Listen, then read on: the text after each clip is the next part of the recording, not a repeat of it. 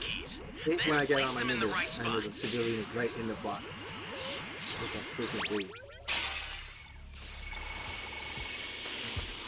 Holy hell. Somebody's down! Exercise great caution if you're going to help. Bastard!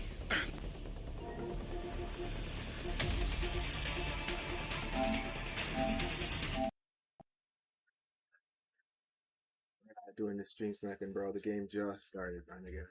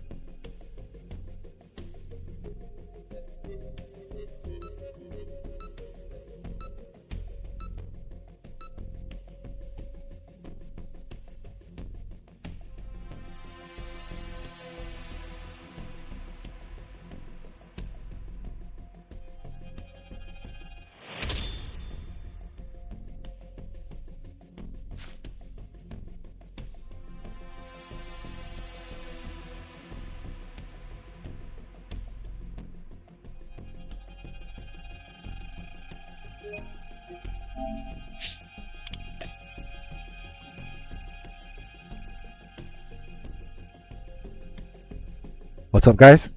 Hope everyone's having a good night. What's up, guys?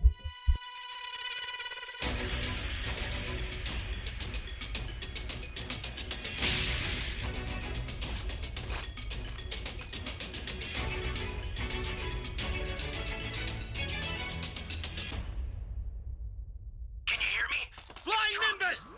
I've set a super time machine, as well as a crate of supplies. Here's how to launch. Find the power keys, then place them in the right spots.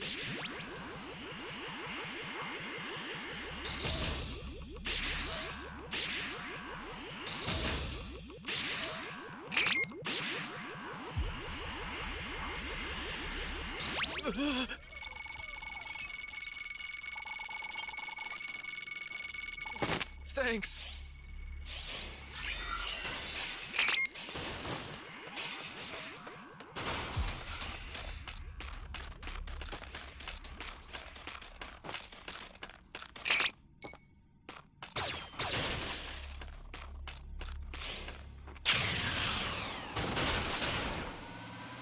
You found a power key. Go slot it.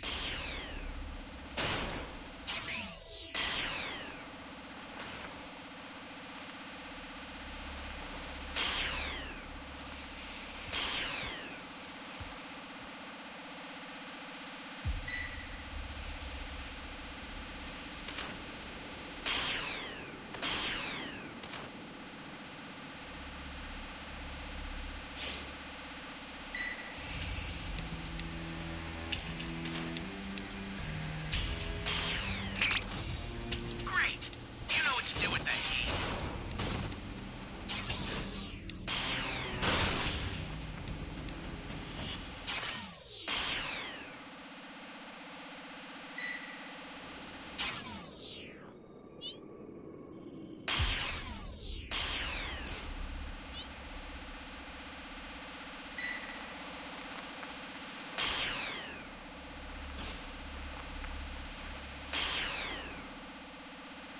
An ally needs your help.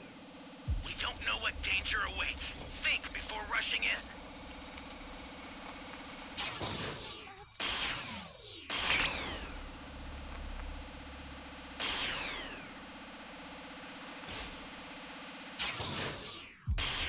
Ally down! If you intend to rescue them, watch out for enemies.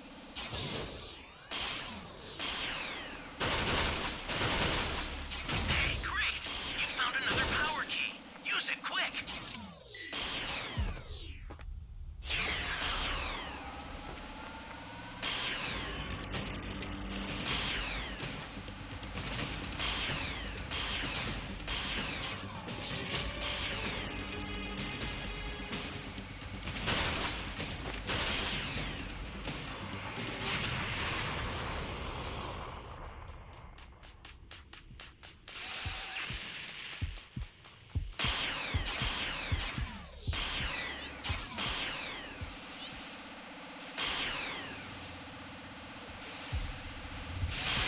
Stay calm.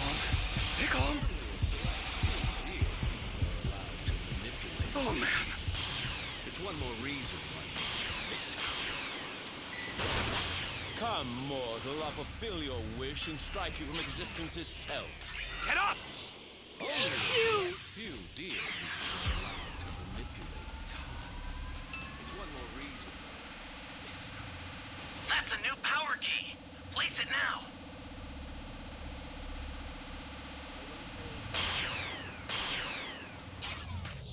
Lost at level 3, man. That's not good.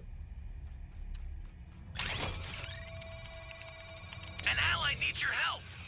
We don't know what danger awaits. Think before rushing in.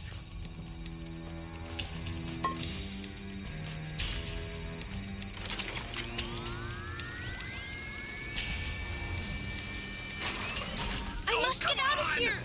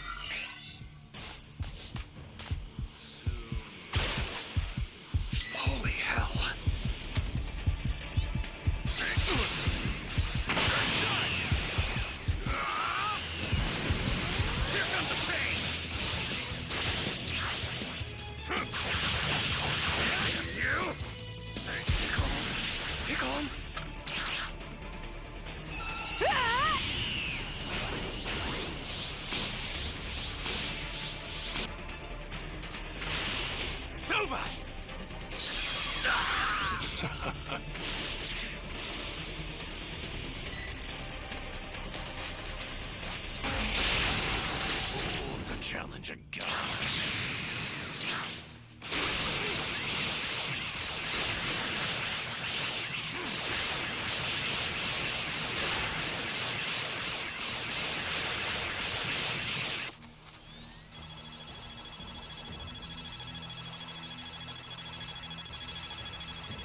This is bad. Somebody's down.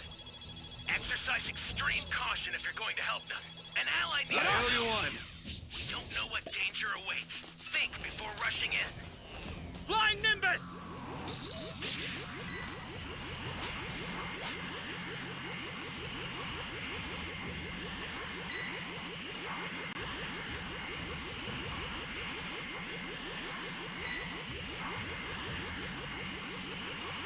This is bad. Somebody's down. Exercise extreme caution if you're going to help them. Hey, great. You found another power key. Use it quick.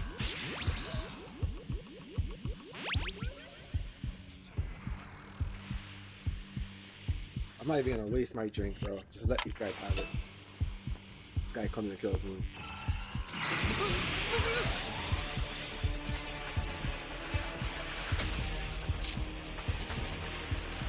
Get sick of this piece of stuff. An ally needs your Flying help. Nimbus! We don't know what danger awaits. Oh, man. Think before rushing in. I suggest you do not dawdle. You mortals are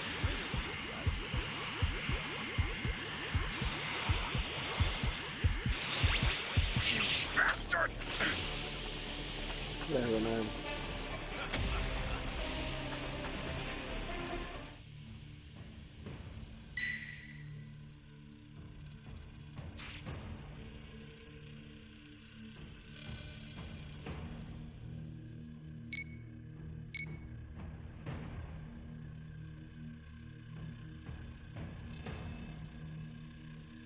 Pitiful.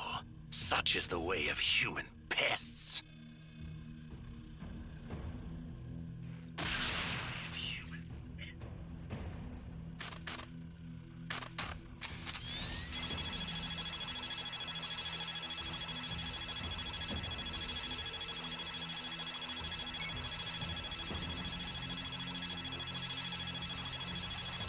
I owe you one.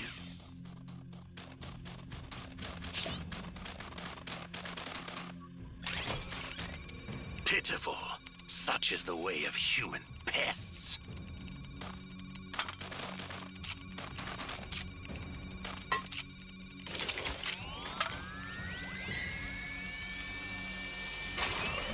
Access the startup system from the central area.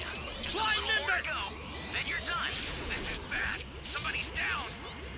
Exercise extreme caution if you're going to help them. I'll send some supplies to help. Make good use of them.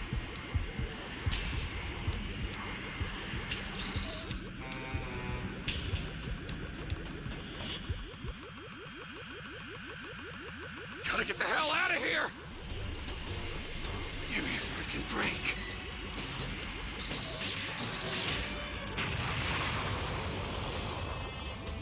I've sent a new super transfer. Sorry, that'll have to do for now.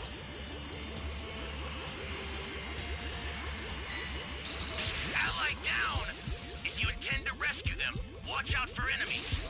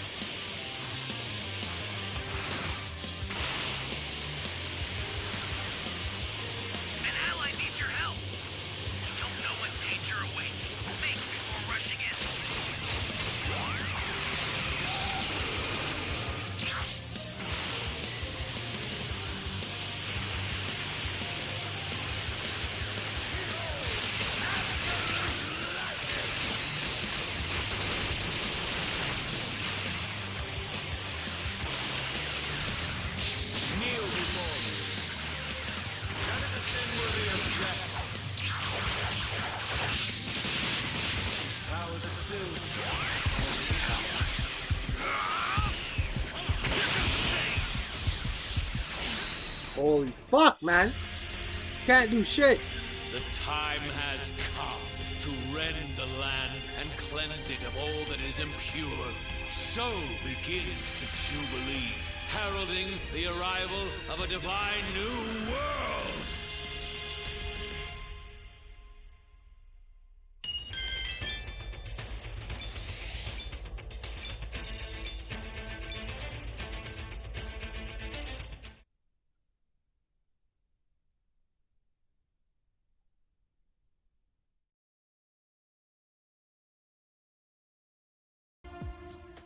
This is the beginning of a battle that will stain the very fabric of reality, but this story takes place even after a battle that tested Goku and Vegeta like none other. A battle against their own Saiyan brethren, Broly. These two went on to fuse together to create one of the strongest warriors the universe had ever seen. However, Goku's pureness led him to see the good in Broly, and instead of ending the battle in blood, the two somewhat befriended one another, leading Broly to be indebted towards Goku as a powerful bond was born. However, even while this was taking place and everything seemed to kind of remain calm in Universe 7, there was a growing disturbance stemming from events not too long removed. 17 stands with his family, looking off into the sunset, unknowing of the consequences of his good-hearted actions. Over on planet Sadala in Universe 6, we see Kale and Caulifla busily training as Caulifla begs Champa to teach her some new secret techniques of the gods. As she continues to ramble on, something catches Champa's attention though, as all of a sudden, the ground begins to rumble as they all suspect maybe an earthquake. Why is Beerus in this universe? Champa says, as he suspects the commotion coming from him after sensing his presence for a quick second. Caulifla, of course, however, is taking this as some form of training or challenge as she gets fired up immediately. Simultaneously over in Universe 11, we see Toppo kneeling before Lord Velmod as he entered the Palace of the Destroyer, but suddenly the same rumbling earthquake is felt here, instantly alerting both Toppo and Velmod as they sense Goku briefly with his power shattering a kettle on the table. Oh, it's as if they're really close to us, Makurita says, chuckling. Earth in Universe 7, however, seems to be seeing the brunt of this collateral damage. Within the city, we see Krillin trying his best to mitigate the damage and keep as many civilians as safe as possible, but in his heart, he doesn't agree with how far this has gone as he thinks to Goku, hasn't your frenzied quest for power gone too far this time? Goku has reached the final test in his quest for divine power though, and his will is stronger than ever. Amongst the skies, the battle that Goku finds himself in today is one on a multiversal level. One that will cause him more pain that's ever been inflicted on him before, and one that'll push him to a level that mortals and gods alike thought not possible.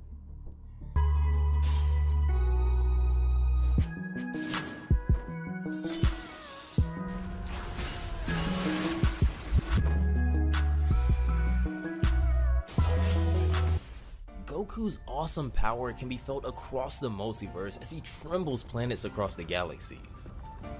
Beerus too, however, is sending quakes through time and space, countering Goku with equal force. Back on Beerus' planet, Whis can sense something growing, something beginning to become amiss. All of a sudden a ring comes through his staff. As he answers, he sees it's the Supreme Kai and the Elder Kai. Alright guys, next match should start in about a minute. Hello Sir Whis, the Supreme Kai says. I'm deeply sorry for my impropriety, but the universe is shaking. Moreover, he goes on, I feel Son Goku and Lord Beerus' auras are going berserk. May I ask for an explanation on what's currently happening? Whis begins to chuckle as he answers that this is the culmination of the training of Son Goku, as we see Goku's Ultra Instinct reaching levels never before seen, as even he himself is surprised at his own strength.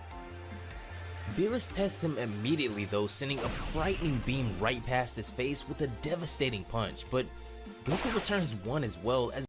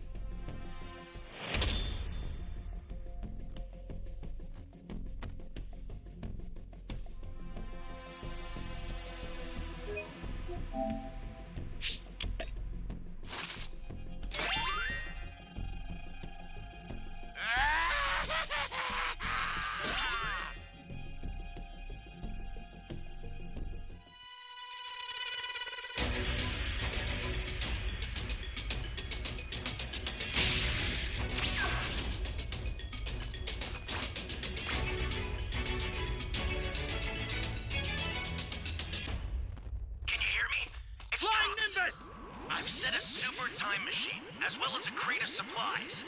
Here's how to launch. Find the power keys, then place them in the right spots.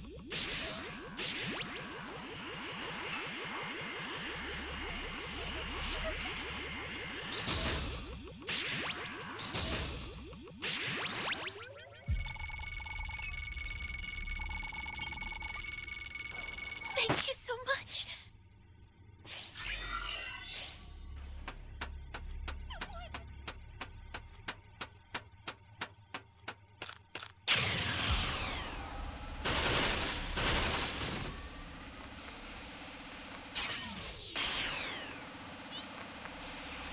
You found a power key.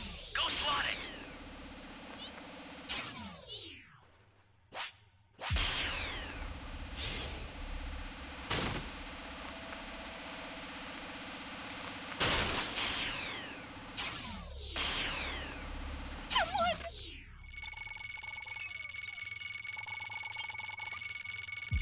Thanks.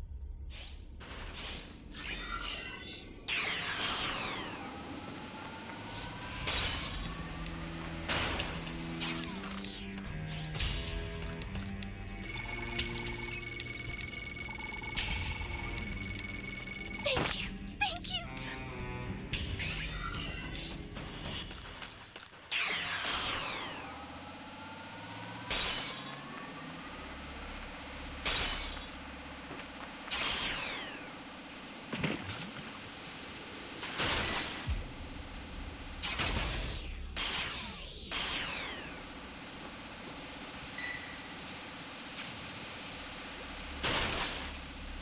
An ally needs your help.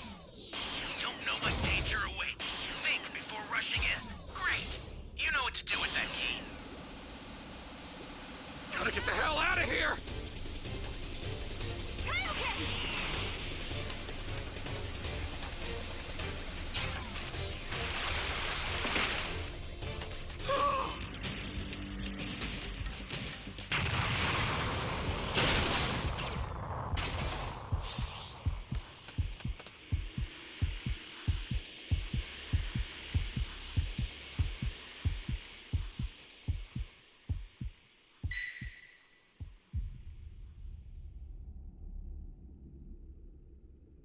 Flying Nimbus!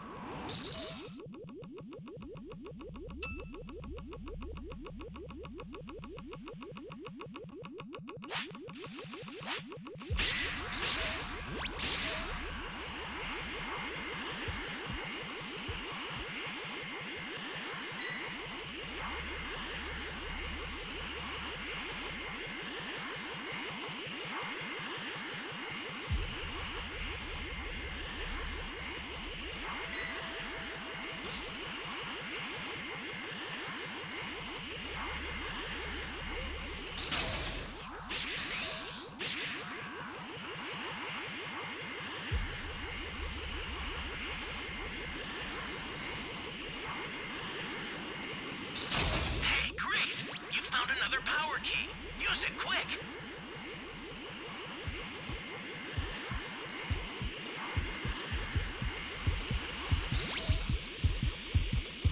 Holy hell!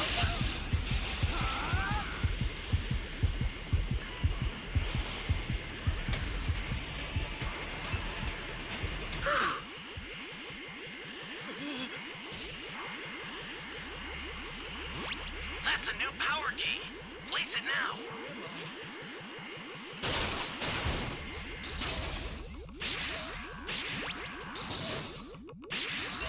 This is bad. Somebody's down. Exercise extreme caution if you're going to help them. Thanks. Great. You know what to do with that key.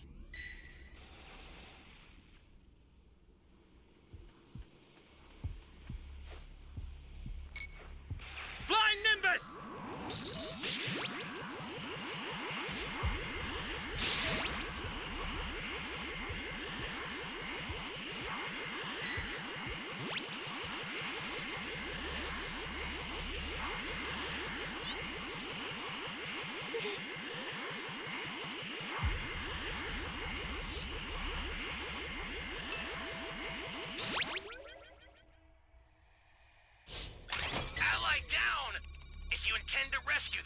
watch out for enemies.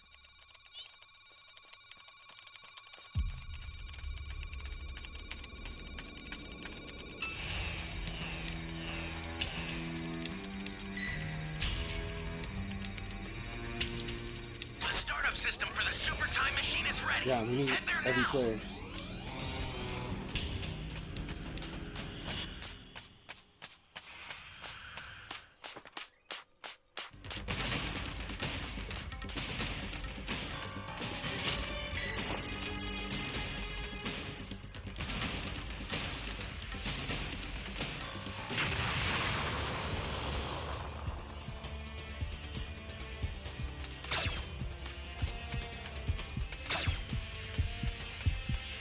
The startup system is under attack.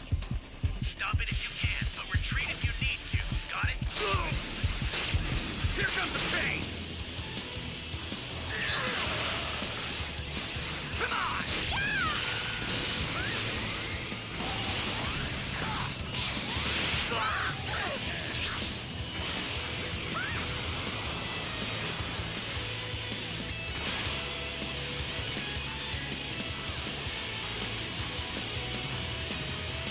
Guy ran away.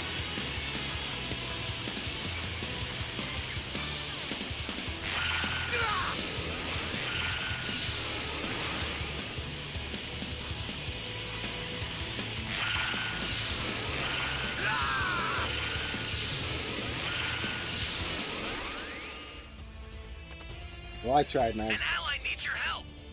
We don't know what danger awaits. Think before rushing in. I'll send some supplies to help. Flying Make good Nimbus! use of them. I'll go revive her.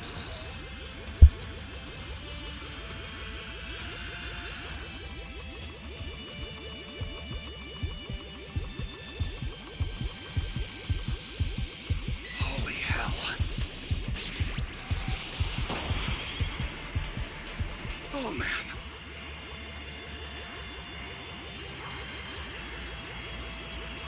You really want to lie, bro.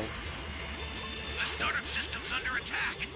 It's dangerous, so tread carefully if you want to get closer.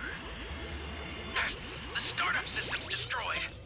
The escape time machine's almost sold, prepped. man. You need to head for the beacon that's indicated by a blue light.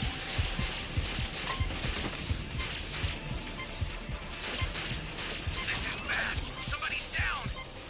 Exercise extreme caution if you're going to help them.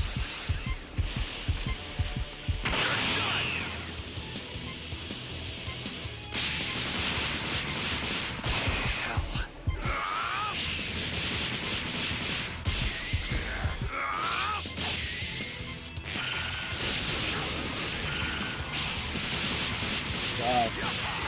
I've set the escape time machine. Use it to get out of there.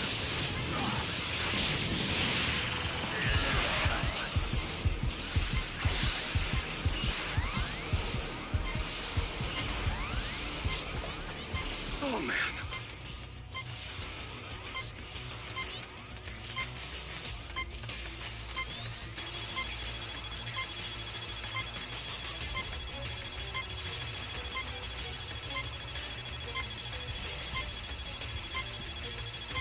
An ally needs your help. Get off! We don't know what danger awaits. Think before rushing Flying in. Nimbus!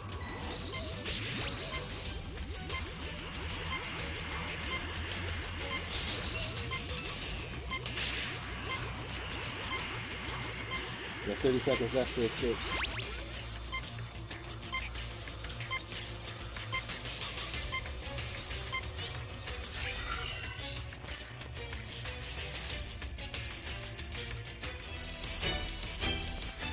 You got lucky, man. When we were jumping him on the time machine, he used his ability to disappear. He was gone.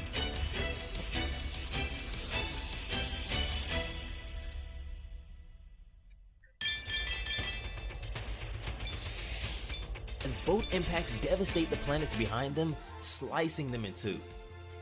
These two have gone completely nuclear as one swipe from either completely destroys planets anywhere near them. Goku ducks under him and then attempts to swing again, but Beerus dodges. He kicks Goku in the back of the neck, completely decking him and blanking his eyes briefly. Goku is able to rebound, however, and begins to fly away to create distance temporarily as he fires Ki Blast back at Beerus. This is when Beerus reflects them using some strange technique, and this catches Goku off guard, who was still leading Beerus on this chase as his own blast closes in on him, and a massive explosion is caused before Beerus. Through the smoke, however, it seems like the attacks did next to nothing to Goku as he clears his vision to Beerus' surprise. However, in an instant, Goku is behind Beerus, and as soon as he's aware of the incoming, Goku releases a devastating attack at point blank. The artwork on this attack is legendary as Ultra Instinct Goku's attack completely obliterates everything in front of it, shattering a moon in front of them as Beerus is nowhere to be seen. This is when we see Beerus being absolutely blown away, flying into another planet, going directly through it and slicing off the top half of another planet as well as he soars through it. In an instant, at a speed untraceable though, Beerus has grabbed Goku by his face and instantly appeared before him again.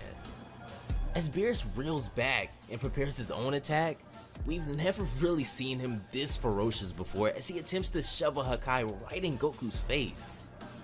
As he attempts to erase Goku from the face of existence, he comes up empty as Goku suddenly disappears.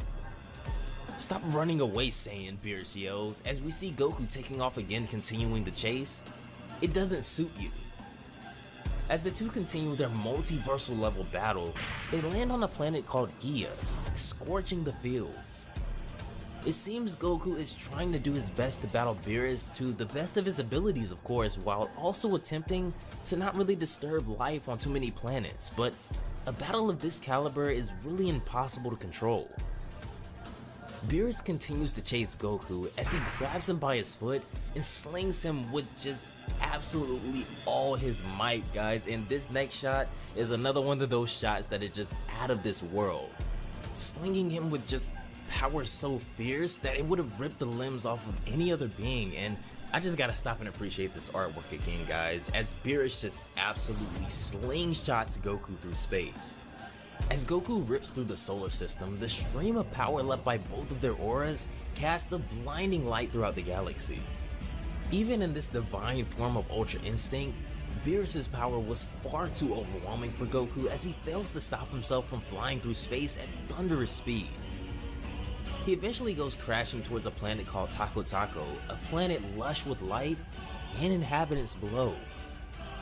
This is when one of the beings begins to notice a light quickly getting larger and larger above them as Goku crashes into the city. The force at which Goku crashes into this planet is so devastating that not only is the damage done to everything nearby absurd as a crater is formed, but Goku himself is lodged into the planet as his body shatters and becomes cemented in the planet's crust. As steam comes from everything around the crater, including Goku, the light finally dies out and we can see him fading in and out of consciousness, being severely overpowered by Beerus this time. As long as he stays here, however, this planet is in danger as Beerus has no intentions of stopping their fight here. Above planet Taco Taco, Beerus is preparing an attack at a scale of which will erase anything it comes in contact with, as a massive supernova attack forms overhead on his fingertip. Beerus' attack casts a light over the planet similar to the sun, but this attack will permanently wipe the light from this planet if it hits. This is when Goku begins to regain consciousness, and he coughs up blood as he's still lodged in the planet's mantle, but he does begin to move slightly.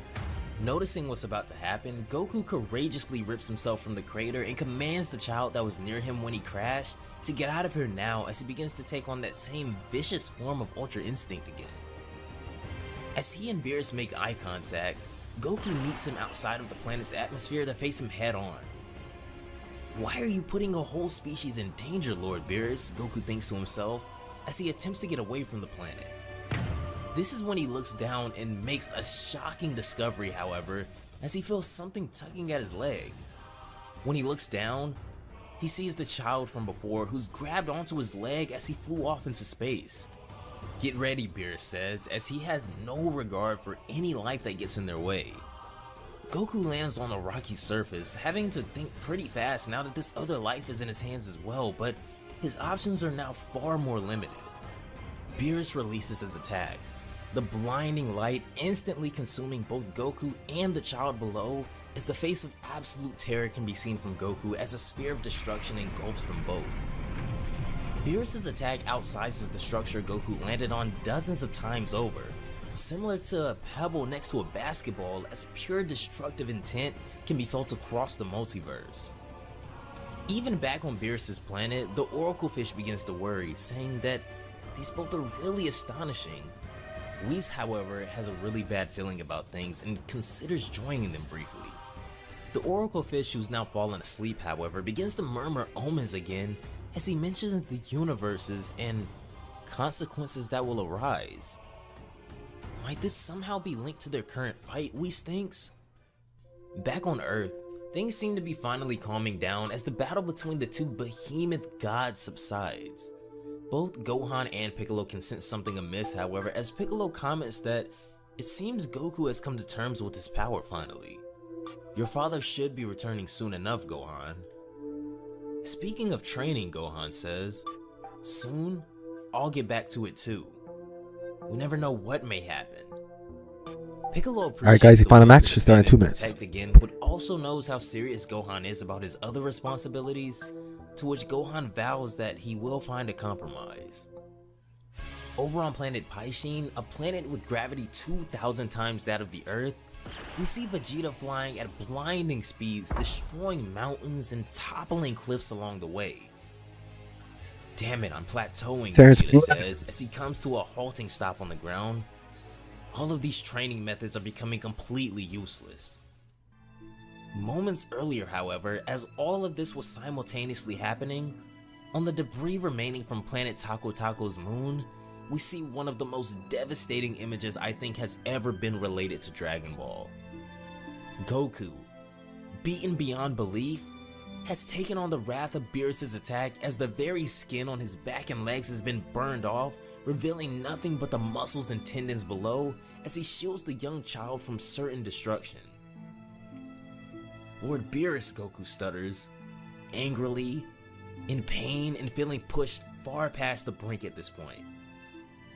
Without my help, he goes on, a whole civilization would have been extinguished by your—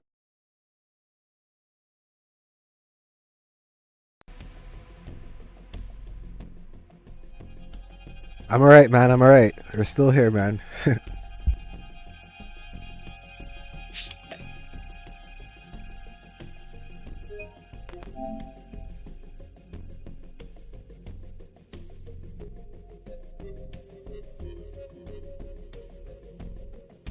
I just went live like 40 minutes ago.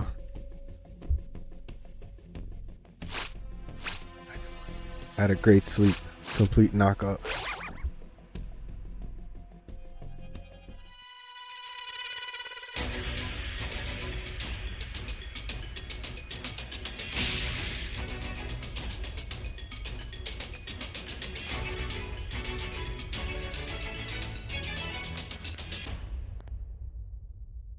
Flying Nimbus! Trunks!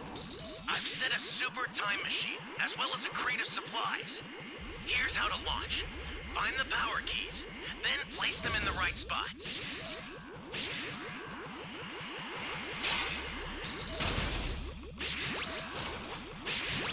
You found a power key. Go slot it.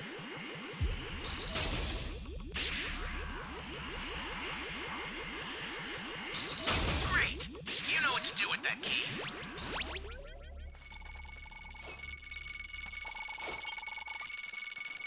Thank you so much. Hey, great! You found another power key. Use it quick.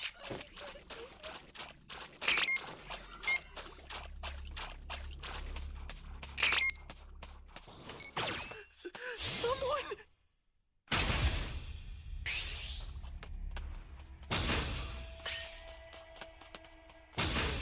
Someone!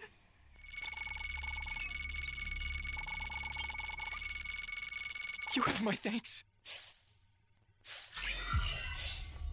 Flying Nimbus!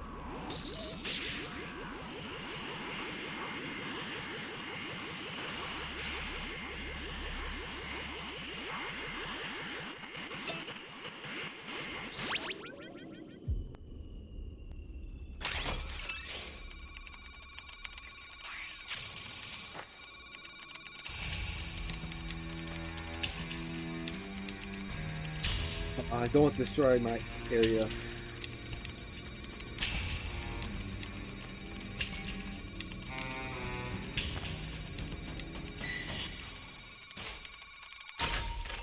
Flying Nimbus!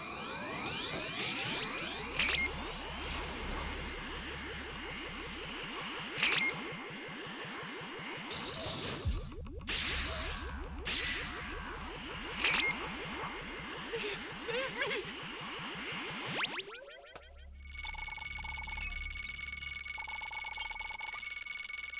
You have my thanks.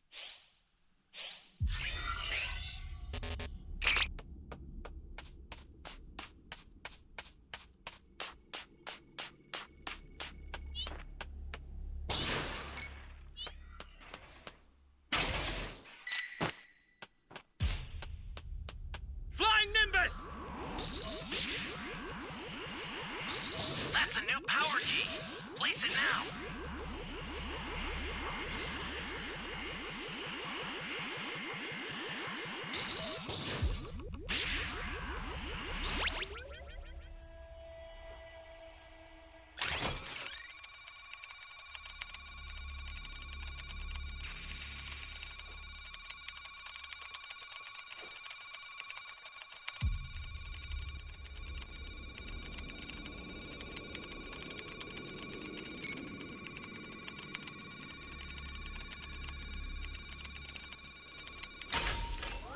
Flying Nimbus!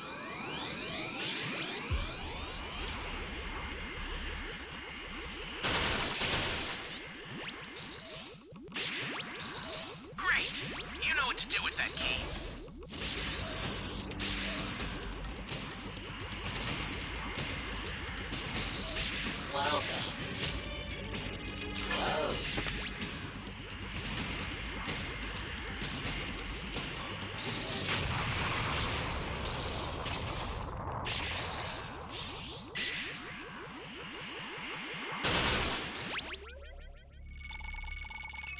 An ally needs your help.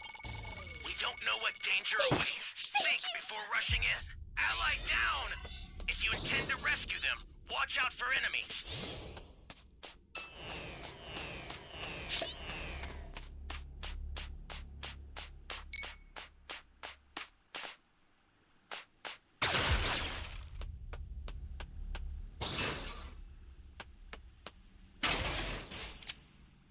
Flying Nimbus!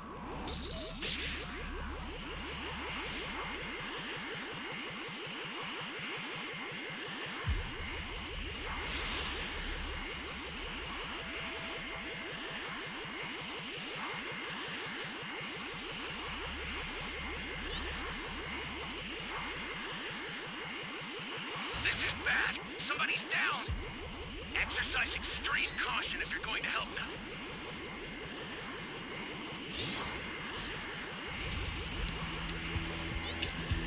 The startup system for the super time machine is ready. Head there now. Damn, we took too long, man.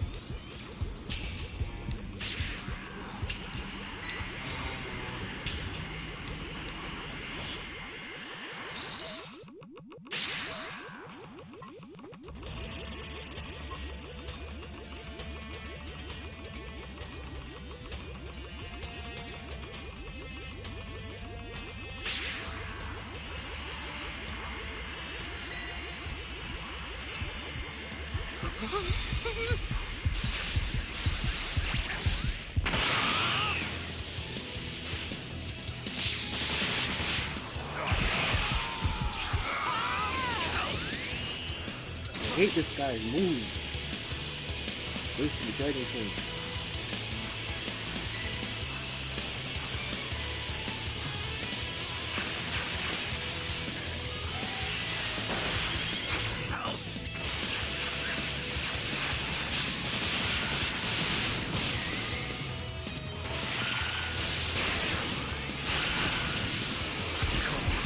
Take on.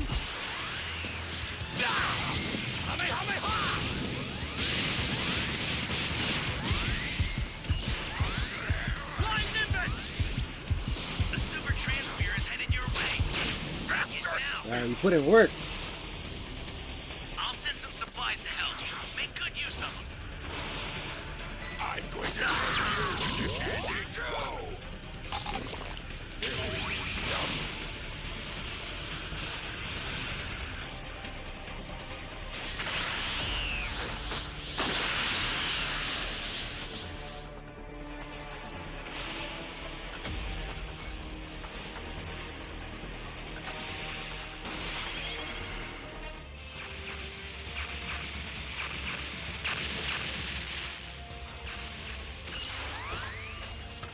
Careful, I owe you one.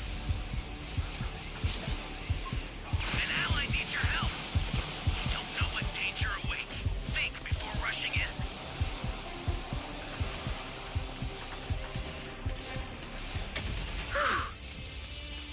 Flying Nimbus!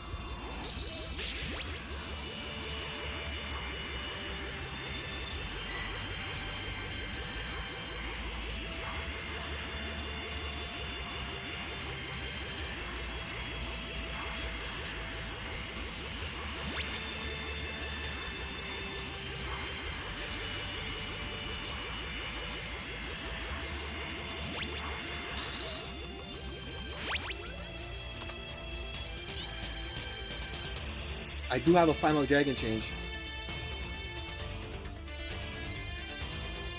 But I don't have a barrier. If I go to the time machine, it might kill me. I'm gonna get another transfer. Gotta play smart right now.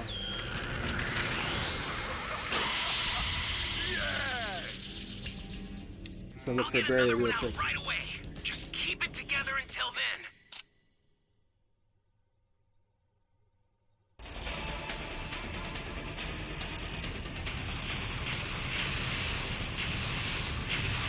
I sent another super transfer. Take it and survive this.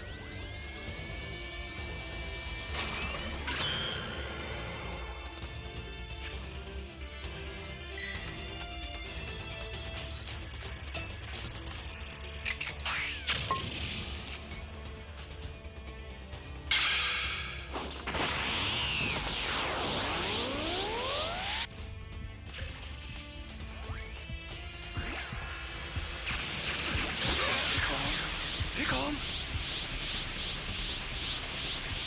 Oh man. Here comes the pain! Ally down! If you intend to rescue them, watch out for enemies.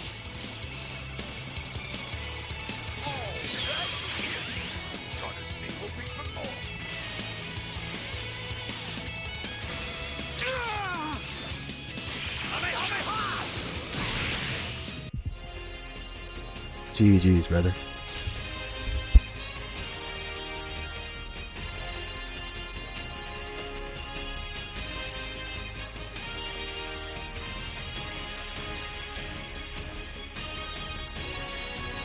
It can't be.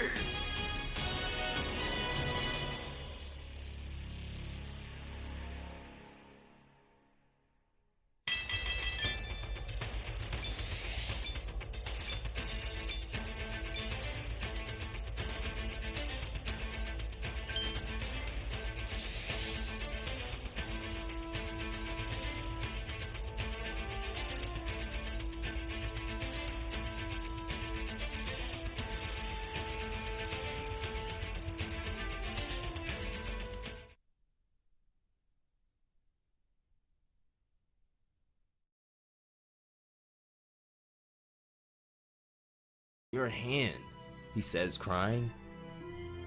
Guess I'm just doing my job as a god of destruction, Beerus says nonchalantly, as Goku seems to almost black out now, whether it be from his words or a combination of both pain and anger. Goku tells the young child to not worry and don't be afraid because everything's going to be alright, as Goku has used the remainder of his energy as a shielding aura for the young boy, but eventually, he loses consciousness. Never has a mortal offered me such a fight, Beerus admits. Even within the gods, rare are those who force me to use such power. However, warrior, you've reached your limits, he says, as Whis shows up beside him now. Goku just doesn't seem to be done though, as his psyche begins running wild as he attempts to find solitude deep within himself and channel a power never before thought possible. Whoa, water? Just when I was getting thirsty, he thinks to himself, as his mind flows endlessly now. But what is this place actually? It's so nice. Guys. Vegeta, aren't you with the others? You're completely useless, Kakarot. Hey, calm down. Wake up, Son Goku. Baba, where'd you come from? This is when Goku finally is able to regain consciousness, however, but what happens next is stunning. As he gets to his feet, his wounds still glaring, a mystical aura begins surrounding him as his Ultra Instinct form returns, but this time something is different. Goku, within the blink of an eye, returns the child to planet Taco Taco's surface, and we can see that he seems to even be overcoming his severe injuries. He flies past both Beerus and Whis to the absolute shock of Beerus as he leads them away from the planet again. This is when Goku flies beneath another large moon nearby and begins to lift it. This is when extreme amounts of energy begin to leave his body, leading to what I can only describe as the planets aligning with his aura as his next attack is about to take Dragon Ball to a completely different level. As Goku prepares a punch, moons and planets alike gather in the shape of a serpent as the very dynamic of space begins to shift around his attack. Goku prepares to release a celestial dragon fist as even Beerus seems worried about this oncoming attack. All of a sudden, an aggressive black lightning surrounds Goku's attack as he notices something has just changed here. This is when a hand comes crushing down on Goku's shoulder to his surprise, and behind him, we can see Beerus has transformed, but not just any transformation. He's transformed into something you would only expect to see in a nightmare, as a true destroyer now stands before him. Be proud, Son Goku, he says. I can barely remember the last time I combined these two powers. As Goku peers back at him, he instantly separates himself from Beerus' grip, appearing behind him on another boulder. Useless, Beerus says. You're as fast as a turtle to me now, He chuckles, having never lost sight of Goku. Goku begins preparing a Kamehameha now as he gets into his stance, and this next shot is just legit breathtaking. As Goku prepares what almost looks like something akin to a Rasen Shuriken Kamehameha, with a silhouette mirroring his entire being in the attack. Wow, they really are pushing it, Whis says.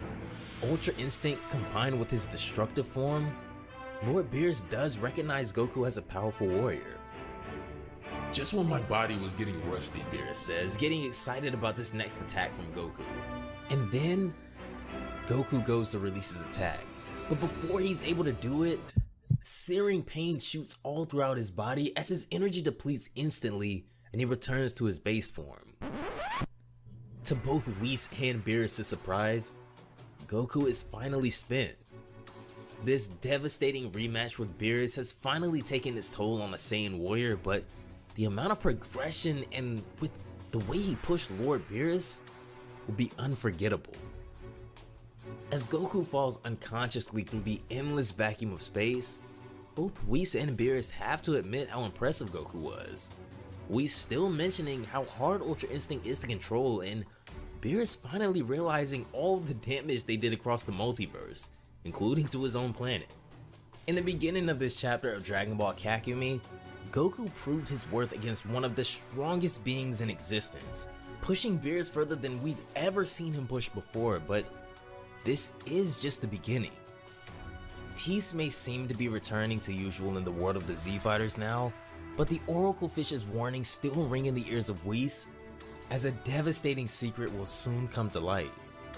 One that the gods may not even be able to contain. I failed to themselves. connect, remember, so The I'm trying aftermath again of right a now. battle as brutal as Goku and Beerus is about what you would expect, but things have finally begun to calm down as we find ourselves on the Supreme Kai's planet.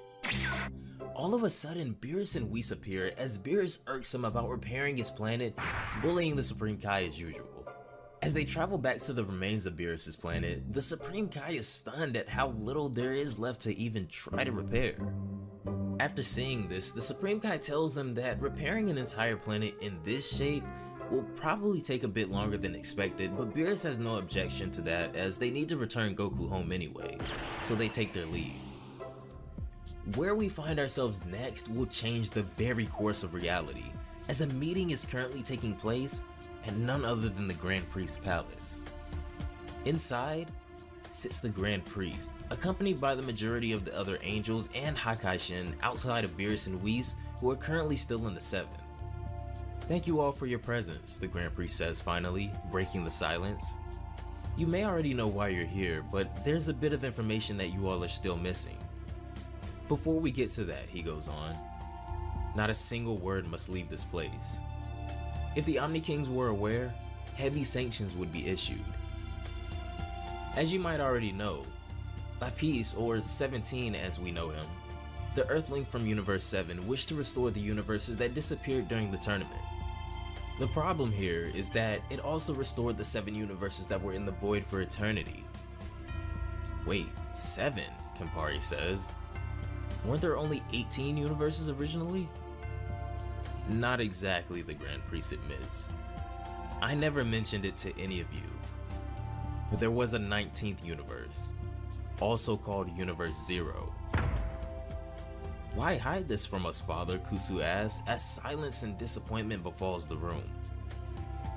I couldn't do otherwise, the Grand Priest says, to which the group begins to try and understand that maybe he made this decision in case there was a traitor amongst them unknowingly, waiting for the right moment.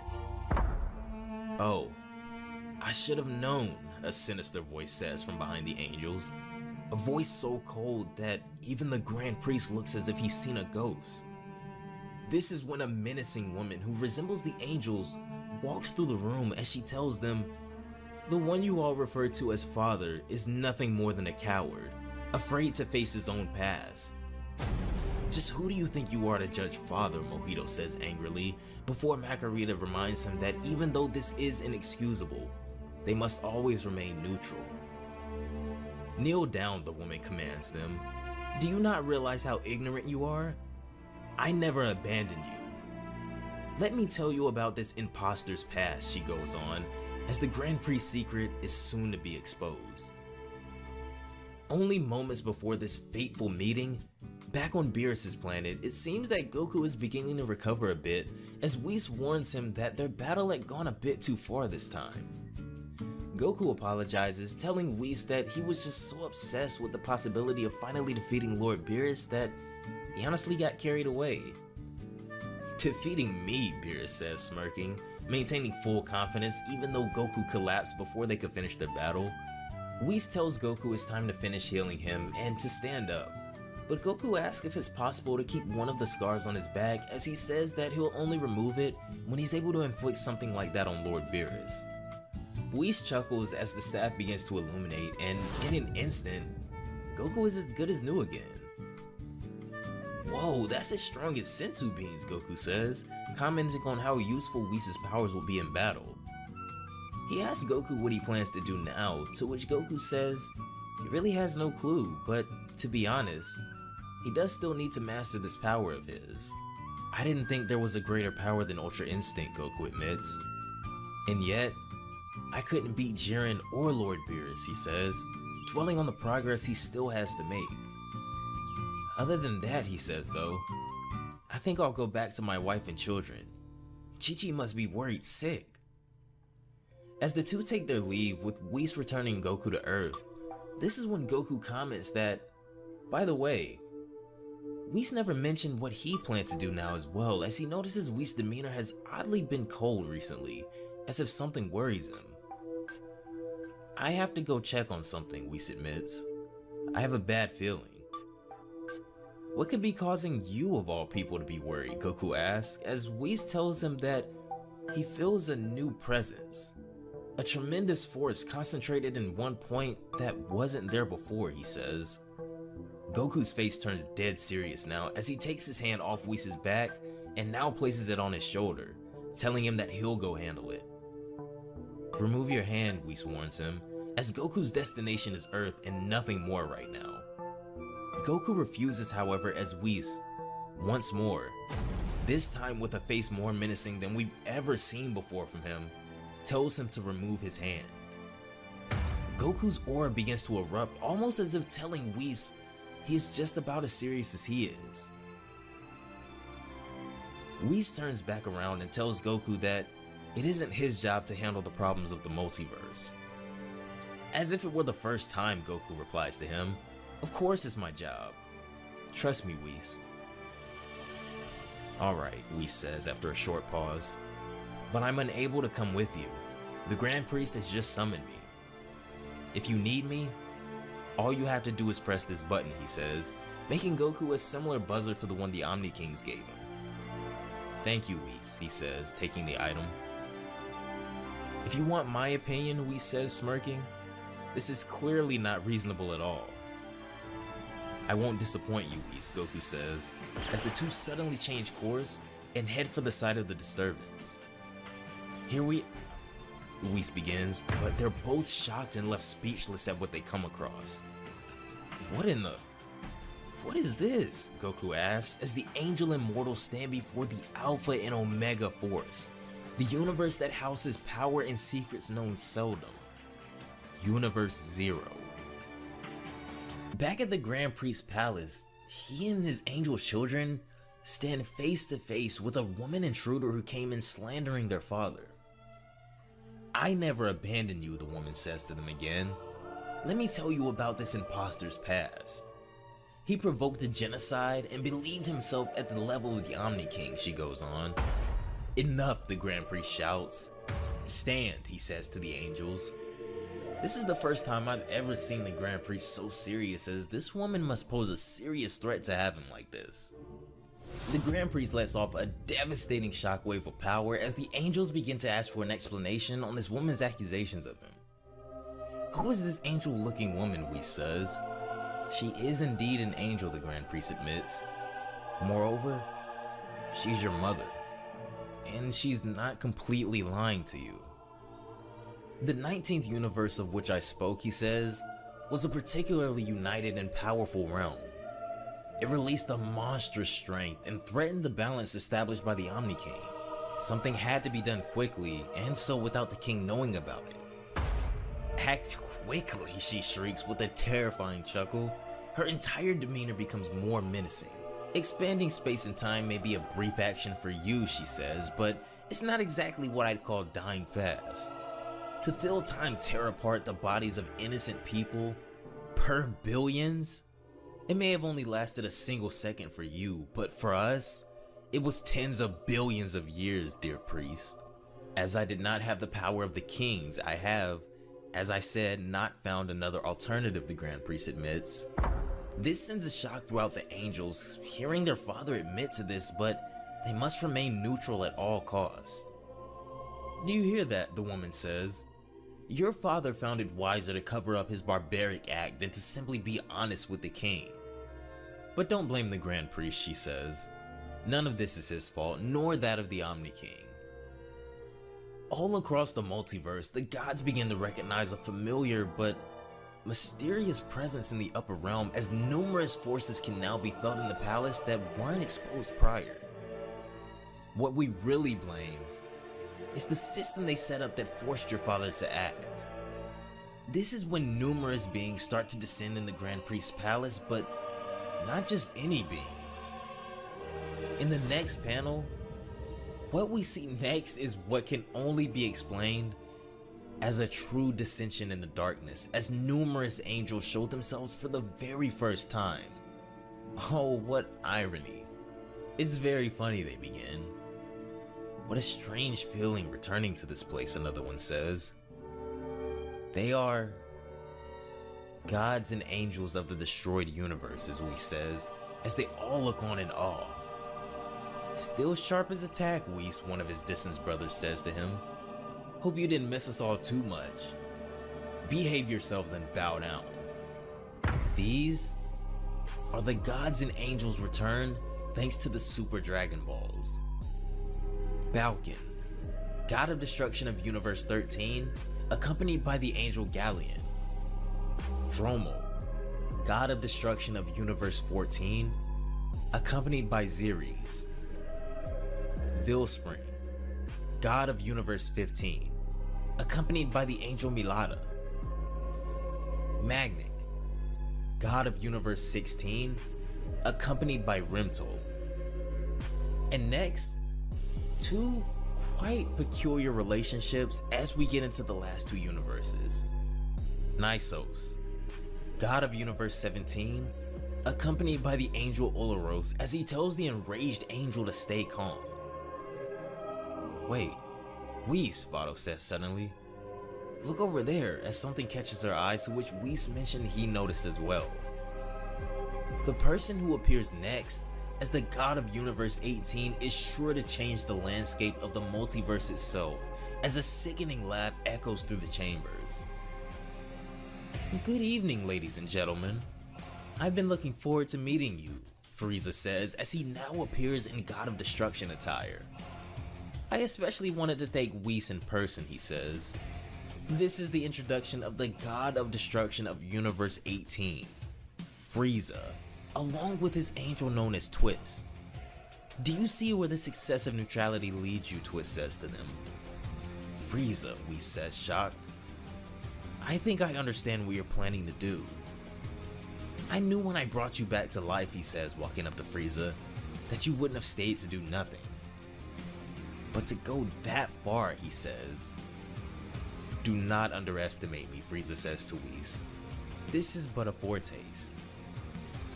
Upon information from Zuno, Frieza says, recalling just how he came into this position and power, the commanders of my army informed me of the presence of new universes. It's surprising that Zeno had destroyed the 18th universe. Their God of Destruction was miserable.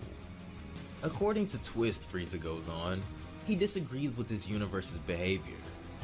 He obviously didn't have the makings of a revolutionary. This is when we're presented a flashback of the day Frieza approached the former God of Destruction of Universe 18. He narrowly misses a fatal shot with his death beam, grazing the god as Frieza laughs about narrowly missing his attack. I beg your pardon, the god says, but Frieza instead keeps attacking him and easily overwhelms him. His impotence was actually a bit concerning, Frieza says. I still wonder how he managed to become a God of Destruction. No matter, none of this concerns you, he says, tossing the defeated god to the side once again. I don't quite understand the point of having it come to this, Whis says, but anyway, you are right. That doesn't concern me. Do you regret my resurrection now, Frieza asks him, smirking, but Whis calmly tells him that Frieza has no idea of where he steps now. Well, it is all to your credit to take this risk, Frieza says to him.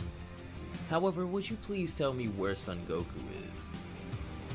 Son Goku, the Grand Priest says, surprised.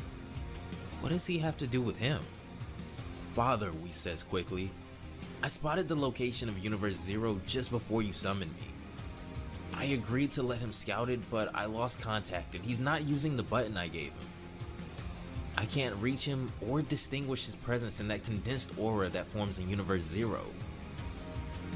Are you talking about the mortal who came in screaming like a donkey right in our headquarters, Nisus says? Don't worry, we welcome him as it should be. Why are they keeping Son Goku in prison, the Grand Priest thinks to himself. Our power is far beyond his. He doesn't pose a threat to them.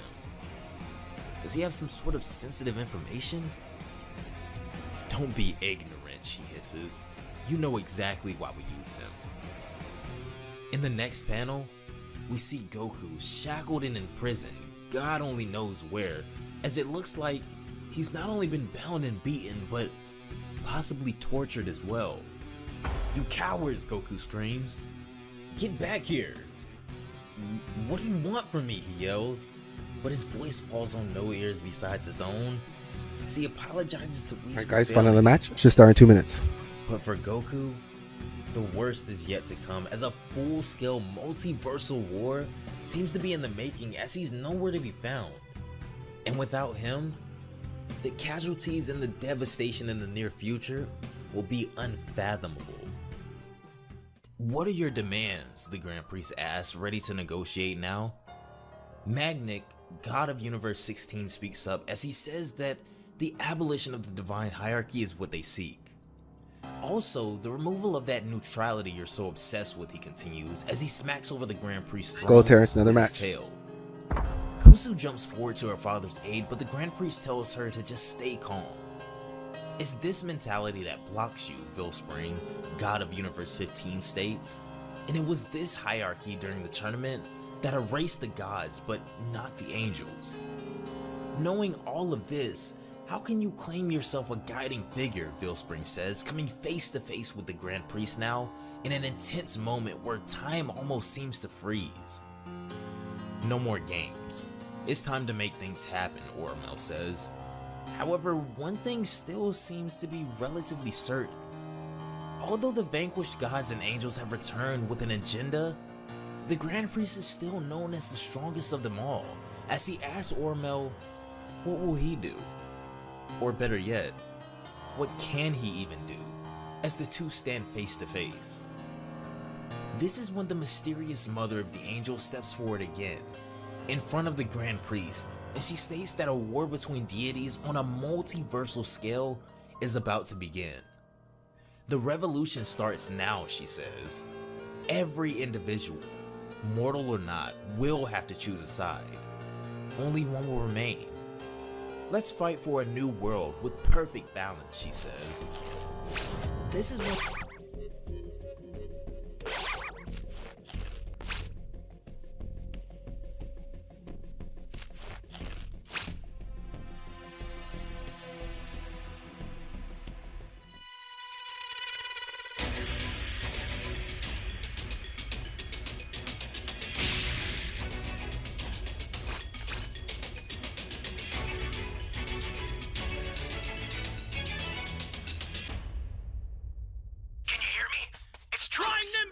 I've set a super time machine, as well as a crate of supplies.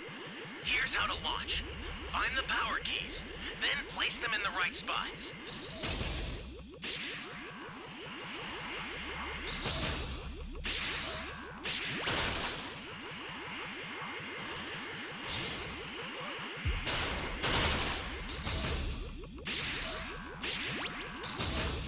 Someone!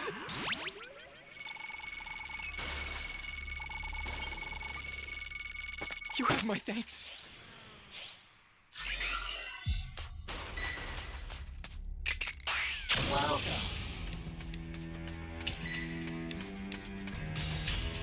Guy gets to level 2 too quick, man. Flying Nimbus!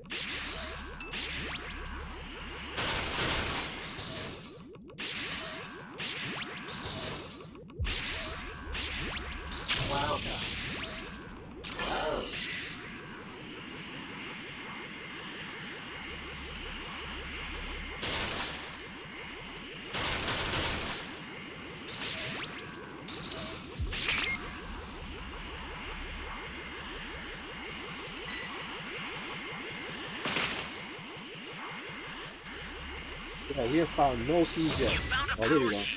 Go Right slide when I it. said it. This is bad. Somebody's down. Exercise extreme caution if you're going to help them.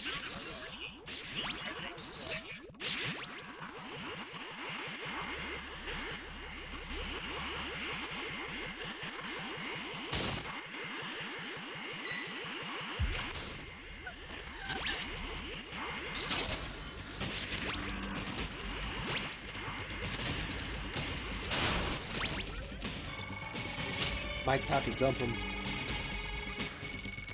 Are you here to save me?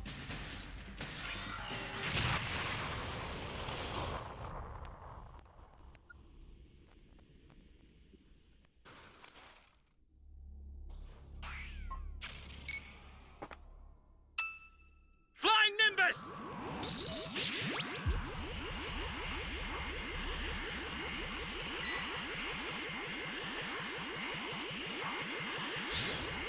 He got saved by the Raider.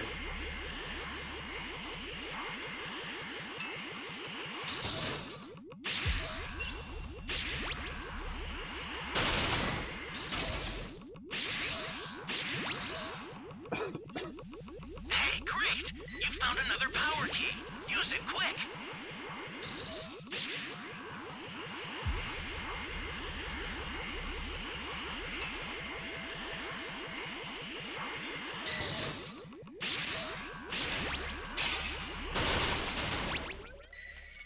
It was over there, so I wasn't gonna fight Ally you. down! If you intend to rescue them, watch out for enemies.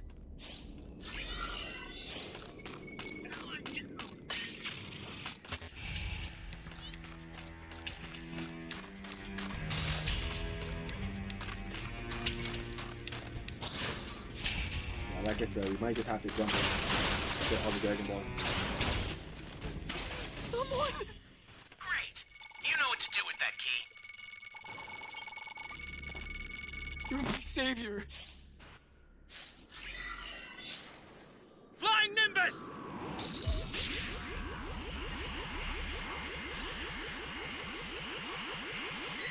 Hey, great! You found another power key. Use it quick.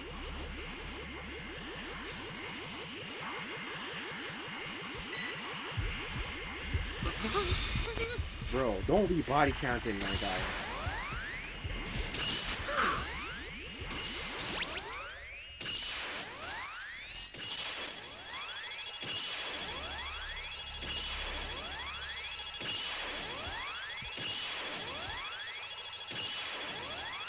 I need 2 more cubes for my. Get on!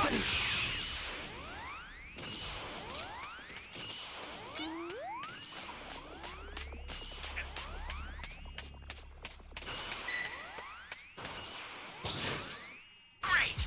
You know what to do with that key.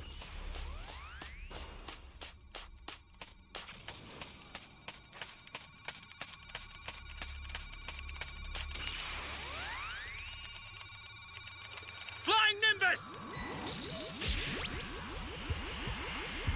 Holy hell.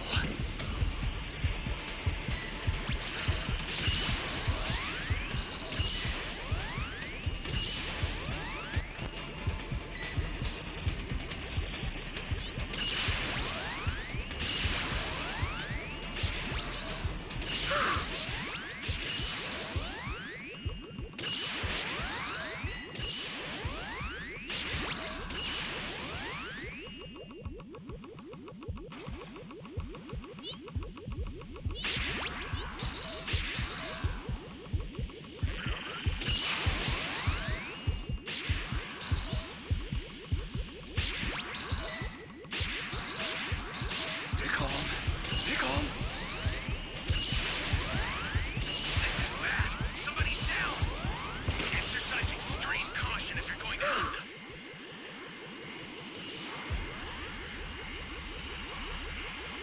Welcome, thank you.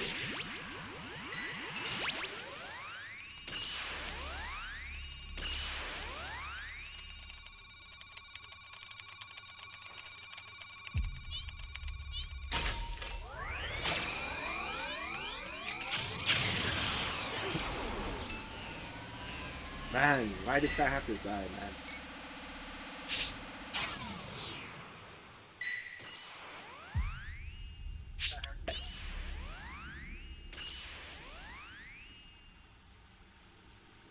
He's gonna camp the area.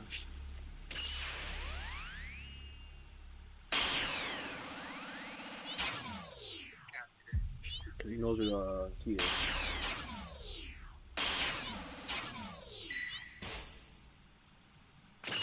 Flying Access Nimbus! the startup system from the central area. Just a little more to go, then you're done.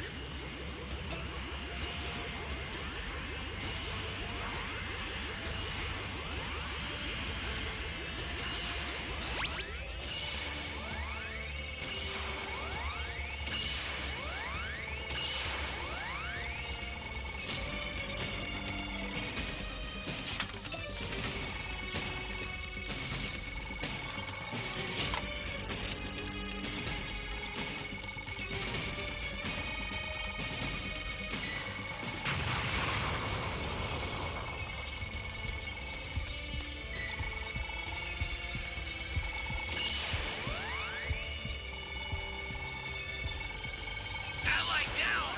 If you Bang. intend to Another rescue level them, 3. watch out for enemies. Too late, though.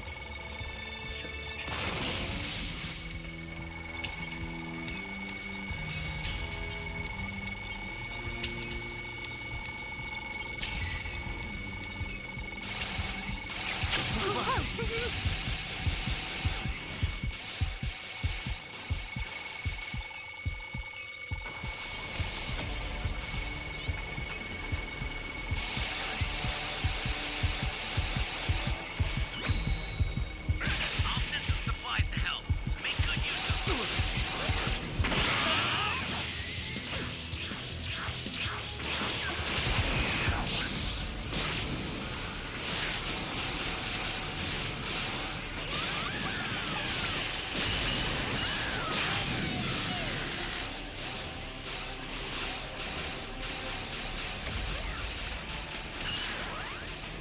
An ally needs your help. We don't know what danger awaits. Think before rushing in.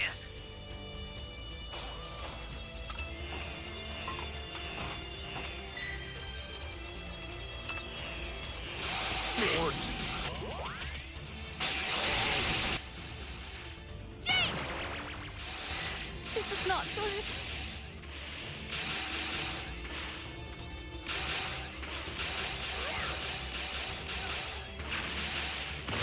Ah!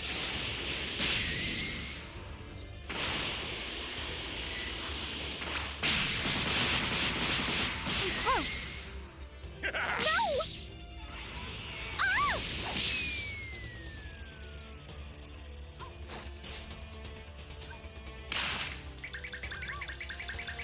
Whew. James!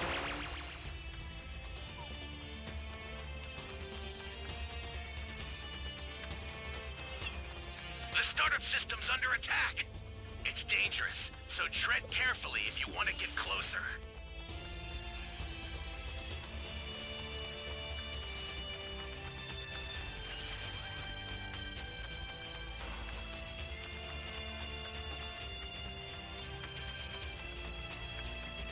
The startup system is under attack. Stop it if you can, but retreat if you need to. Got it? The startup system's destroyed. The escape time machine's almost prepped. You need to head for the beacon that's indicated by a blue light.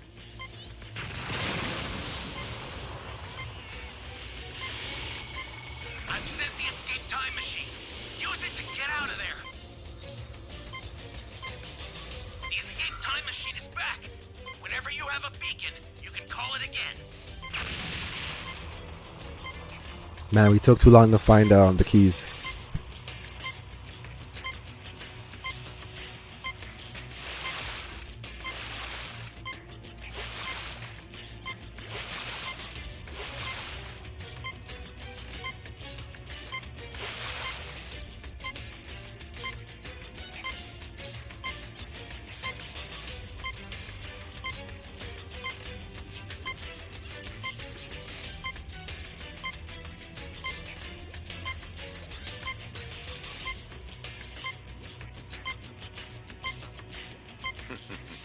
Would you care to take part in a little warm-up?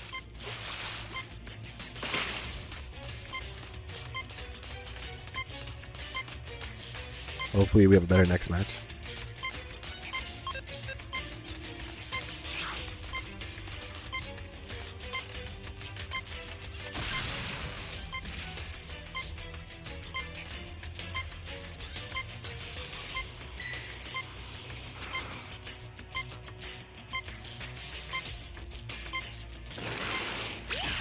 Give me a break. Here goes nothing.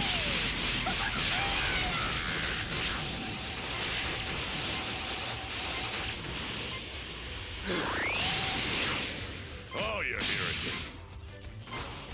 What?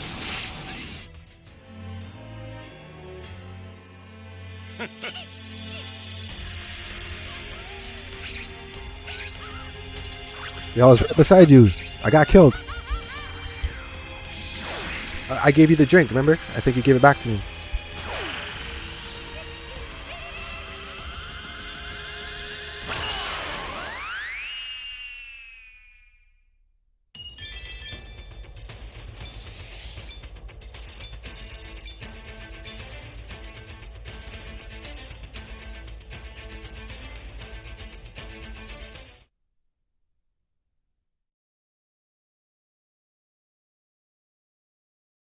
When all of a sudden, the Grand Prix summons a mighty power, exerting more energy at one time than we've ever witnessed from him before, as we see something begin to happen to all of the formerly sealed deities. A fierce energy wave is exerted from the Grand Priest that shrouds the room, but in order to subdue so many divine beings, the Grand Priest's exertion is showing clear signs of toll on his body. As the room grows quiet, the Grand Priest collapses to the ground, nose bleeding and coughing up blood as well after exerting so much for a single attack. Kusu runs over to him to check on him as he tells her not to worry for now, as they have little time to act. The Grand Priest has frozen the Under Angels in time and space for now, as he says that they have to take them to Universe Zero immediately and freeze it in its turn. Just from seeing what this one act of freezing them did to his body, the cost of freezing them all and an entire universe may just destroy the Grand Priest as well, but they must prevent this war. Whis and Cocktail choose to go gather the Supreme Kais for help, as their combined powers alike may be enough as they arrive on the planet of the Supreme Kais. Cocktail greets them, and after the situation is summarized by Whis, asks if they're able to assist in any way. Kibito admits that this won't be an easy task for them, but with their combined powers, they will succeed. Back on Earth in Universe 7, a family dinner couldn't be more dramatic as the entire Sun family and more are gathered, but Chi-Chi deep down knows that something is wrong with Goku. Videl takes notice of Chi-Chi retreating into the house, catching her in the midst of tears as she promises Chi-Chi that Goku is just a little late like he always is and everything is alright. This is Goku they're talking about, as Chi-Chi dries her tears, agreeing. As Gohan throws on his suit and tie, getting ready for dinner with his family, the disturbance hasn't yet made its way this far to cast a dark cloud on an innocent family gathering yet. As Gohan arrives, he also takes notice of his father's absence, grabbing a seat next to his wife and mother, noticing Chi-Chi's concern too. All of a sudden, it appears, as Gohan and Piccolo instantly turn their attention to something. Over in Universe 11 at this time, we see Jiren on planet Zarus, hunting a giant dinosaur as he easily subdues the creature with a net, taking him out fairly easily, until something massive grabs his attention as well. In Universe 6, on planet Geno, Hit is scouring through a group of people at what seems to be some sort of gathering or party, where he is no doubt on the hunt for a target. As he meticulously makes his way towards his victim through the crowd, not a soul seems to notice such a discreet attack that Hit is known for, as he now makes his way out of the building, his job complete. However, confusion and worry soon overwhelm the room as Hit turns around too, and this is when he sees something that stops him in his tracks. On planet Sadala, nothing seems to be too out of the ordinary as we're taken to our next favorite Saiyans, with Kaba approaching Kale and Caulifla as they train. They greet Kaba asking what he's doing here all of a sudden, with Kaba saying that he was just passing by, but his words are cut short by the appearance of something unexplainable in the sky. What the heck are you talking about? Caulifla asks, as this is when Kaba points directly above them asking, what is that ball in the sky? Everyone listen to me, a voice echoes from the sky as all questions and talking cease immediately. I am the Grand Priest, the voice in the sky says, as we see in the sky, above all the planets, no matter what universe, a black sphere that seems to be multi-dimensional, allowing all verses to witness and communicate with the same being. Hey guys, we found a match. Just started 2 minutes. I come to you all to bring you a direct order, he says. I address myself to all life forms present in this world. An evil angel rebelled against me, and I froze her for a period of 2 years, he says. A war between universes will start once this delay is over. Every single individual will have to be ready and choose a side, he continues, as whispers and murmurs of questions spark across every planet the Grand Priest speaks to. Oh boy, Caulifla says, as Jiren, Hit, and all Terrence? the others take notice of this as well. Another match. With so many different emotions running sky high in this moment, as fear, excitement, etc. all set in. On Earth, there is still one lingering, looming question that, without a doubt, is intertwined into all of this. As Vegeta appears at the dinner table after hearing all of this as well, the others assume that Goku may be with Vegeta, However, we see that that isn't the case now. With 2 years to train, gain knowledge of their opponents, and ultimately pick a side, Goku's absence may be a deciding factor in many pathways chosen, and until the student of the power of the angels returns, retrieving him may be an important part of foiling the mother of the angels' ultimate plan.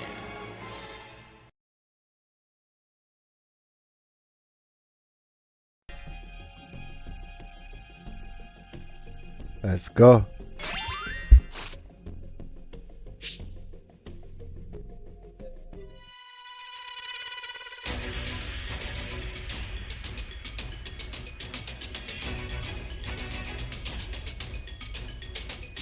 Let the Carnival of Terror begin.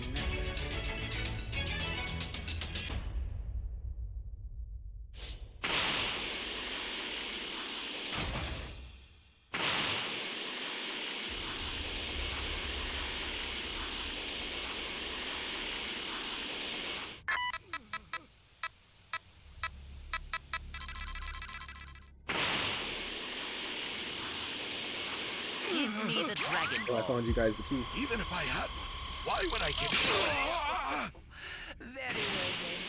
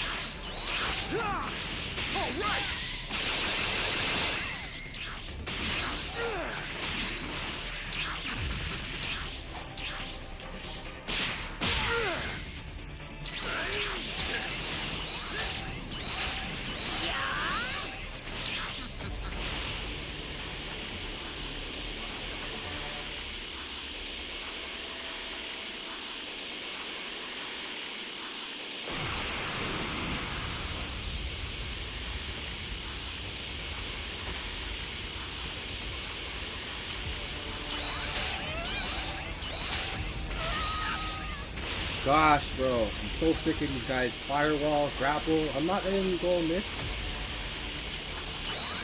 Someone help!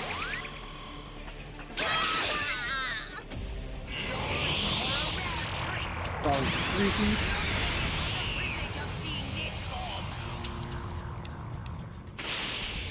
Piss me off.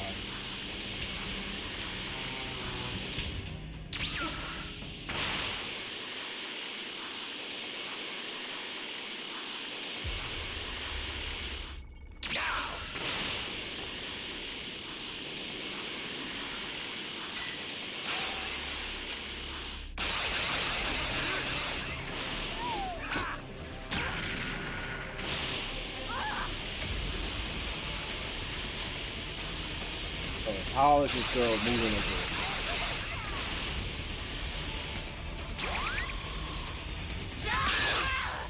Got 2 keys planted for phone 3.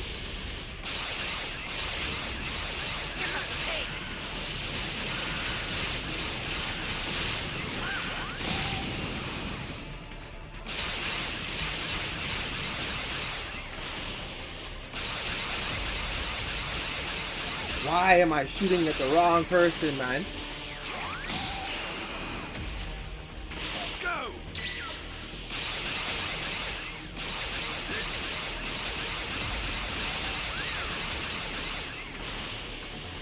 Did I get that person?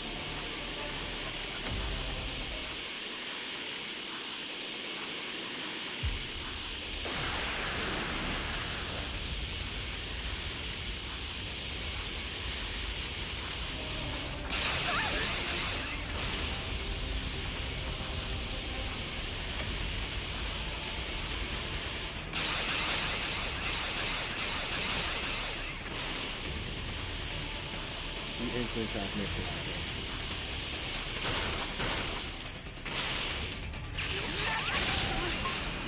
that. They need to start killing these guys now.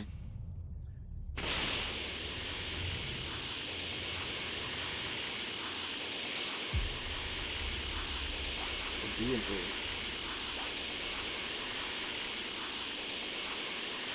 I have no Dragon Ball. Go!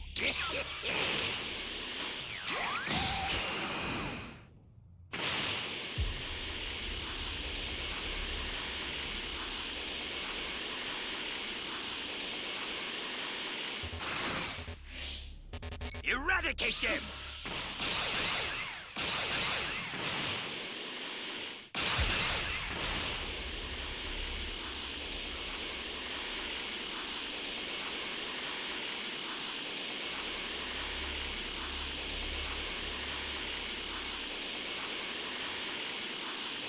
It's quiet.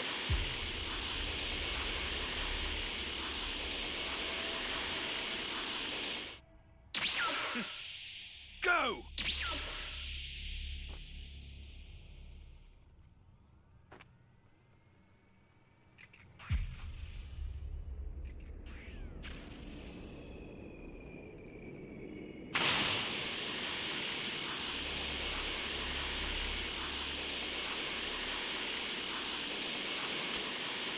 Damn it!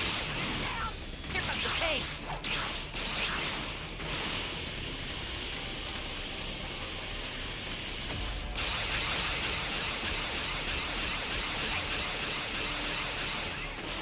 You know I heard somewhere.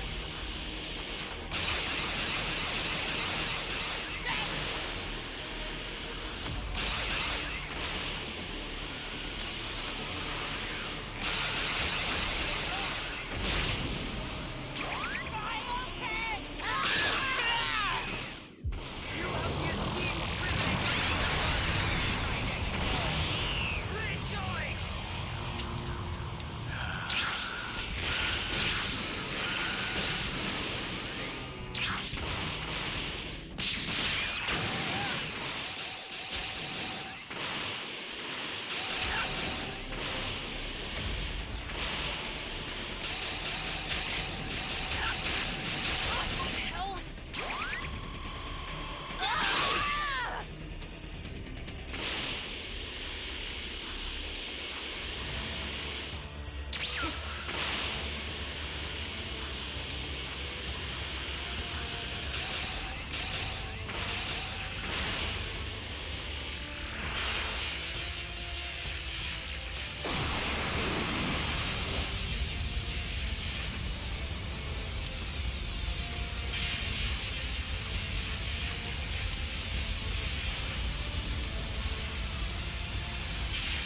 Hell! Ah! Damn it! Yeah!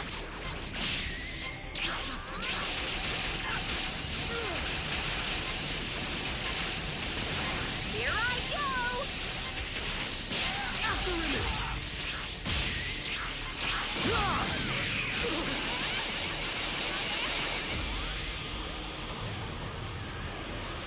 Now, state your wish. I shall grant you any wish that you desire. Consider it done.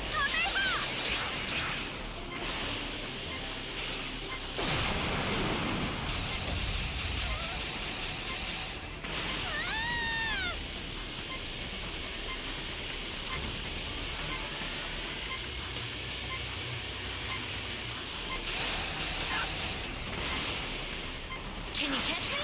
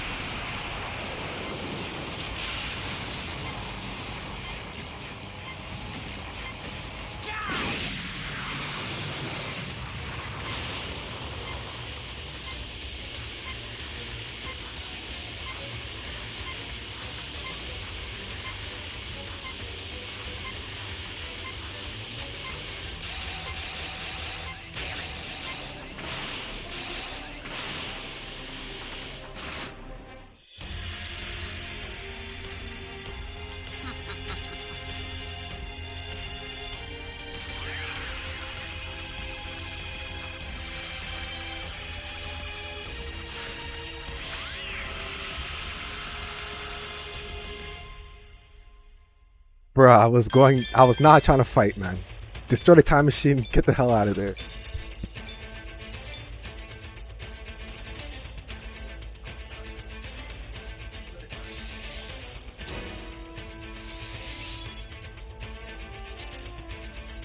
I didn't have my level 4 and no Dragon Balls.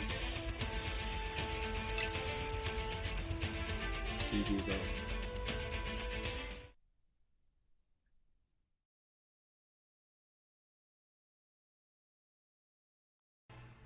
So we have 2 years to get organized, Bulma says, trying her best to assist in thinking up a plan. Yeah, and everyone has to set a goal and a role for themselves, Vegeta says as he gets dressed. By the way, he goes on, we need to find this Broly. He has huge potential. He can be very useful for something like this. Could you go and get him and his 2 friends, all green and all orange? To which Bulma replies that they do have names, but she knows who he means. For my part, I'll send Gohan, Goten, and Trunks to go see Whis.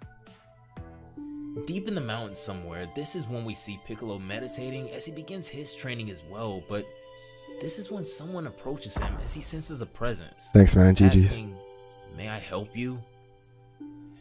In the next panel, Bulma is seen chastising Jaco for claiming to be too busy to help with a multiversal war, funnily enough.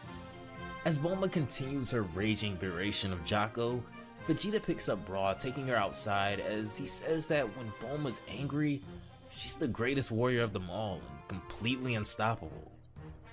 As he takes the baby inside, a sleeping Bra is woken up by her mother's yelling as she begins to cry, Vegeta not being able to catch a break at all.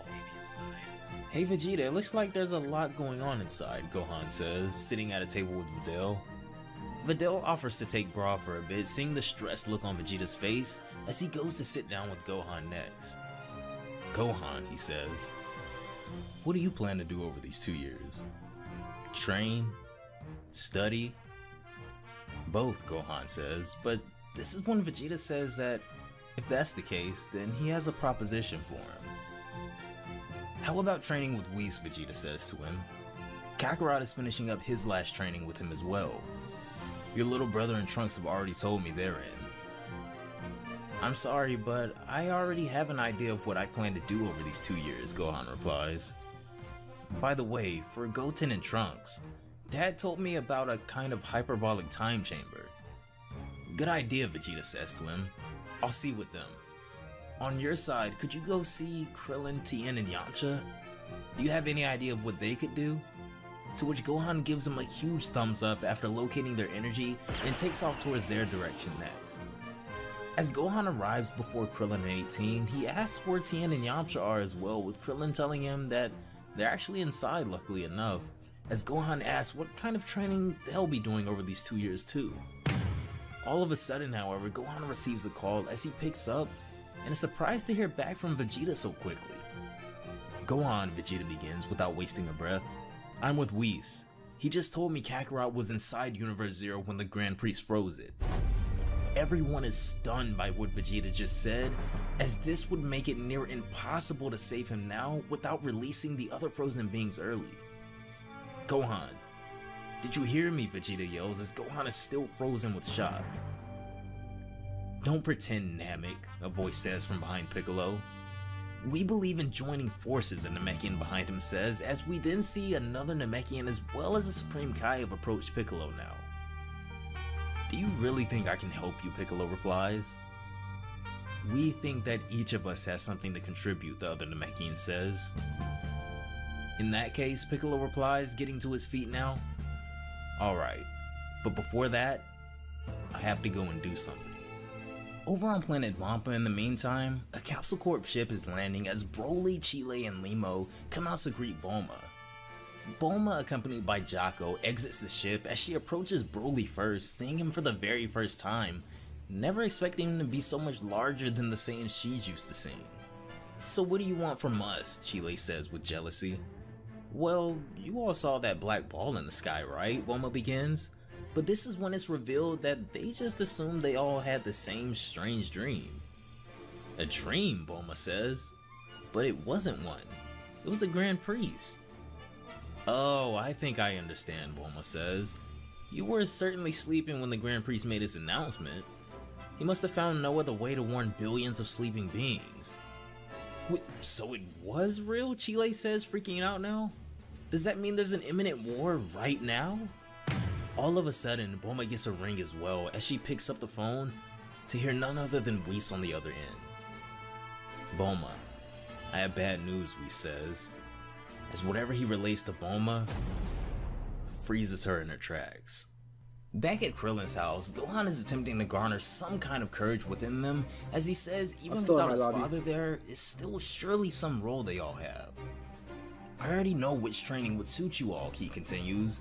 Krillin, however, has been out of the fight for a while now, as he tells Gohan that this is a battle far beyond his comprehension, involving the most powerful deities in existence.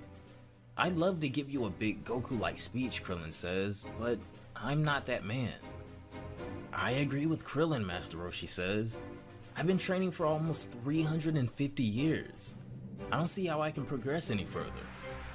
I know this may not be the most noble way of thinking, Krillin says, but I belong here with my wife and daughter. This is when Gohan gets very serious, telling them that for years his father had been protecting them and giving his life to the weak without hesitation. If you want to stay here with your people, then do it, he says. But my father and billions and millions of other people are waiting for us and need our help. This seems to snap some sort of sense into Krillin, as Yamcha and Tien both agree that they don't really have family or anything like that, so they may as well fight. 18 then pulls Krillin to the side, bringing him into the kitchen so they can discuss in private, as she tells him that she knows he wants to put their well-being above all, but this isn't just about their lives. I know, Krillin says, but whatever choice you make, 18 says, cutting him off, I'll support you in any case. If you choose to fight, I'll fight. If you choose to stay, I'll stay.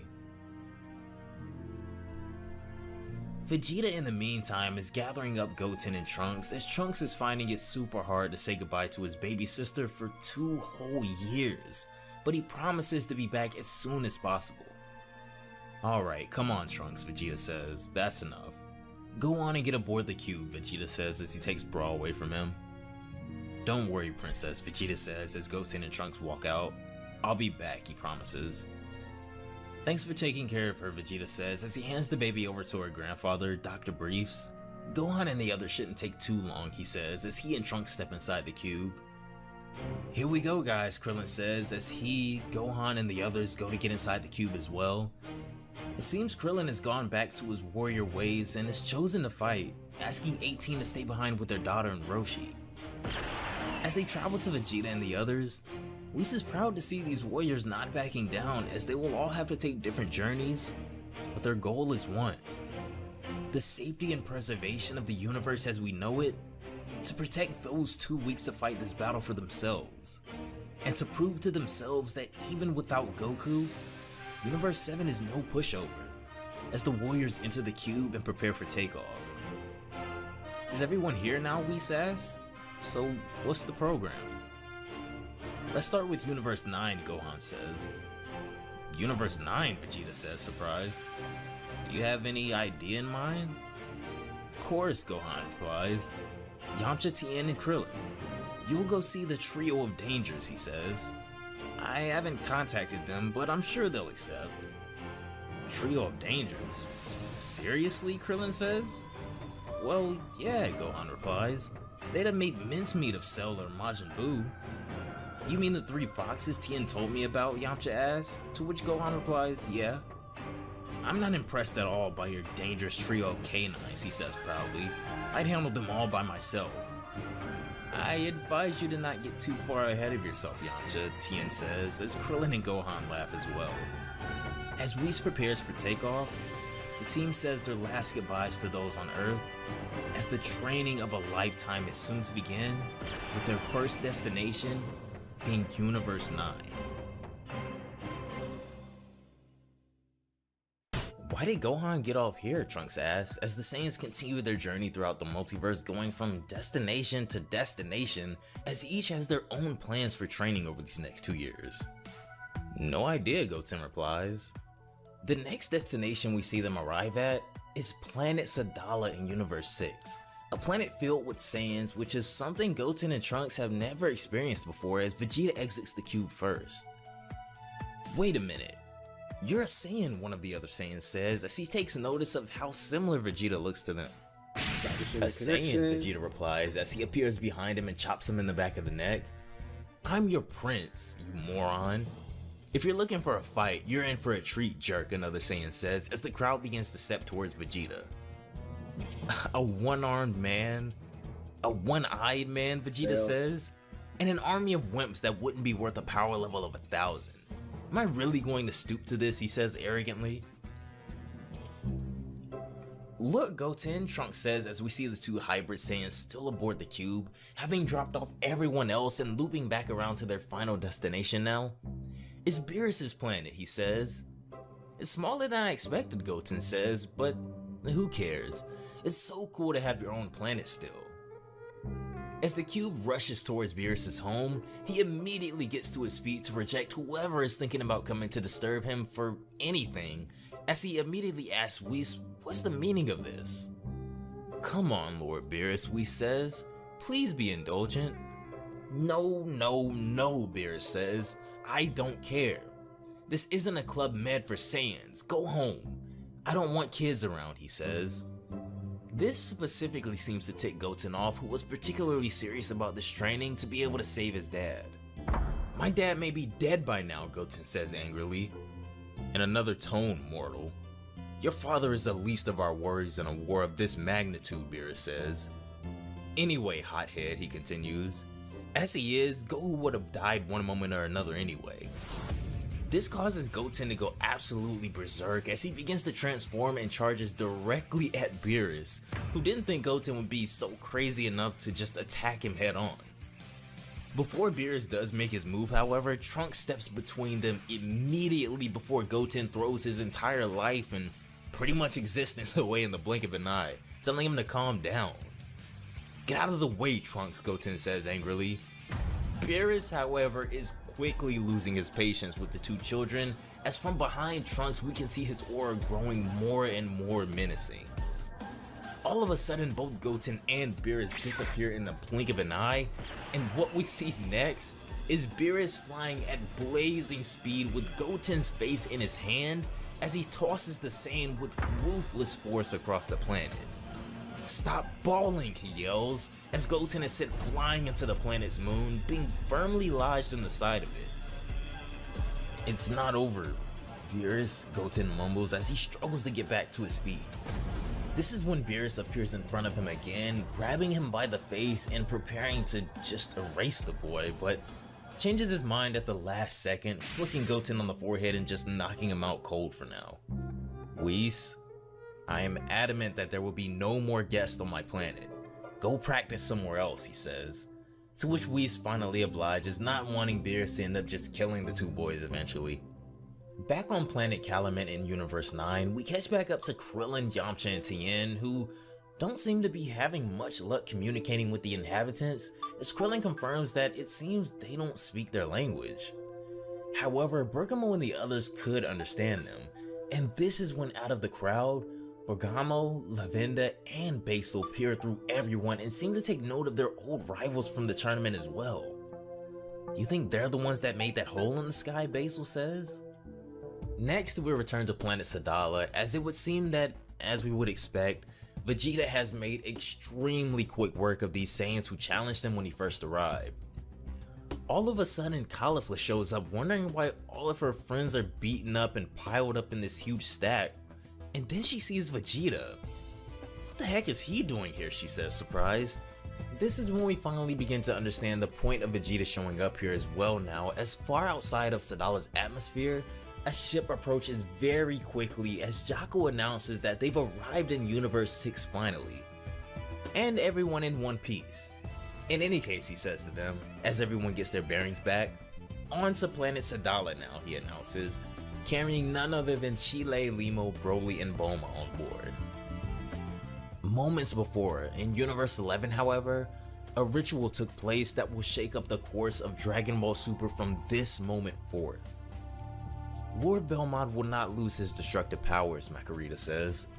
However, she continues, He has been a god of destruction for over 3 million years, and the powers of immortality attributed to destructive deities last only as long as their reign.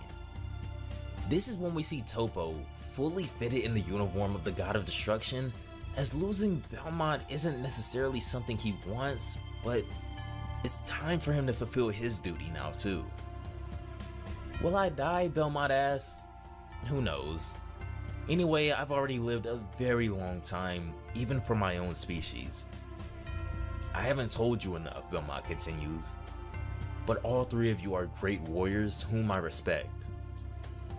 I'm ready, Toppo confirms, as the ritual and exchange of power begins. With a single tap of her staff, 2 large statue entities appear as the ritual begins, extracting the divine energy from Belmont and transferring it and its immortality properties over to Toppo in an intensely dramatic scene. All of a sudden, something catches all of their attention as well, as another being just crash lands on the other side of the planet, alerting Dispo and Jiren immediately. Dispo takes off at once to see just who has landed on Belmont's planet unannounced, but he's more surprised than anything. Back at the statue, as the ritual concludes, Belmont looks like he's been drained of all life as Toppo's new power gleams off of him. With his new power and immortality, Margarita asks Toppo how he feels now, to which he replies good. But upon seeing the state that Belmont is in, he rushes over in angst. Lord Belmont, he says, bowing before the corpse of his old master, beating the ground, fighting back tears as Belmont's lifeless body struggles to sit upright.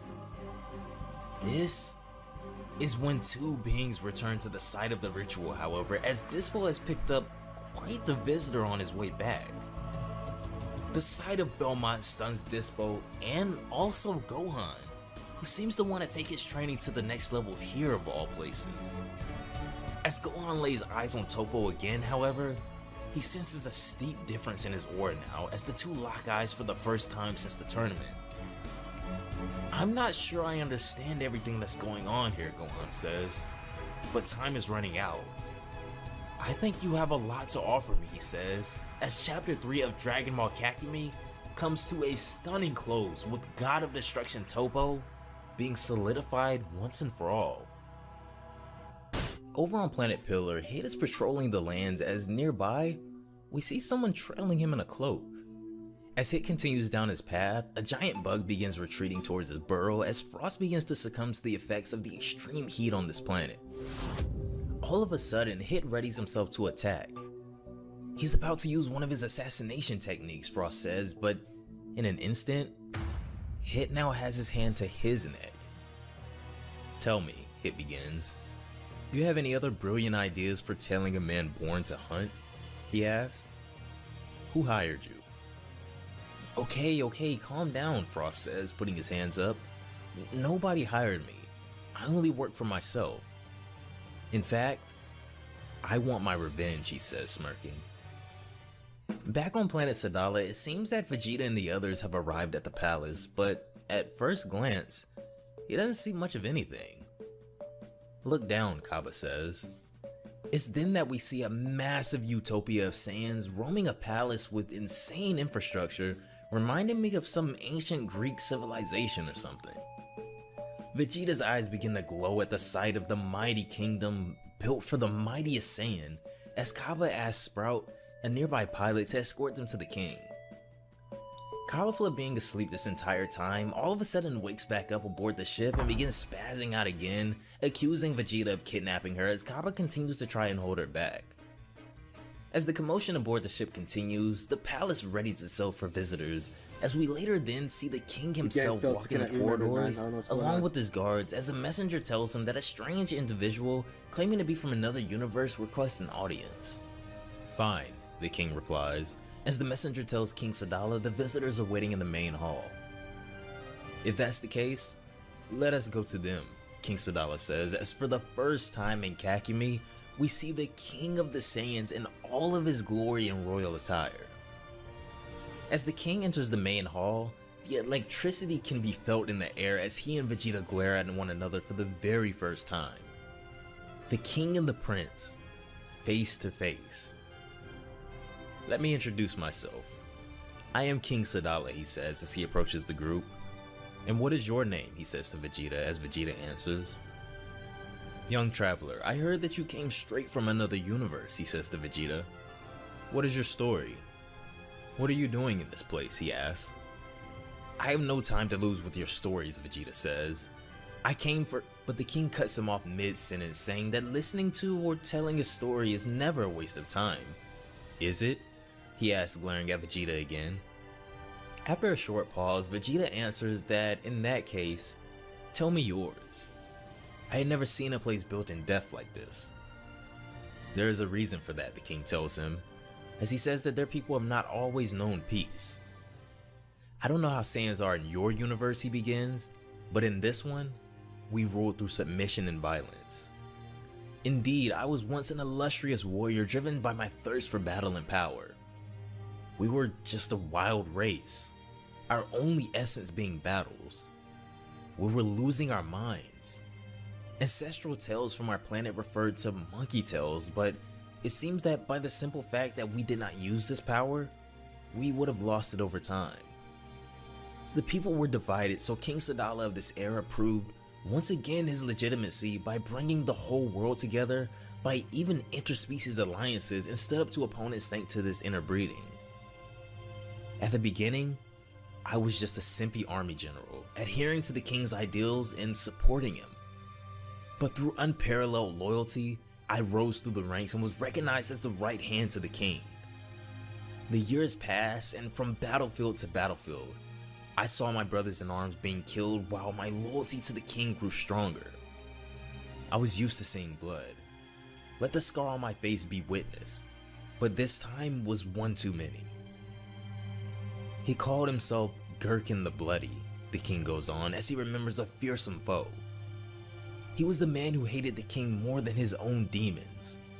The eternal runner-up, the king had beaten him again and again, but to spare this man each time was fatal for him. I couldn't bear it.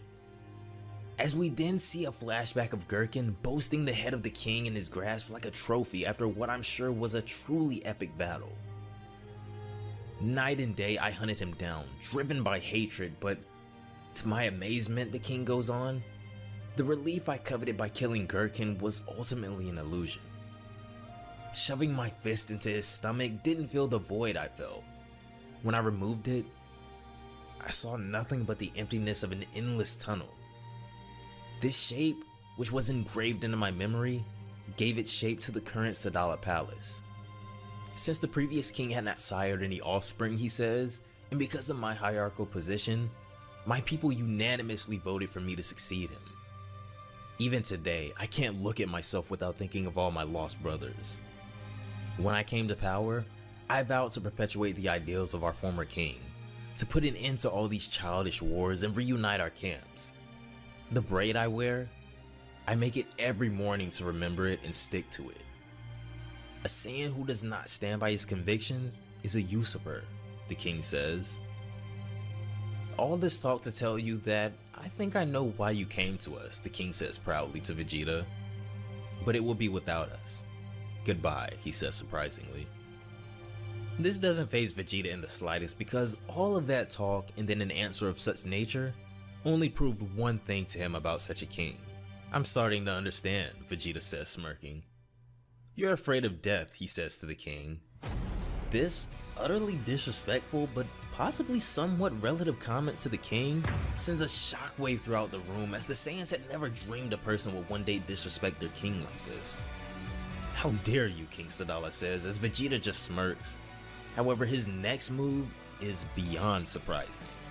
As Vegeta recalls his past transgressions, humbling himself in the wake of Saiyan royalty, he bends the knee. Vegeta, the mighty prince, bends the knee to King Sadala, the emperor of the Saiyans, with Kale, Kaba, and Caulifla not being able to believe their eyes right now. King of Sadala. Alright guys, we found the match. Says, should start in 2 minutes. You, whatever we do, what happened, Terrence? Will die. It's already were you facing? So it's not our own. A king who doesn't keep his promises is a usurper, he says. Later on Planet Nibiru, Frost is still following Hit for whatever reason, continuing to beg him to do something. At least teach me one thing, he pleads as Hit continues to walk off. No, he replies. How am I gonna make him suffer if you don't help me, Frost asks. Do it yourself and let me do my job, Hit replies. I get it, that's your technique for making me suffer, right? No, Hit replies again.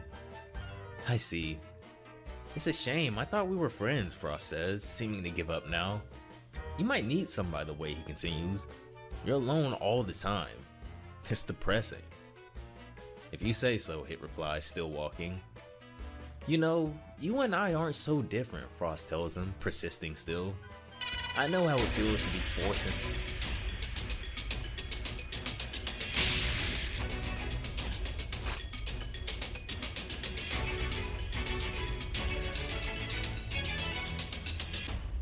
Can you hear me? Flying It's Nimbus! Trunks. I've set a super time machine, as well as a crate of supplies. Here's how to launch.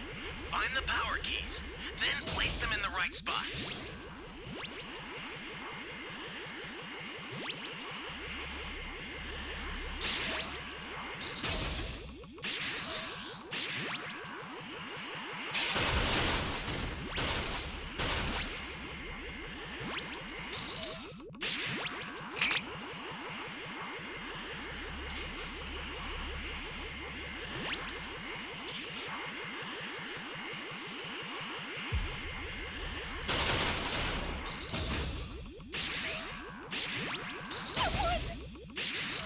You found a power key.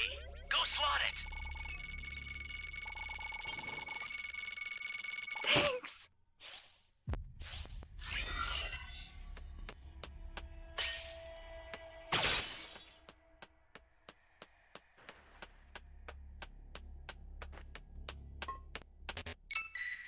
Flying Nimbus!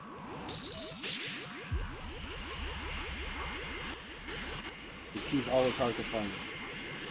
Stupid E key. That's a new power key. Place it now.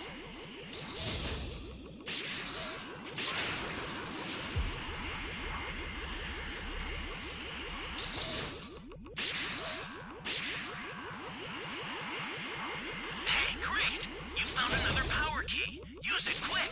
Great. You know what to do with that key.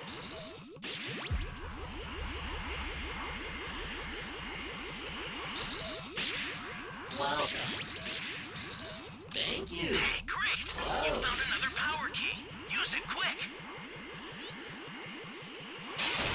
Alright, we found all the keys, so that's good. Where am I? Where are you? Good question. Someone save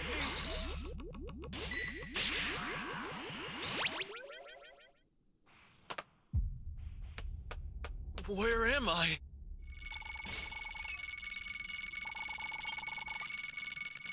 You be careful too, okay?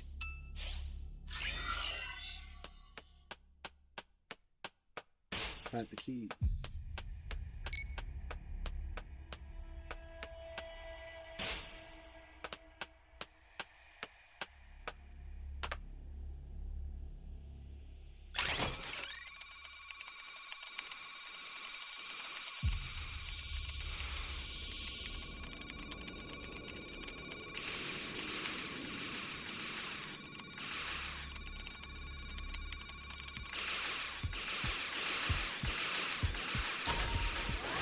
Flying Nimbus!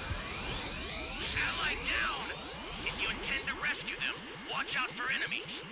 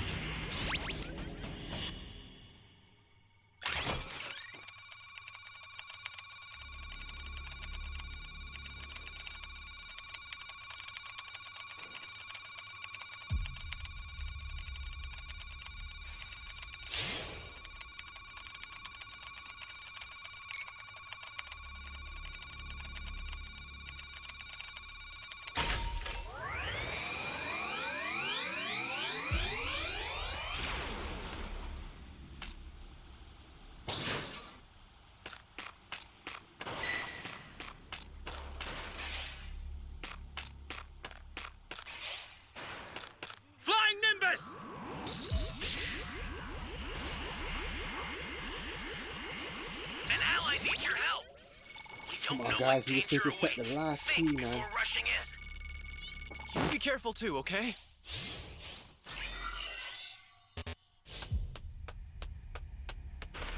All behind me.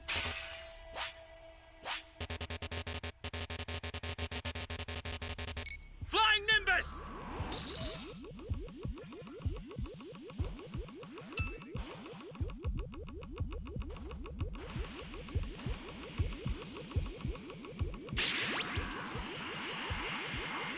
Forgot to fucking do everything myself, bro.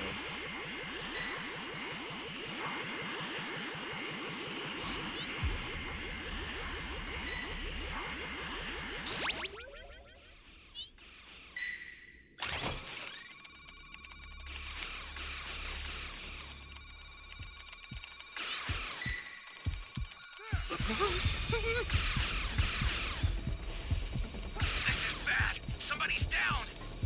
Exercise extreme caution if you're going to help them. The startup system for the super time machine is ready. Get there now. Fucking guys ain't doing shit, bro.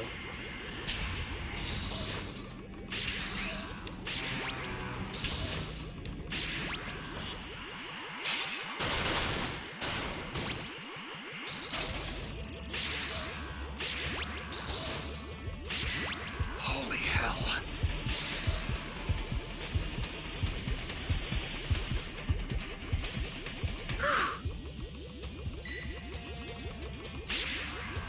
An ally needs your help. You don't know what danger awaits. Think before rushing in.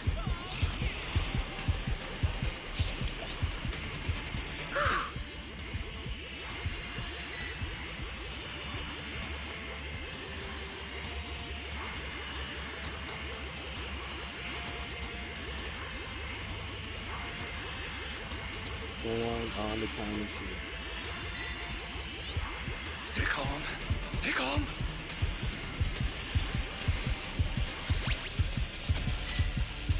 The startup system is under attack. You're done if you can, but retreat if you need. You got it?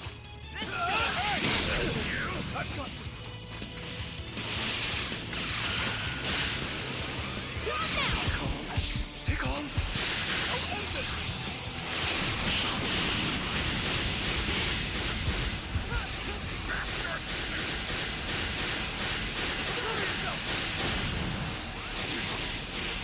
If I wasn't streaming, I'll just quit right now. I swear, I'll just quit.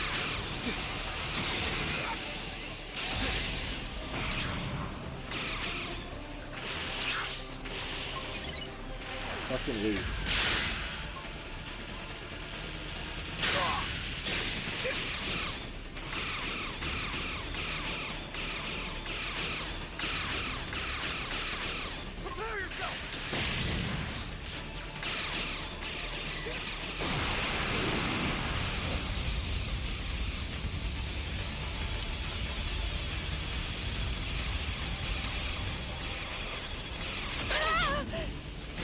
Let's go!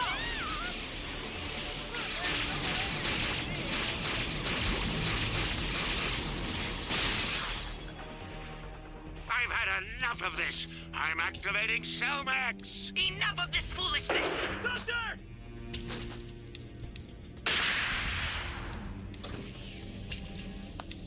I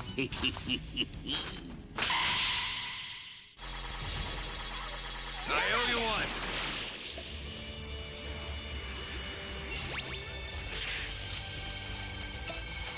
I have Dragon Chains, bro.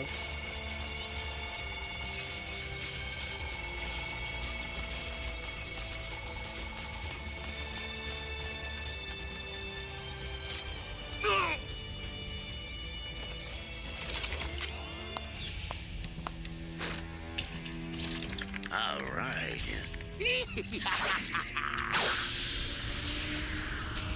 I'll take care of them, but I need you to buy me some time.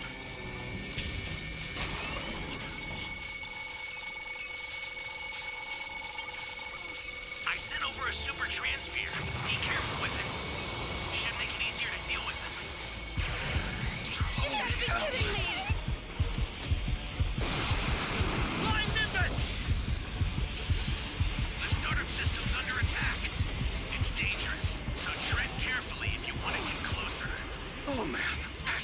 startup Holy- systems destroyed. Honestly, bro, The escape time machine's almost I'm not prepped. even- I'm not You even need to impressed. head for the beacon that's indicated by a blue light. just fuck it, man. This is bad. Somebody's down. Exercise extreme caution if you're going to help them. I've sent the escape time machine. Use it to get out of there. Flying Nimbus!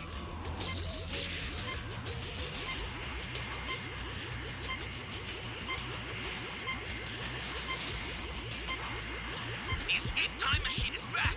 Whenever you have a beacon, you can call it again. Bastard!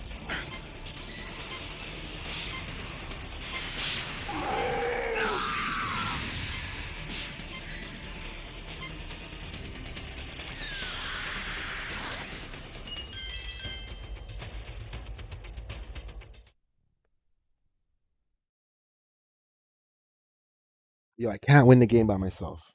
I need 7 other people to play the game properly.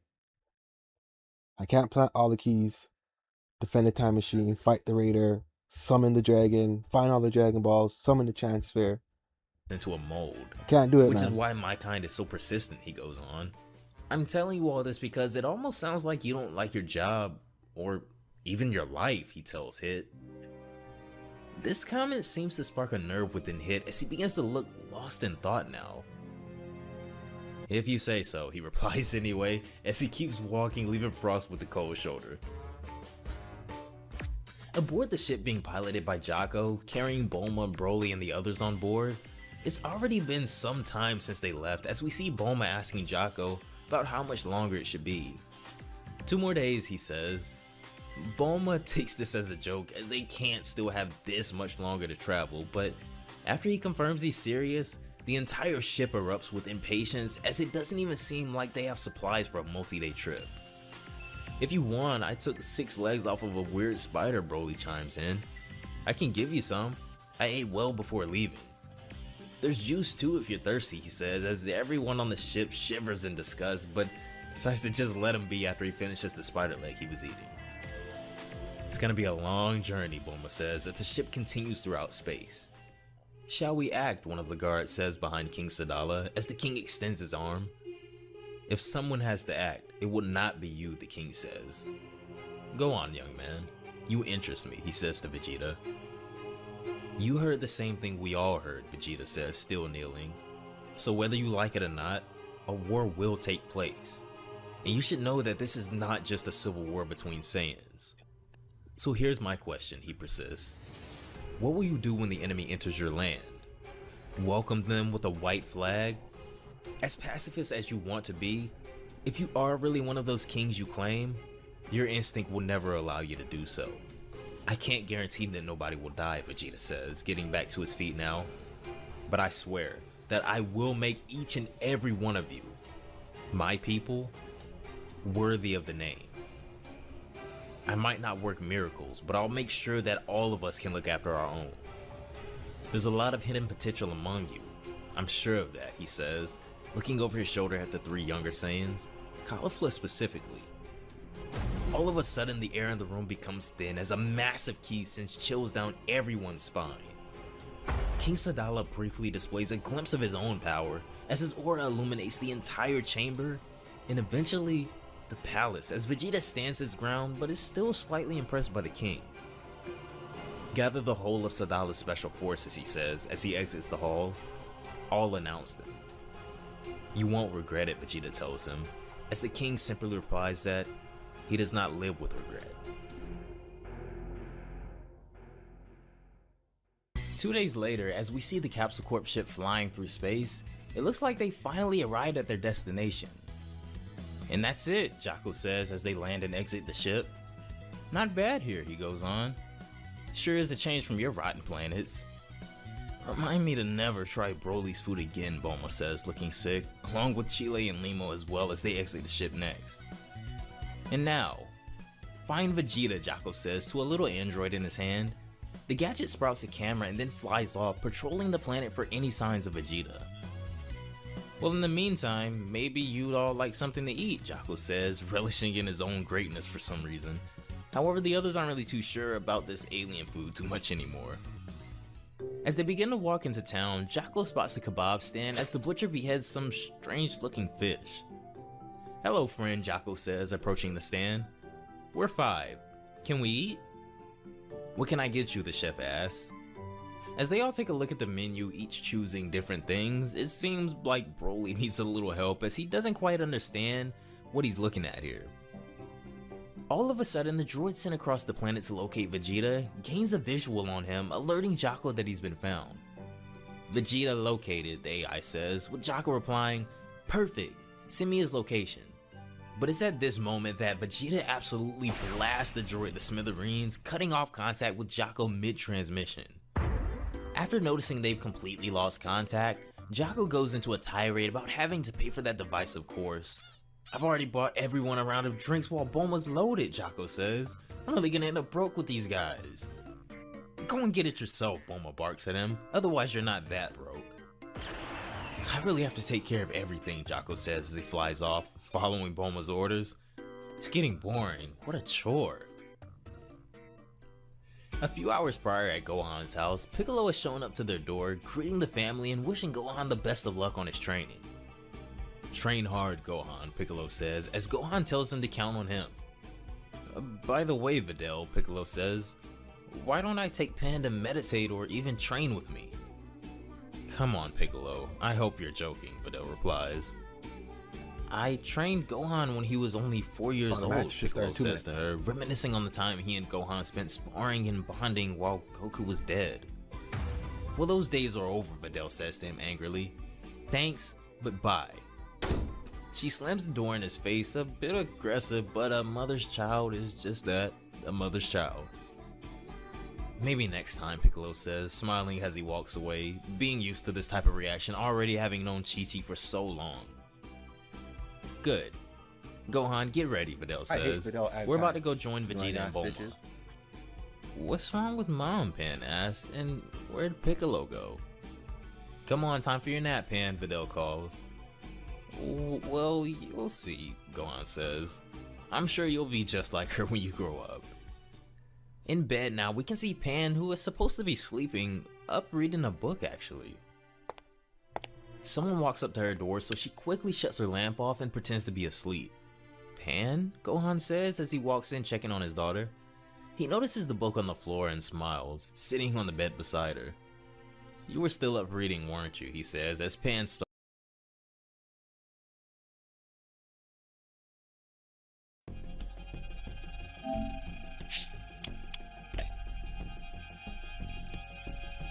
Another Broly.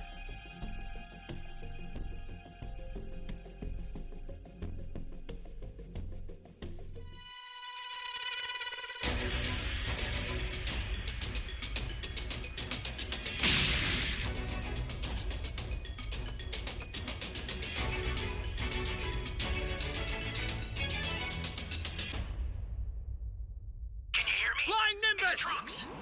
I've set a super time machine, as well as a crate of supplies. Here's how to launch. Find the power keys, then place them in the right spots. You found a power key. Go slot it.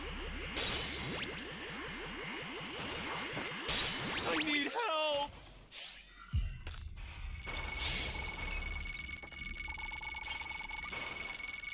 You're a big help!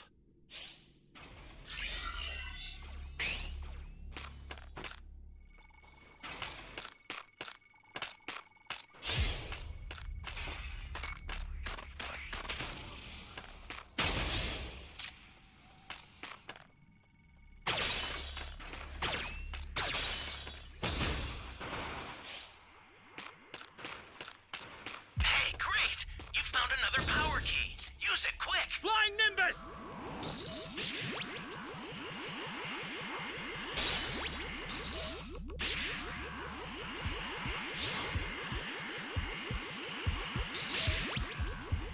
Can't tell where this guy is.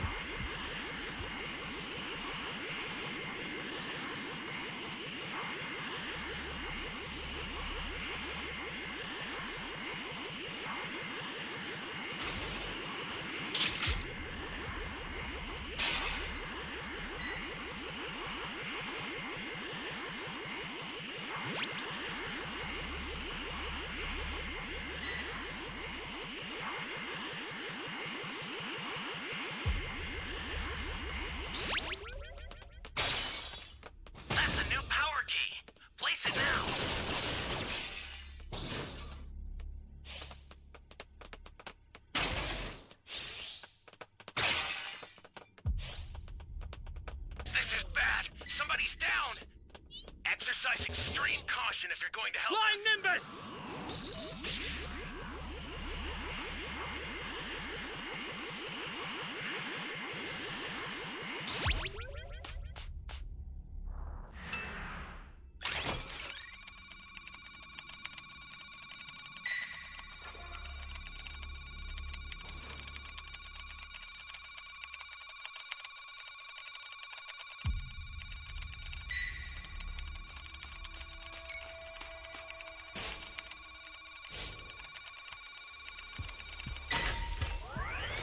That room's getting close. Flying Nimbus! This girl gave away my location, man.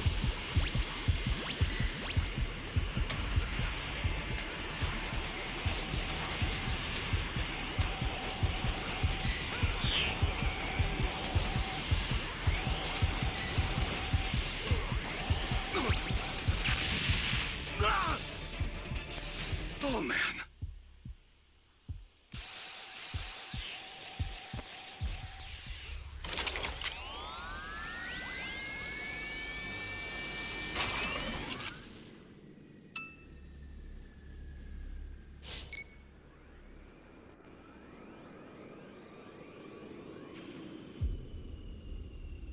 Flying Nimbus!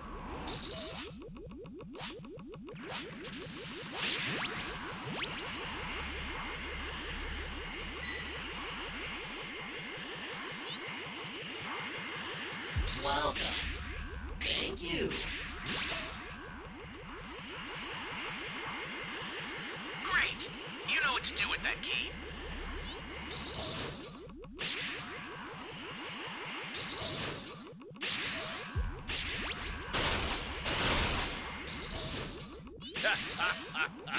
Perfect.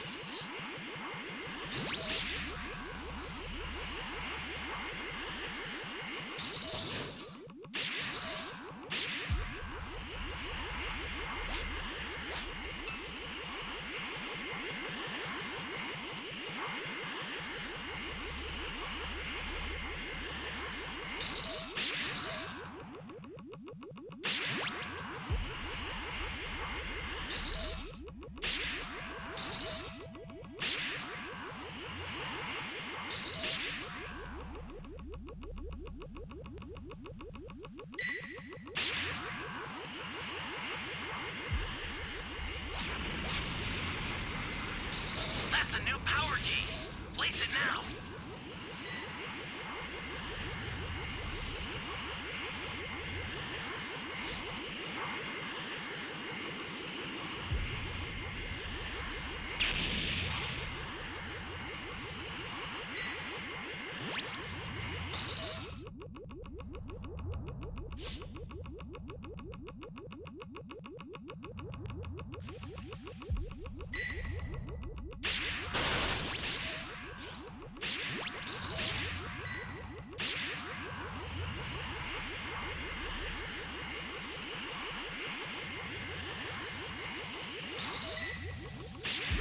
Access the startup system from the central area.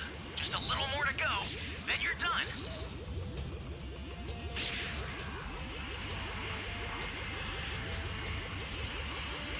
An ally needs your help. We don't know what danger awaits. Think before rushing in.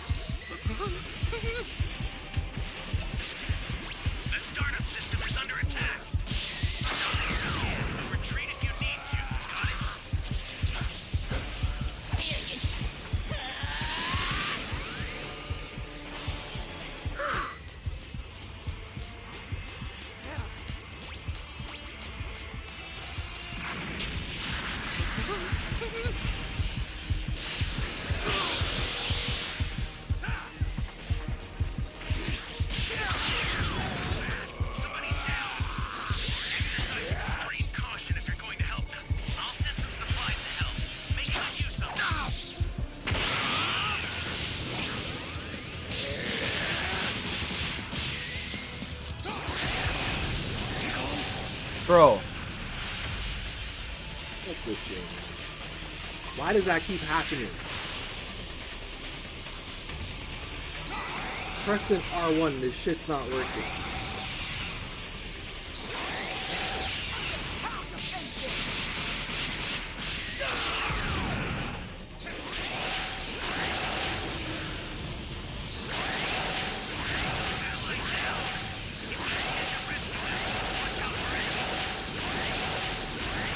Like, how do you fight that?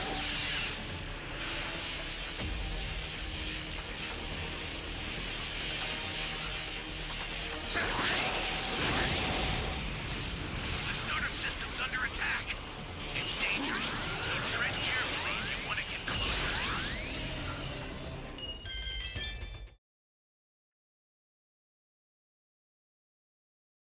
Starts fake snoring. You know, Gohan tells her, there's no point in pretending to be asleep with me, and you snore so badly. She sits up apologizing for trying to trick him as he tells her, listen honey, what I'm about to tell you is really important and will be useful for the rest of your life. People will always try to impose their vision on you, but what really matters is what you want inside. So never let anyone tell you what to do. You're pure of heart, and I'm sure you'll never hurt anyone, he says. Why are you saying these weird words, Dad? Pan says, confused. Oh, it is true you are only 3 years old, Gohan says, with Pan correcting him saying 3.5 soon, actually. Anyways, Gohan says, chuckling, sleep well. He gives Pan a kiss and walks out of her room, shutting the door behind him, and as soon as he's gone, Pan gets right back to her reading. Over near the city back in Universe 6, Jaco has finally caught up to Vegeta's crew, landing in front of them. Hi there, Vegeta, Jaco says angrily. You don't feel like you've destroyed a very expensive gadget by any chance? I don't give a damn about your robot, Vegeta tells him. What do you want from me? What I want, Jaco says, getting increasingly annoyed. I had to travel for 2 days just for your wife and those 3 scoundrels. Yes, Vegeta says. His entire demeanor changing after realizing Bulma is here and is looking for him now, so they head back to meet up with the other group. Don't even know why we're here, Caulifla says, complaining as they approach Bulma and the others finally. There you are, Bulma says, perking up after finally finding Vegeta. Hi, Kabe, she says, shaking his hand. It's been a while. Though I don't think I know the both of you. Vegeta never mentioned you before, she says, taking note of Kale and Caulifla now. Not cool, Caulifla says, getting increasingly annoyed herself now at the situation. I didn't really want to bother my wife talking about such gross people as you, Vegeta replies, somehow making an awkward situation even more awkward by causing Caulifla to just get so irritated that she finally leaves. Bulma gives Vegeta quite the glare, with Kaba noticing as well, saying how it looks like it's about time for him to get home too. Only cowards on this planet, Vegeta says, as only Kale remains now with them, not having left with Caulifla. You know, I think I should probably go too, Kale says nervously, almost on cue, but Bulma reassures her that if she leaves, who's gonna guide them around? And it'll be fun. However, the next interaction seems to instantly change Kale's mind. As Kale and Broly lock eyes for the very first time, something clicks as the two make an instant connection that will become more apparent in due time. Hello, Chile says, getting a bit jealous now. I'm still here. My name is Broly, and you are? Broly says to Kale, still ignoring Chile. Kale, she replies. How long are you gonna keep ignoring me, Chile says. That's okay, I don't have anything better to do, Kale says, doing a complete 180 with Bulma being overjoyed now. We can go see the downtown too if you want, she says. I honestly thought this next panel was pretty cute as well, with Chile just showing a bunch of jealousy right now and Broly just being completely oblivious to it all. That's it, Kale says as they approach the downtown district finally. It's pretty small in there, she tells them, with Broly being amazed at how beautiful the city is. I was expecting more, Jaco says, with Chile agreeing, still jealous. As they overlook the city, Broly is engulfed at the sight of Saiyan culture, something he'd never been able to be exposed to or experience up until really meeting Goku and Vegeta, I guess. Where do you come from actually, Kel asks. I mean, how are things on your home planet? To be honest, I've never actually done anything other than hunting, Broly tells her. There's neither people nor much to do on my home planet. But there is Chile and I love her, Broly says, hoisting Chile up on his shoulders. As they enter the downtown district, Broly is amazed at all of these people and the life that they live here. What are you guys doing? He says, walking up to two kids playing in the sand. We're playing the game where the first to blink loses, the boy says. What's this for? Broly says, going up to a Ferris wheel next. I mean, we can fly. Wow, that hat looks really fancy on you, miss, he says, going up to another random person, and it's just cool to see Broly just enjoying Planet Sadala and being around his people. All of a sudden, this is when a random guy sitting with a few friends calls him over. Can't you see you're on our territory, muscle man, the second guy says. Not only do they get the fame, the third guy says, but they're stealing our females as well. Now when this guy says this, Bulma unleashes a furious slap across all three of their faces, asking, and you think this is how you treat females? Be gone now, she tells them, causing them to scurry away in quite the hurry. Well said, Bulma, Chile says, giving her a thumbs up of approval. Little brats like that really get on my nerves, she says. Seems like it doesn't really change no matter what universe you're in. Though, Broly, they were kinda right, she goes on. You shouldn't walk around shirtless, it's inappropriate. This seems to be music to Chile's ears as she agrees, so Bulma searches her jacket for some form of armor or something Broly can put on. Perfect, she says, finding something. Here goes my new capsule technology. Though we will have to get rid of this little sneaky thing, she says as she grabs his pelt. Broly immediately tenses up, grabbing her hand, looking every bit of serious all of a sudden. You're hurting me, Bulma says, shocked at his reaction. He can keep it, Kel says. It's not a big deal. If the smell bothers you that much, I know a good perfume maker who's near. Broly loosens up after Kel says that he can keep his pelt, as Bulma apologizes for not being aware that was so important to him. Anyway, put this on your chest, she says, giving him the capsule. Don't worry about it, Broly tells her, as he places the capsule on his chest, with it spawning an entire dry-fit armored Capsule Corp outfit, which is kinda dope if you ask me. It's really tight, Broly says, kind of uncomfortable at first. Oh, don't be such a wimp, Bulma says. It's perfect. I think it fits you well, Chile says, with Broly immediately changing his attitude about it. Over on Planet Crepe, home to the new training grounds for Goten and Trunks, we can see Whis reviewing their abilities and assessing just how he should approach their training. Goten and Trunks are definitely enjoying watching the two of them in fused form show off their power, as Whis confirms that, okay, this is about all he needed to see. Finally, we're getting on to the training part, the two say, as they instantly start doing the fusion dance, but Whis stops them in their tracks, telling him that he strictly forbids them to use fusion for now. Allow me to explain the following, Whis goes on. The goal of the first part of this training is to reach Gotenks' maximum level, for the both of you. Otherwise, a power close to your fullest potentials. There will be 3 steps. The first consists of becoming one with your inner selves. To put it simply, you will have to be able to unleash all of your power in one blow, whether that be with physical contact or not. For this, you will have to face your weaknesses, your emotions, and your inner demons. Here's the first exercise. A plastic ball is in the center of this device, and a light will appear either red or green above. When at least one of the sides of the device has been hit, the light will appear red. Furthermore, he goes on, hitting both sides simultaneously will make the light appear green. Therefore, your goal is to activate both red and green lights, and for your hits to be hard enough and of the same intensity, so the ball in the center explodes from the pressure as well. To succeed, rigor, focus, and explosiveness will be needed.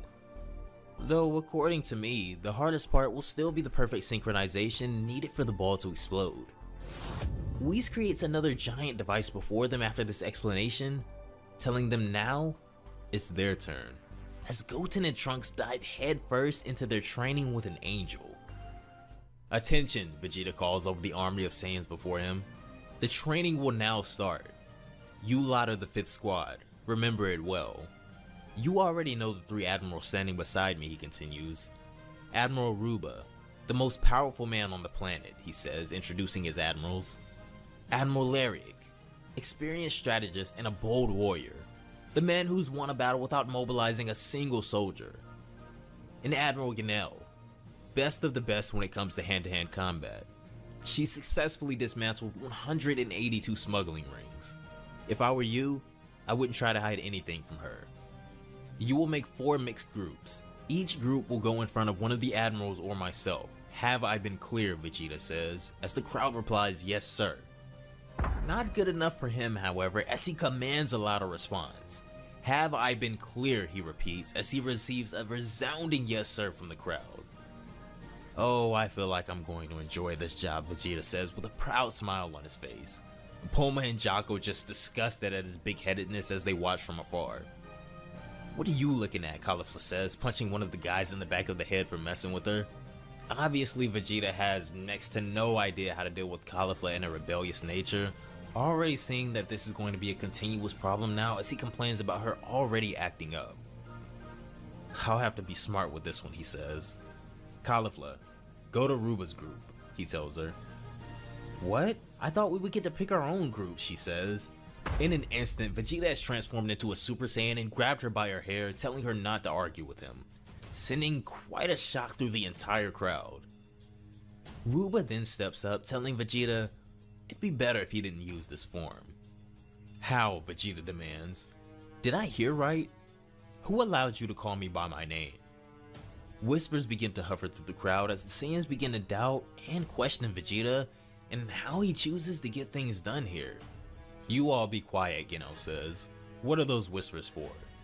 Do you realize the lack of respect he's showing us? Lyric says to her. That's not the point, she replies. Reacting like that is inappropriate for a proper Saiyan soldier. Such behaviors are unworthy of us. Although, if this Vegeta has an issue with us, I guess he'll have to deal with 2 big issues then, Ruba says, getting up as well now, with Lyric following suit too. Aside from the king, everyone is skeptical about your ability to lead us, he says. What now? Vegeta says, offended. You're doubting my legitimacy? This is when he turns around and notices the doubtful faces throughout the entire crowd, skeptical Saiyans that he'll have to prove himself to. As Ruba, Lyric, and Geno ready themselves to approach Vegeta, Kaba tries his best to calm everyone down and defuse the situation before this goes way too far. But I highly doubt these Saiyans understand the flames of pride that they just fanned. Quiet, Vegeta barks at Kaba. You seem to forget who you're talking to. I am Vegeta, he roars as his power explodes in the middle of planet Sadala. Vegeta has completely thrown caution to the wind, and in an effort to prove himself and demand respect from the rest of these Saiyans, he unleashes the power of Super Saiyan Blue Evolution to silence this troop for good before his words.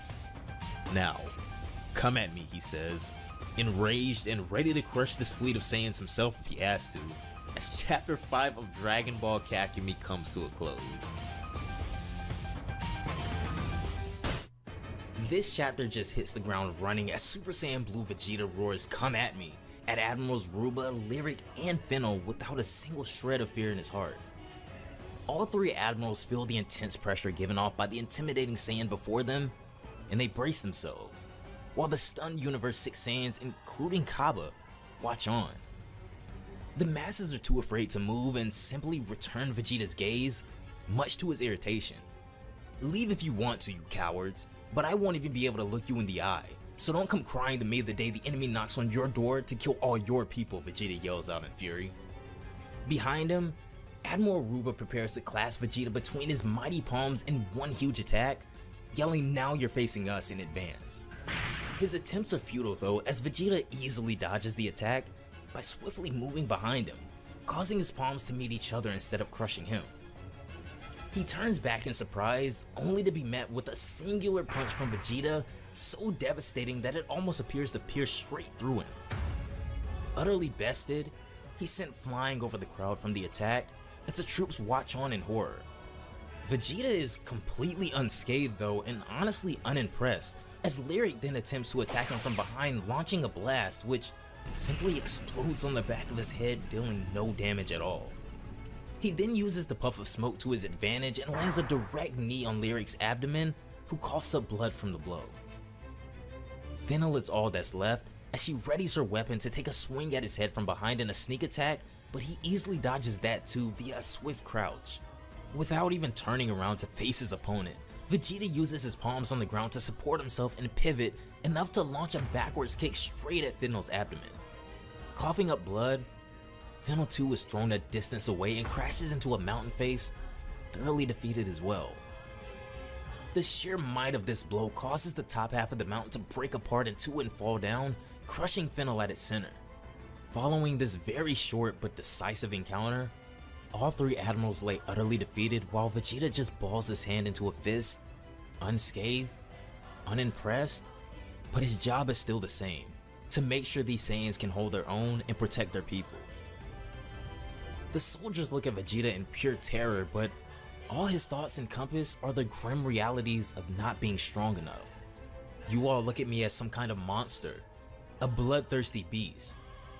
But do you understand now how it feels to be weak? Do you understand what it's like to not be able to protect your own against an enemy that is far too dangerous?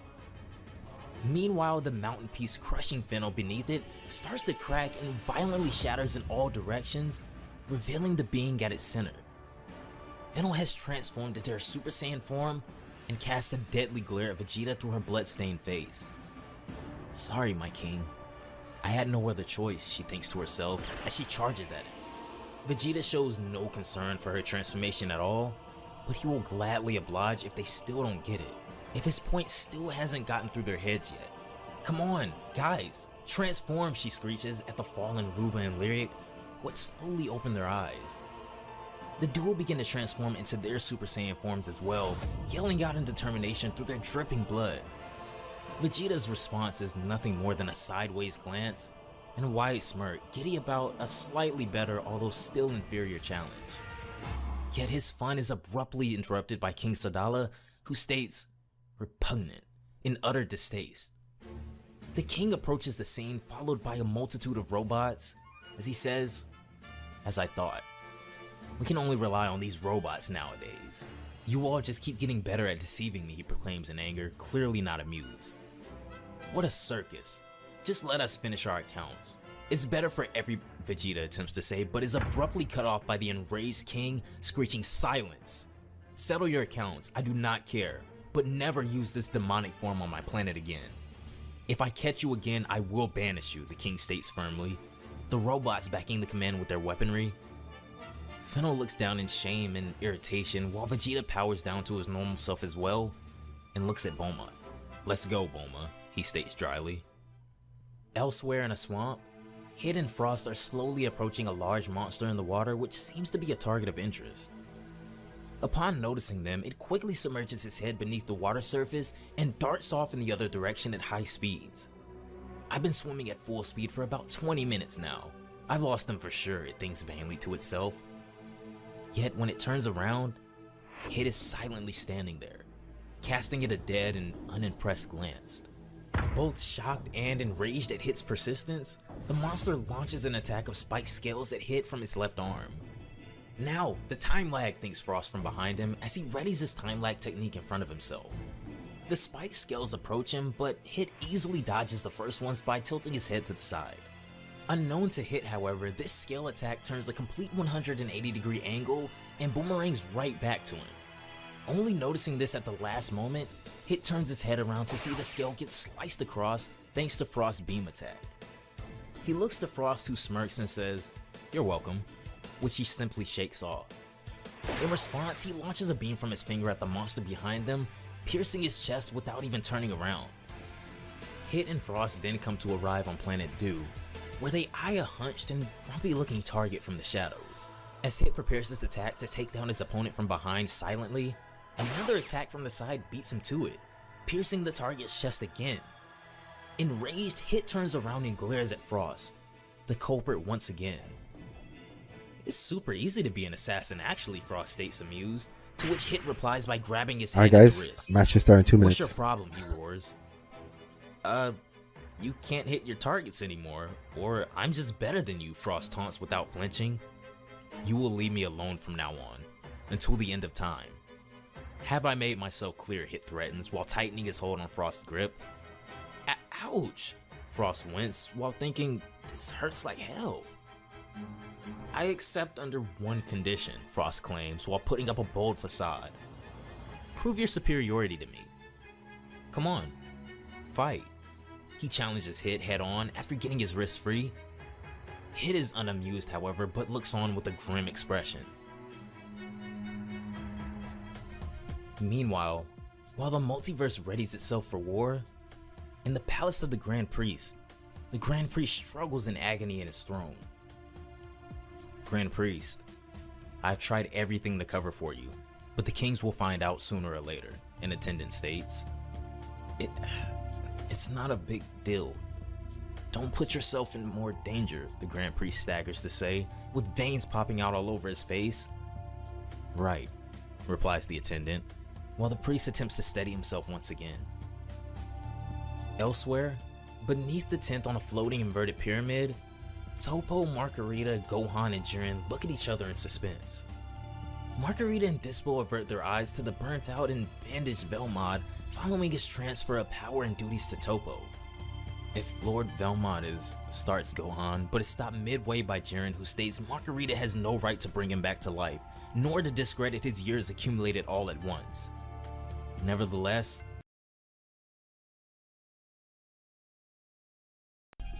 this has been fun. It's been quite some time since I've exerted myself this much. You may have injured me, but there is no way pathetic ones like you could ever defeat me! Why do I have a level 3? You have given me no choice. It's time to show you. Prepare for my full power! I made you a promise, didn't I? I said...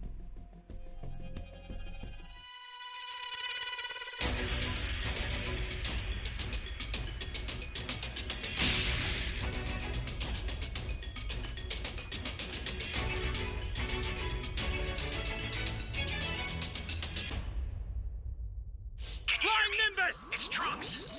I've set a super time machine, as well as a crate of supplies. Here's how to launch. Find the power keys, then place them in the right spots.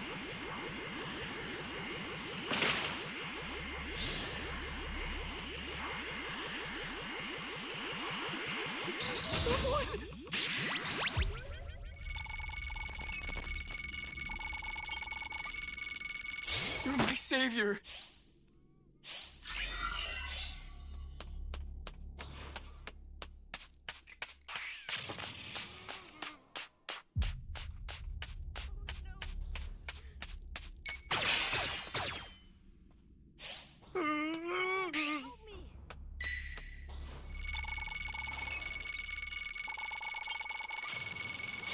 You're a big help.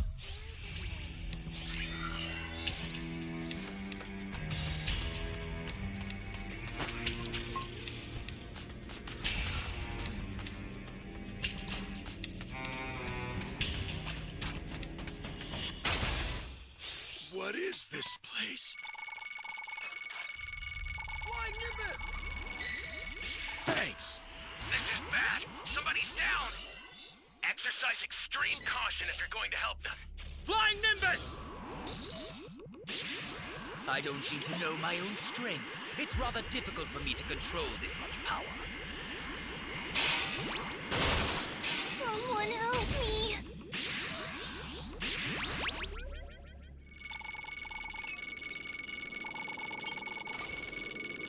You really want to save me?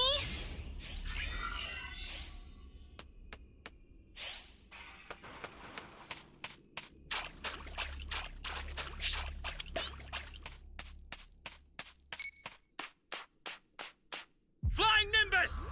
You found a power key. Go slot it. Great. You know what to do with that key.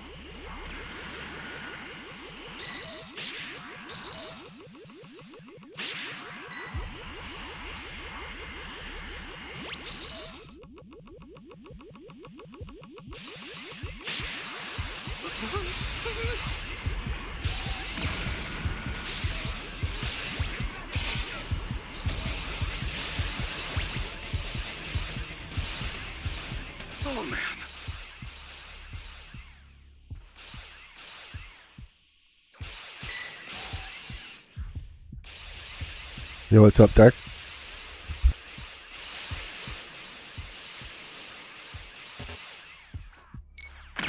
Flying Nimbus!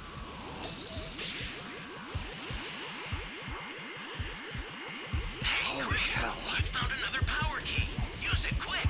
An ally needs your help. We don't know what danger awaits. Think you're done. In. Holy hell.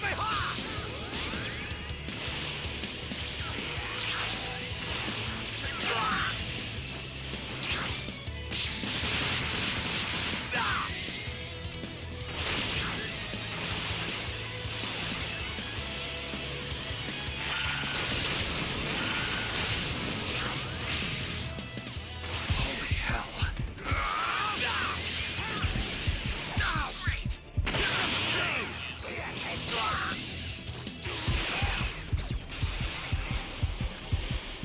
Eradicate them! Bastard! Prepare yourselves!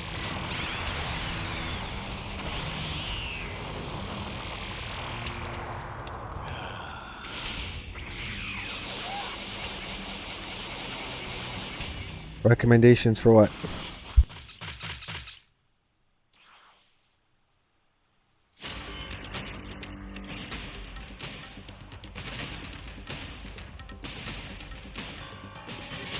I apologize for the wait.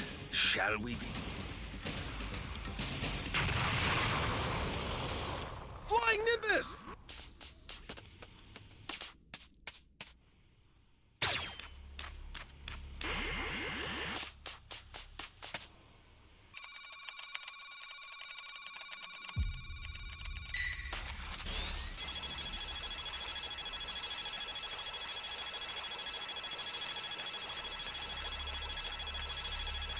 This is bad. Somebody's down. You've got to go! Extreme caution if you're going to help them. Flying Nimbus! Oh my, it's been quite some time, hasn't it?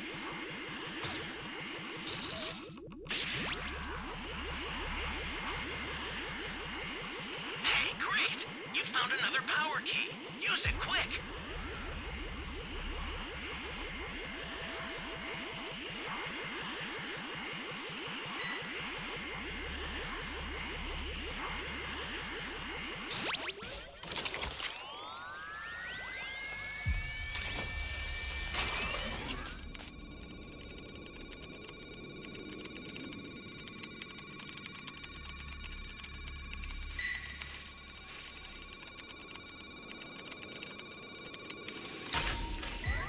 Flying Nimbus!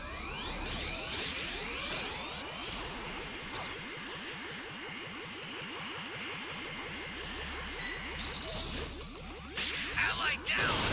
If you intend to rescue them, watch out for enemies.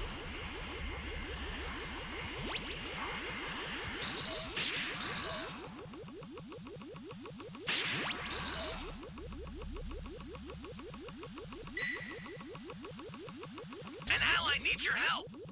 We don't know what danger awaits. Think before rushing in.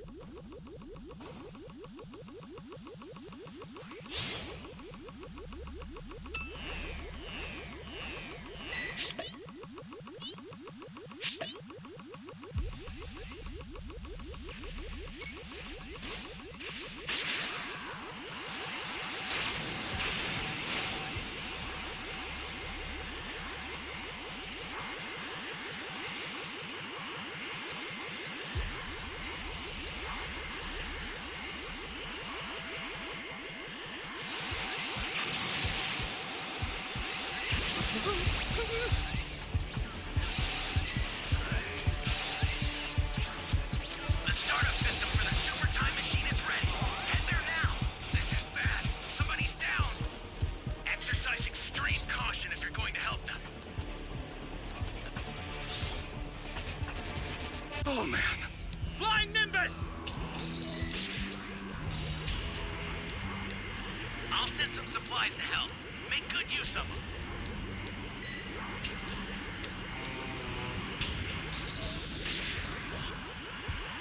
Holy hell.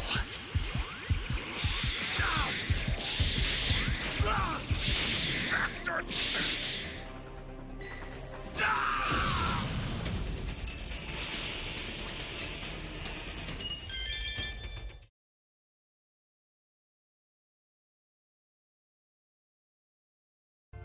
there's still hope that Lord Velmont is still with us.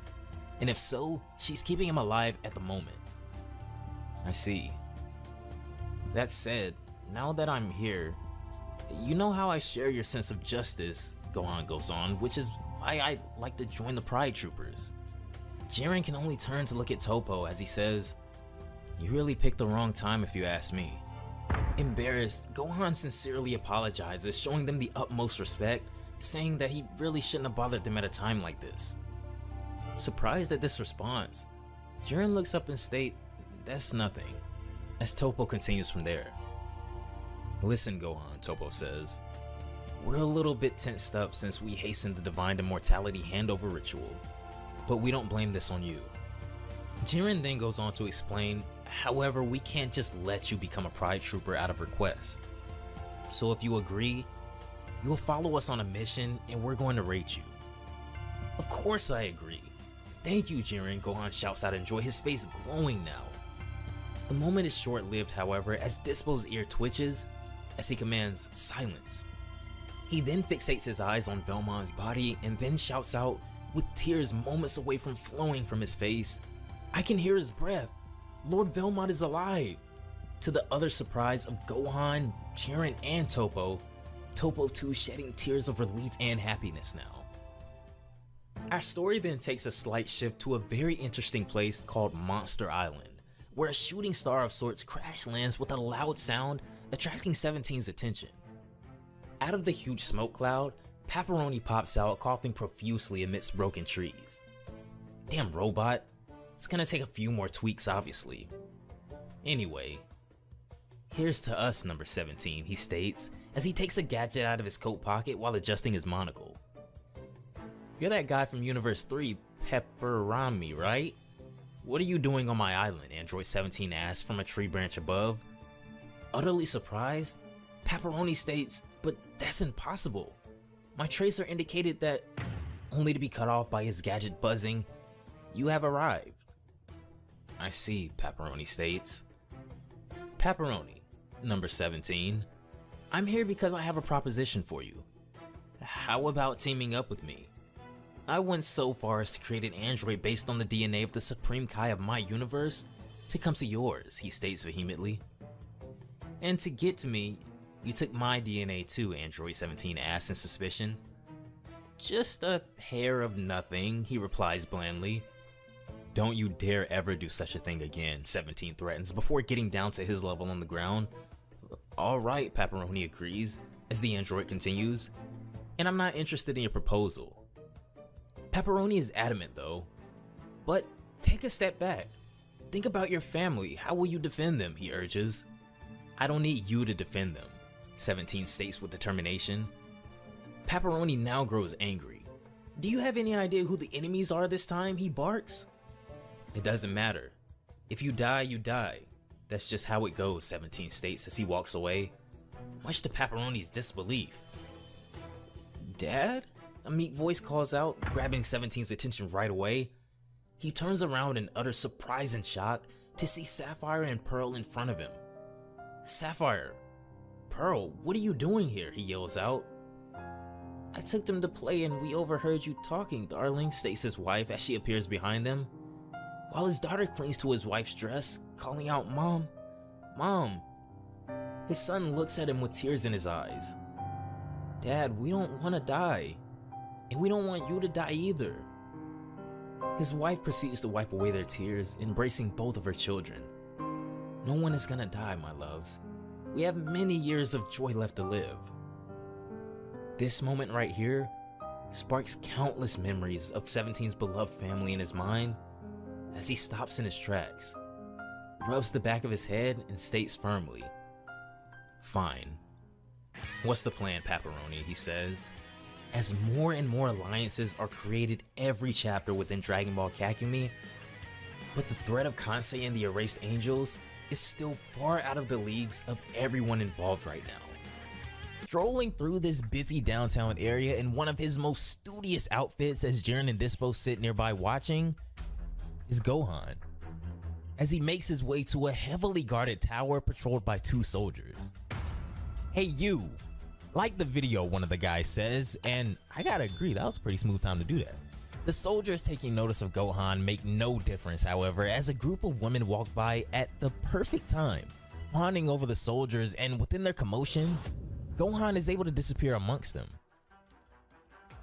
He takes to the skies to get a better look at the tower, and this is when he sees a window that seems like the perfect opportunity for him to infiltrate.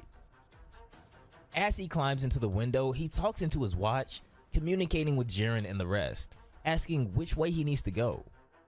Jiren tells him to go to room 128 and to take the green bottle, which will be in a small box. It's a devastating virus, artificially created. Crazy. This agency wants to sell it to a neighboring country, which is itself at war. Do everything you can to stop them. Such pressure, Gohan thinks to himself as he finds the room in question. If I miss, countries and even a whole continent may suffer. I'll only have one chance. Let's go, he says, opening the door. On the other side of the door of room 128, a group of who all resemble something along the lines of mobsters sit around a table dressed in heavy business attire. Who are you and what do you want? One of the ambassadors says as they all take note of Gohan entering the room. I'm a financial controller and I'm here to audit you, Gohan says, as it doesn't really look like anyone believes him too much. Conveniently, however, the virus is closest to Gohan on the side of the room, so he has to decide exactly how he wants to approach this. Dad, what would you do in my place? Gohan thinks to himself. Hey Gohan, need some advice? Goku says, appearing as a figment of his son's imagination in a time of need. Yeah. Well, Goku begins, if I were you, I'd evaluate the power of my opponent so as to defeat the strongest first. That way the others would just leave without worrying about the bottle. I should have known, Dad, Gohan says. Thanks. As Goku bids him farewell and a good luck. Gentlemen, Gohan says as he hides something behind his back in his hand. I've thought about it and everything seems to be in order here. He tosses something across the table at them that explodes, creating a blinding light as Gohan grabs the tank with the virus and takes off. Sorry, Dad, he thinks to himself, but I didn't want to hurt anyone. Gohan flies down the stairs of the tower and makes his way towards the exits, trying to remember the layout of this place, but this is when he pretty much gets surrounded all at once by guards and mobsters alike, as Gohan is now in a standoff with both exits cut off. So what are we doing now, Dispo says as he and Jiren continue waiting for some time later for Gohan. All of a sudden, someone buzzes them as Casserole chimes in, asking if everything is going well on their side. We haven't heard back from him in 30 minutes, Jiren says, referring to Gohan. Shit. If he doesn't answer in an hour, intervene, Casserole tells him. I was also calling to give you some news on Lord Belmod, he continues, as they're eager to know how he is. He's with me right now, Casserole replies. And this is when we see Lord Belmod, although decrepit and burnt, standing to his feet once more, telling his pupils that he's been through a lot. It's true, but it'll take more than that to bring him down. Especially since your fates were at the mercy of a devastating war that has nothing to do with you all, he says. Over on planet Crepe, Goten and Trunks are hard at work as Whis oversees their training, going at this machine with everything that they have to perfectly sync their powers. Focus, Goten, your hand was off, Trunks yells as Goten calms himself completely and focuses his power. Focus, Goten, he plays in his head over and over again. What's that thick, warm feeling? He starts. Come on, get in touch with yourself. Of course. Whis watches in anticipation as his eyes slowly open, but when they do, Goten is in an entirely different realm, in his own subconsciousness. Oh, what the heck is this door, he says, as a giant locked door towers over him in his own mind. Goten approaches the door, wondering just what's behind this, sticking his hand out to open it. I feel some sort of pressure, he says, but right before he's able to open it, Goten! 3, 2, Trunks calls out. Goten snaps out of it at the sound of Trunks' voice, telling him to just hold on a second. I saw a door like there in my head, Goten tells him, To which Whis reveals a slight smirk. What are you talking about? Trunks asks him. Are you kidding me? I don't know, Goten says, and Whis doesn't enlighten us any further about what to do, as Whis just continues supervising, smirking along. Well, anyways, without Gotenks' power, this is really harder than expected, Goten says. But I think we have to look beyond our strength.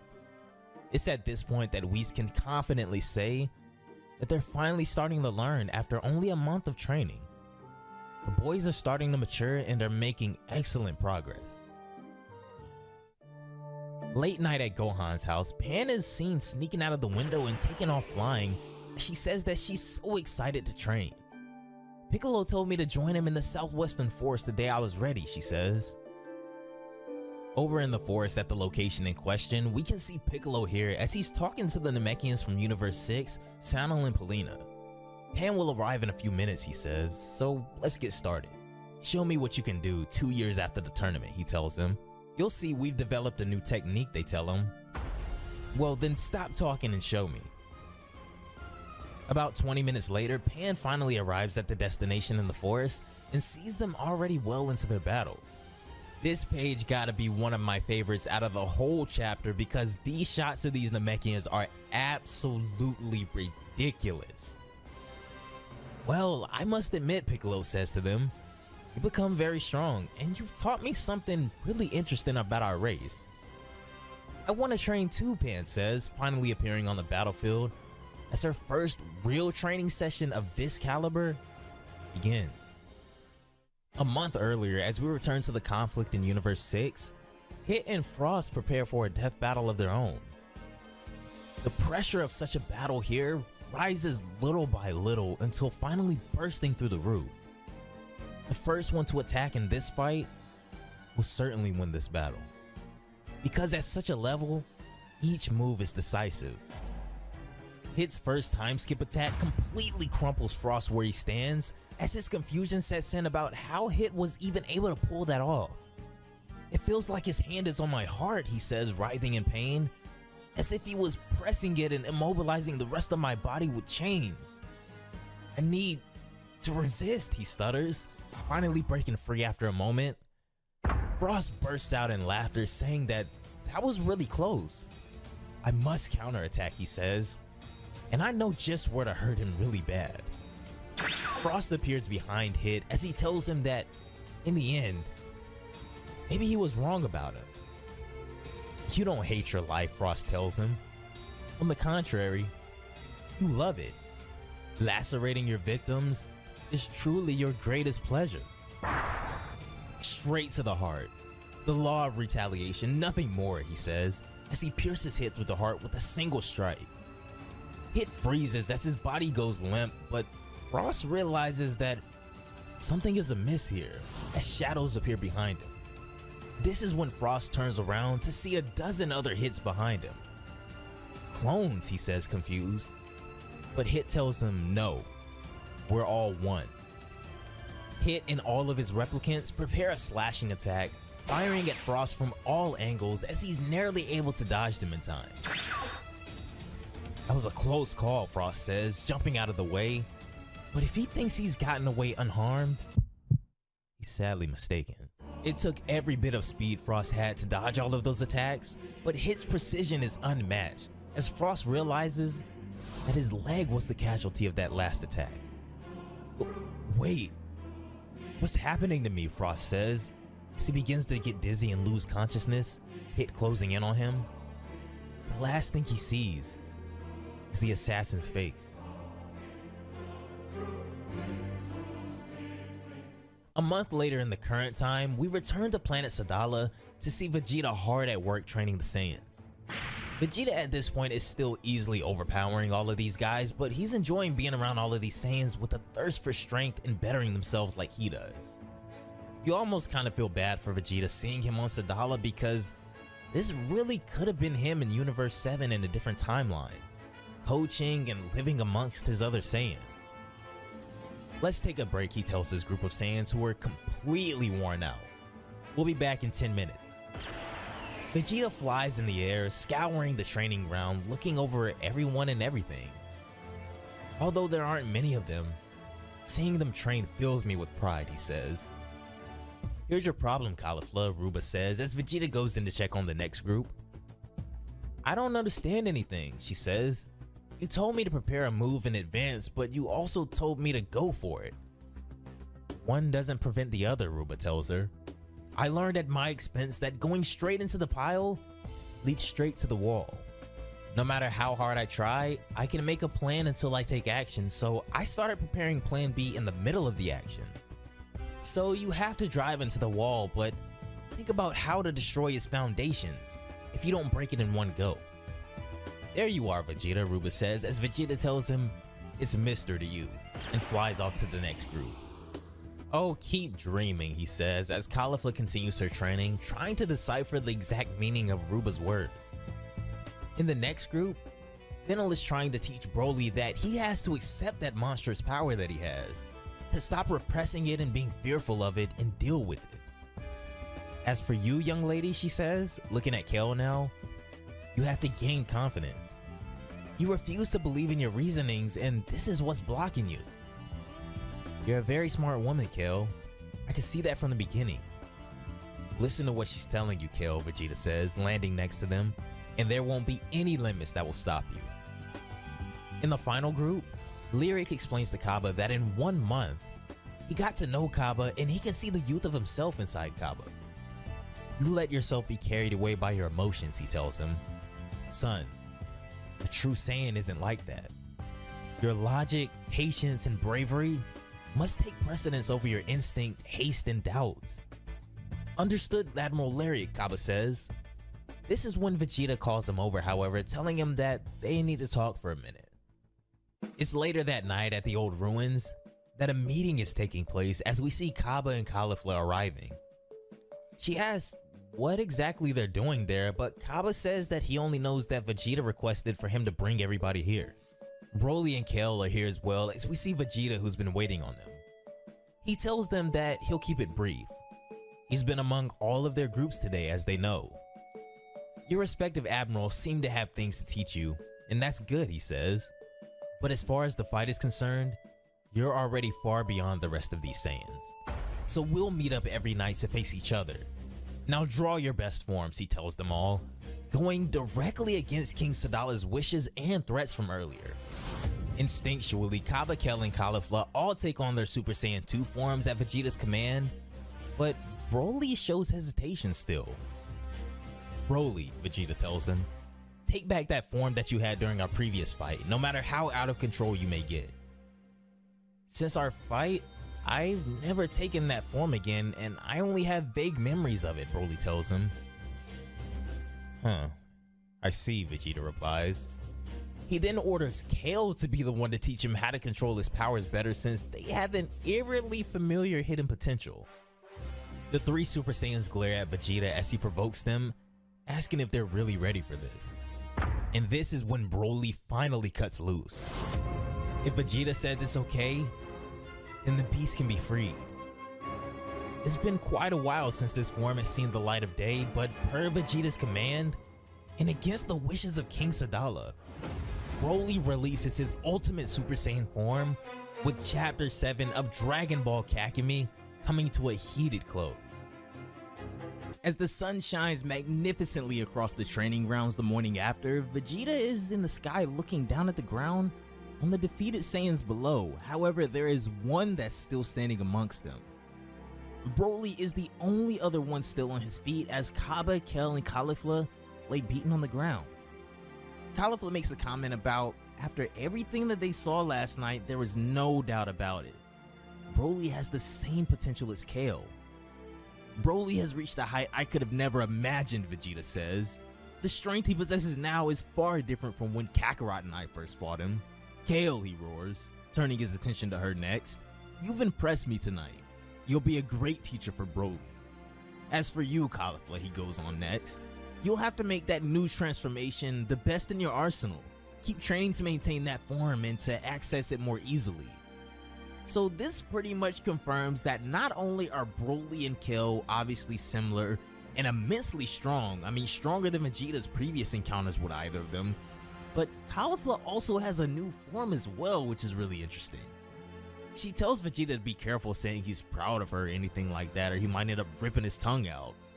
He reminds her that he is their teacher for the time being, so don't think that he isn't proud of any progress that they make, to which she simply brushes it off as they return back.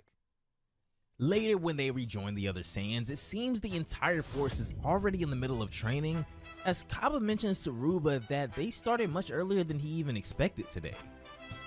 No one wanted to go home last night, Ruba tells him, so we pretty much just trained the entire time.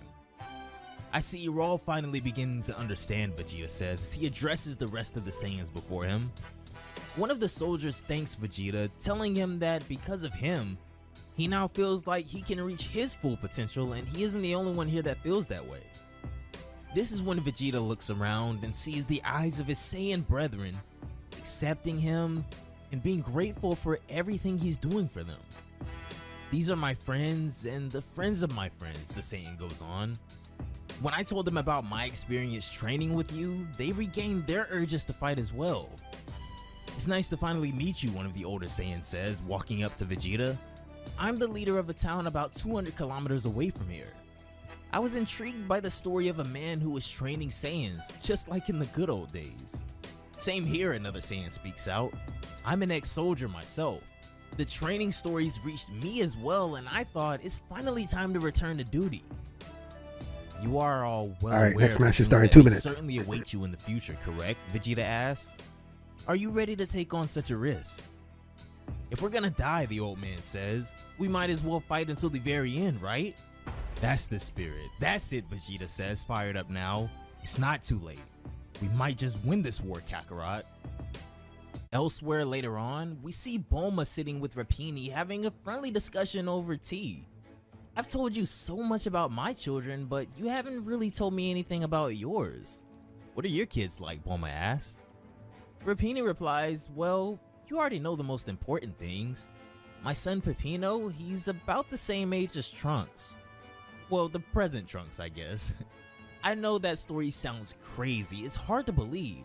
I'm sure they'll get along great though, Bulma assures her.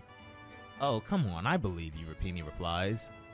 This is when Bulma asks if Rapini's husband is training with Vegeta or something. I've known you guys for a week, but I've never seen him out there. Oh, my husband? Fighting? I'd love to see that, she chuckles in response. Bulma is shocked to hear of a Saiyan that doesn't like fighting though, but this is when Rapini tells her that her husband isn't actually a Saiyan. He's a Tuffle. Tuffles are a very technologically advanced race similar to the human race that lived on planet Plant with the Saiyans. A Tuffle? They still exist in your universe, Bulma asks? Of course they do, Rapini tells her. They've been living on Sadala for over 2 centuries now, and it's thanks to them that the king has lots of efficient guards close to him. This is getting very interesting now, so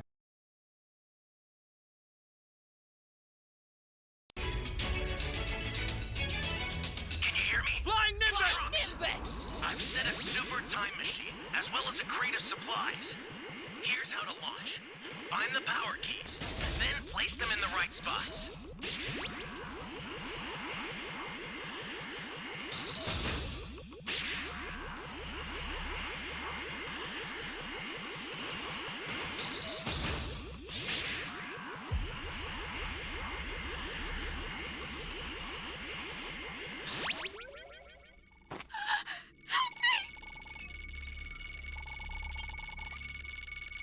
Are you here to save me? You found a power key. Go slot it.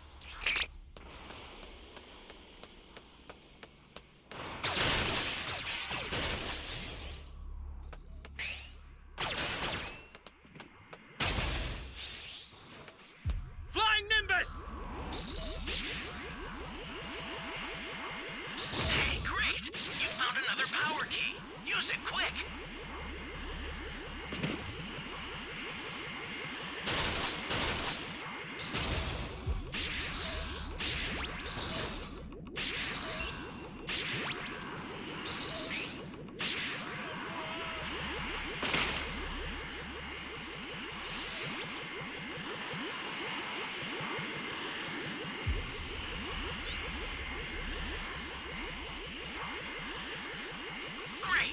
You know what to do with that key.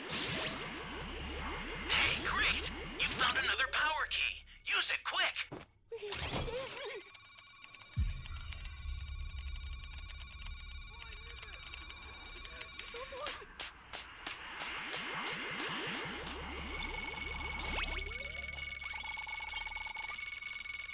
You're my savior.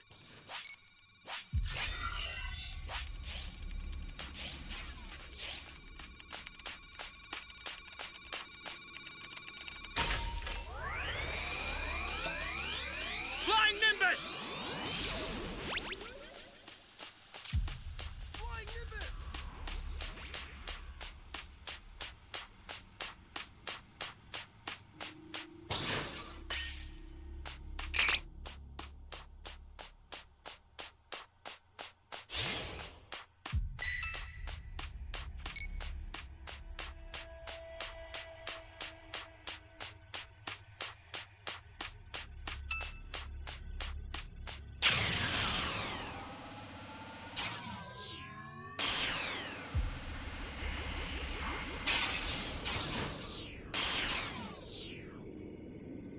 That's a new power key.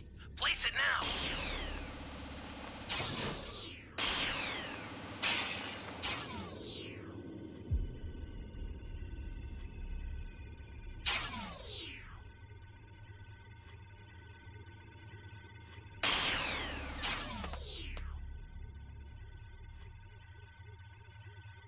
Calm yourself, Broly.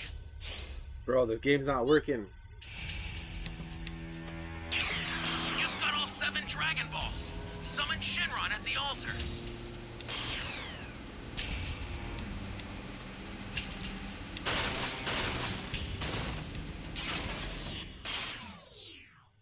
Can't pick nothing up.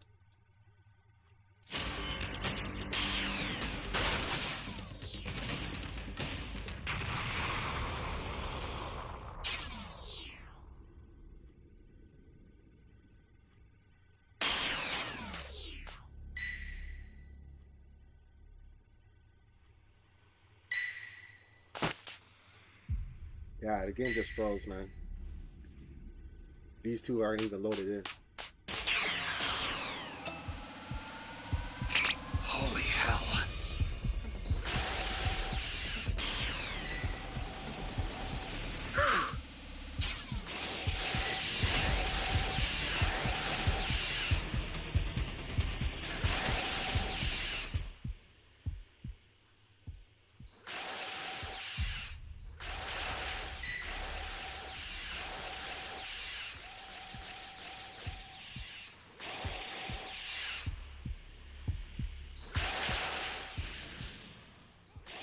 Ally down! If you intend to rescue them, watch out for enemies. Can't pick nothing up.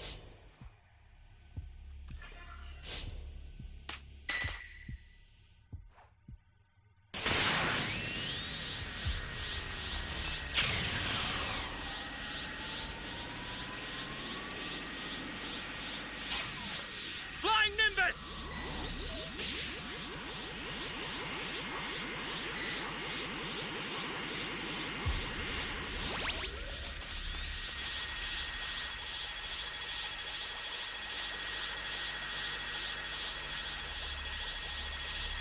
Get up!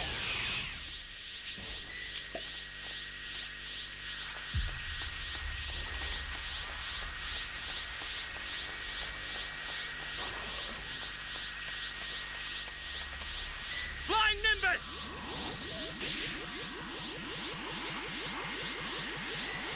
The startup system for the Super Time Machine is ready. Head there now.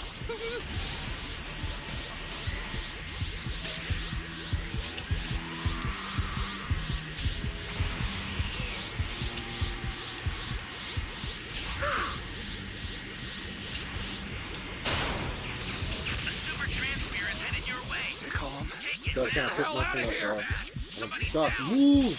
Exercise extreme caution if you're going to help them. Ally down. If you intend to rescue them, watch out for enemies.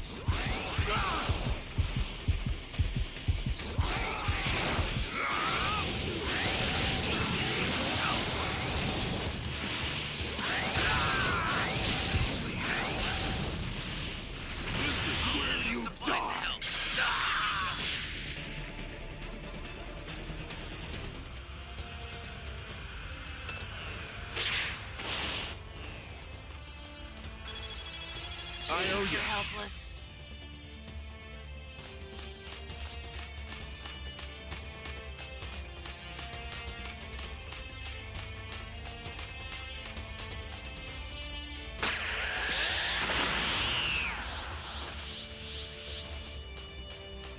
The startup system is under attack. Stop it if you can, but retreat if you need to. Got it? Flying Nimbus! The startup system's under attack. Welcome. It's dangerous, Thank so you. tread carefully if you want to get closer.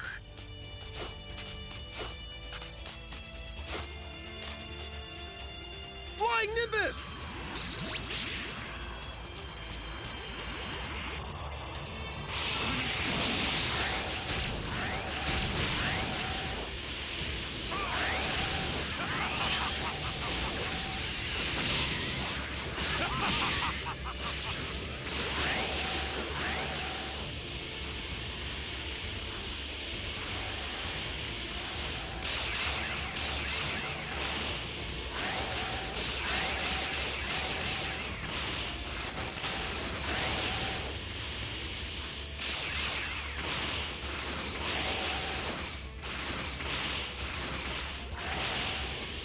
An ally needs your help.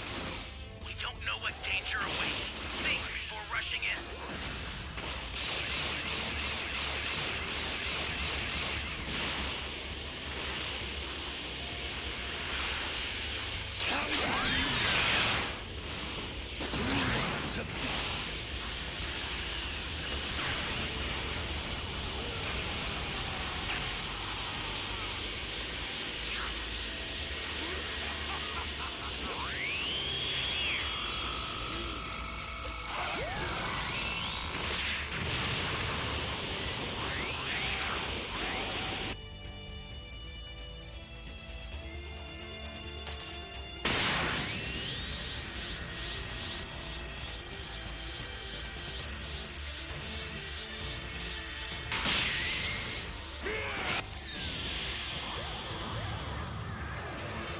Now, consider it done.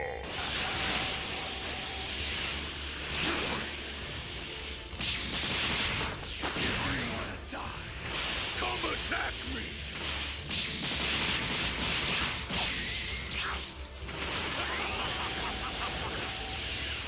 Eyes on me!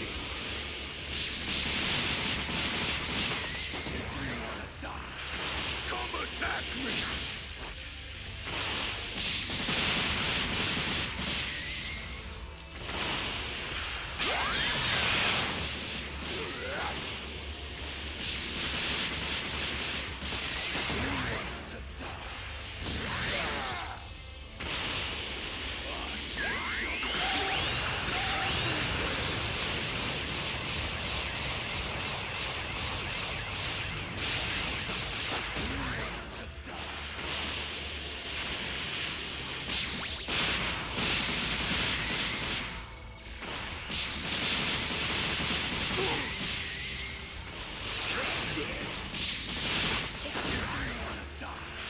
Come attack me!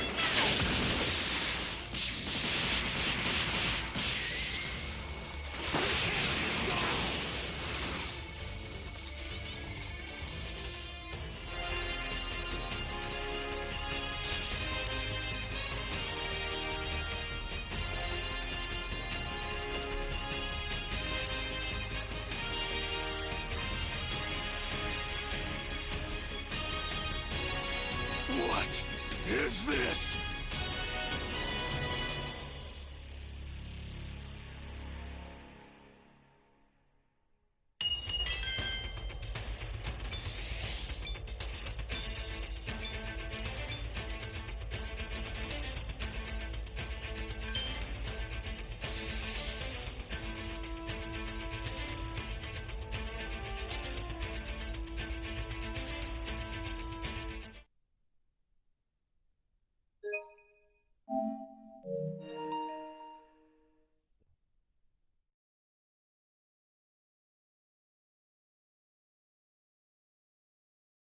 So those guards that are around King Sadala were made by Tuffles. The Tuffles spend most of their time in their laboratories just north of the capital. They work hard every single day finding better and better ways to protect our families. So your son is half Saiyan. He already has a lot in common with Trunks, Bulma says gleefully. Peppino, who again is her son, isn't entirely Saiyan, she says. So he has the intelligence and creativity of his father while also having the strength of my people. He is truly a brilliant kid, Rapini says proudly. That's amazing. I hope to meet both him and your husband soon, Bulma says. This is when she also asks if maybe it's possible that she'd be able to go and see one of the Tuffle labs as well. Well, Rapini goes on, it's kind of difficult to get there even if we had a car permit. But you're just in luck. I'm a great woman with an even greater husband. He should be back tomorrow. He might agree to take us there. You mean I could get to go there as soon as tomorrow, Bulma says excitedly, to which Rapini replies, well, yeah, as they go on to celebrate the coming revolution of Sadalian technology. 1 month prior on planet Calumet, we see Basil and the rest of the dog trio speaking to Krillin and the others, asking just what it is that's even brought them here. Gohan told us that training with the three of you would help us prepare for the upcoming battle, Krillin speaks up. Ha! You training with us? They all laugh in unison. What were you saying about a message earlier? Bergamo asks all of a sudden. Krillin, Tien, and Yamcha look around kinda confused. You mean the message from the Grand Priest, Tien repeats? You don't remember that or something? Bergamo and the others are still kinda lost as Yamcha realizes that this could mean something very troubling. The Grand Priest's message must have been stopped by the clouds that cover planet Calumet, Krillin says. That would explain it. Wait, are you telling me there are thousands of planets that don't know about the situation because of a problem like that, Yamcha yells? With Krillin seeing that now they'll just have to fill them in on everything. Well, if that's the case, let us not waste any more time, Bergamo says after being briefed. I need to see just what you guys are worth. As the three Earthlings prepare for battle, the trio powers up looking just as menacing as they always do, but potentially underestimating their Universe 7 friends. The battle begins as the Earthlings show amazing potential against the dog trio, and I gotta keep it up, Buck. The art is just always the icing on the cake. I can never get over how incredible this always looks. Krillin tells the others to remember just what this is all for and why they're here. We're here to shatter our limits and push far beyond that, Tien says. Let's show Goku that all the years spent with him have served us well. The battle continues to rage on, but this is when the three Earthlings reunite in the middle of the battlefield, with Krillin asking Tien and Yamcha if they're ready. The three fire a massive beam in unison together, with Bergamo saying that he didn't think these guys would show this much promise as they combat the beam. Basil comments that he doesn't understand, however, especially those two bald guys who weren't all that in the Tournament of Power. They're just like us, Bergamo tells him. Their true strength is in their collaboration, their teamwork, but separated, their individual power is glaring. With Krillin, Tien, and Yamcha putting everything they have into their final attack, a huge explosion occurs as the attack dissipates, leaving a massive crater in the ground, but the victors wouldn't be the Earthlings this time. Even though they may have lost, the Earthlings have shown amazing potential to Bergamo and the others, as even he admits that he almost got a little serious there himself. So I guess we should find a place to rest and heal them up now, he says. In the meantime, while everyone is putting in this work and busting their butts in training, we return to Sidra's planet in the presence of the gods. We have almost 2 years to finalize our little scheme, Sidra says to Ro. We need to get ahead of them and strike first, before they're able to react. Wait, what the heck is going on over here? This is when Mojito turns around, hearing that little suspicious comment he just made, as he walks over to him demanding to know just what they're talking about. Nothing important, Sir Mojito, Ro says, but Mojito demands that they answer the question that he just asked. What were you talking about? Really, we weren't talking about anything, don't worry, Citra repeats, but Mojito wouldn't be so quick to let them off the hook. Well, he says, towering over them now, I'll be watching you all the more from now on. Sir, Ro pleads, it's anything but what you think. I can assure you that we would never, ever allow ourselves to act in this way without consulting each other in the face of such divine conflict. Good, Mojito replies, as a very strange encounter comes to an end. When Krillin wakes up, he looks over to see Yamcha bragging to the others, saying, "I told you he'd wake up without a senzu bean." "Stop being so proud and be thankful," Tien tells him. Krillin looks at the state of themselves and can only honestly wonder, if this is their condition now, then what's gonna happen when they're faced with more numerous and dangerous enemies? "Well, we got a little bit less than 2 years left," Yamcha begins. "We'll learn." "Anyhow, how will we know when the war will start?" "Lord Sidra and Ro will warn us," Bergamo says. "We can trust them." "This bald man here must be able to see through the clouds with that front eye of his," Lavender says, as everyone laughs but Tien, of course, who doesn't think it's so funny. "Where did that eye come from anyway?" Basil asks. This is when we actually get a pretty cool recent explanation of Tien's lore and ancestry a bit. "I belong to the clan of the Three Eyes, which has this particular feature," he says, "but it kinda doesn't exist anymore. During my childhood, the wise men of my clan loved to tell old stories about the power of the third eye. Some spoke of a divine power, others spoke of a prophetic sign, and some people outside of our clan even saw us as demons. But my elders have always taught me the difference between my strength and my identity. I joined the Crane School and met Chiaotzu, my best friend, but one day while returning to my village, my family vanished into thin air. I spent years looking for them, but," he drifts off, "so I made the Crane School my second family. Then I met Yamcha, Krillin, and Son Goku while they were studying martial arts in a rival school to mine. But going back to my third eye, it's nothing more than a physical characteristic. It has nothing to do with any special prophecies. There's a little bit of everything on Earth. I mean, the king of Earth is a dog, for crying out loud," Yamcha comments, which, yeah.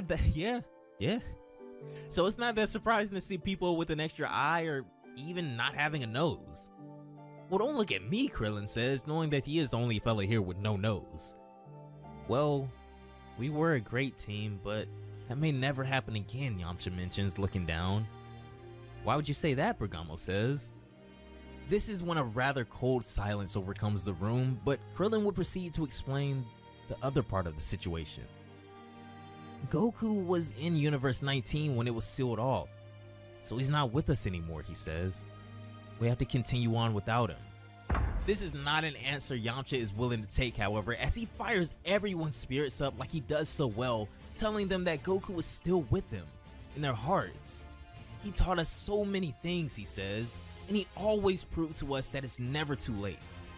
We will win this battle, and I'm gonna rescue Goku myself from our enemies," he goes on, as Chapter 8 of the legendary Dragon Ball Kikume comes to a close. "It is very useful for travel between universes," Paparoni says, "but I still need to fix some problems. You have to wait a month before you can use it again, so it's not very practical. This is also the same bot that I used to get to Universe 7 from his native Universe 6 also, if you guys didn't know.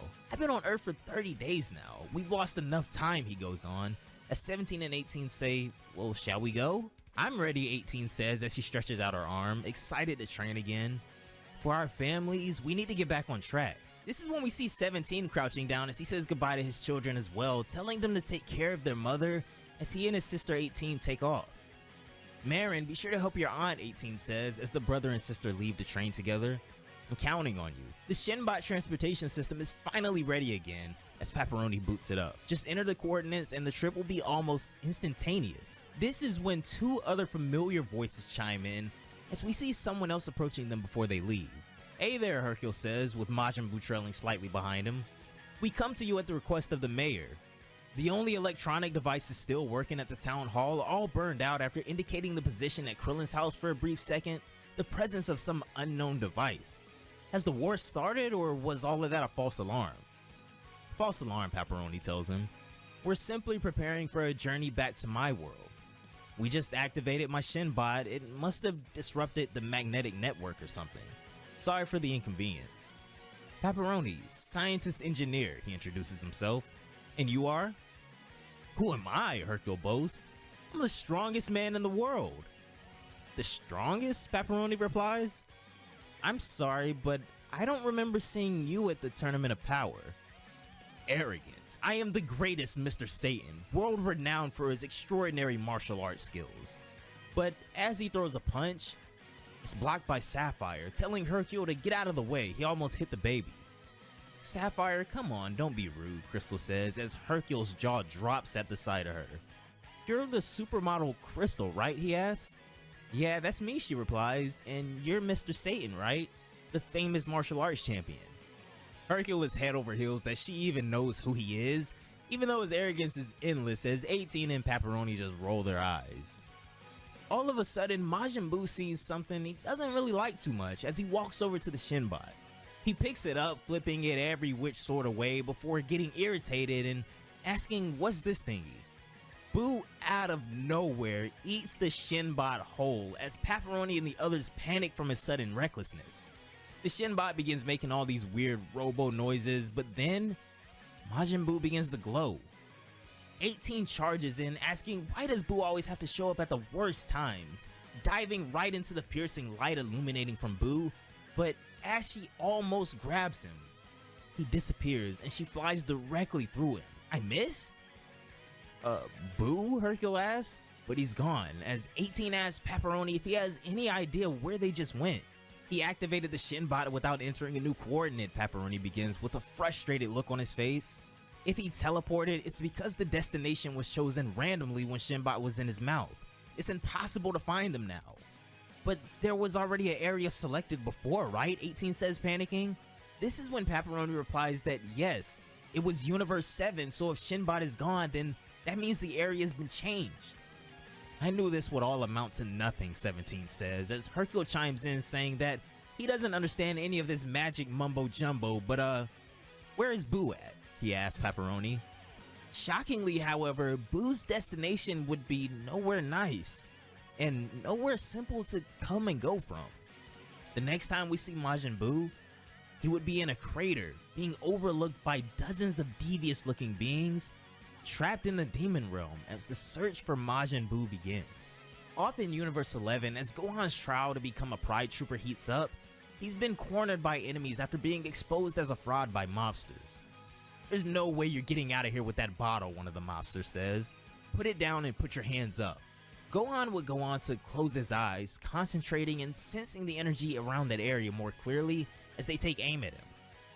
He tosses the cube with the vial in the air before taking his glasses off, saying that he really wishes he didn't have to hurt anyone, but they leave him no choice. As one of the guards attempts to shoot at Gohan, he easily snatches all of the bullets out of the air with a single hand. That was pretty dope, I'm not gonna lie. As he opens his eyes, a shockwave knocks back the entire force of soldiers, taking out the first wave of enemies. He drops the bullets from his hand and then goes on the offensive, kicking the first opponent in the face before charging at the next and landing another kick across the face. The big guy gets knocked back, sent flying as he nearly crushes his other partner standing behind him. Gohan lands on the wall, catching himself, all the while this having happened in a handful of seconds as the bullets hit the floor before the cube does and he launches himself to catch it in time. Ready, Dispo, Jiren says as they take off to give Gohan some much needed backup, assuming the plan was all a bust at this point. We'll go through the window that Gohan used. When they bust through the window, however, looking pretty spiff I might add, Jiren and Dispo are shocked. Wait, Gohan, why didn't you answer us, they ask, as they see Gohan is just fine. And he has the vial as well, safe and sound, saying that it was just truly hectic so he didn't really have a chance. Well, you've inflicted more fear than harm, I suppose, Jiren says, as they round up the criminals outside to be transported off. So I suppose you succeeded in your mission. This is when a godly drawn gang appears, asking for Son Gohan, as Gohan replies, "The Pride Troopers? Young man, you've done your duty," Kasaru says, stepping up from the middle. Moreover, Jiren and Dispo have praised your merits and bravery. You indeed have already proven yourself at the Tournament of Power, but you've now confirmed our expectations by proving your ability to serve the innocent. In short, all this talk about how you are now one of our proud brothers.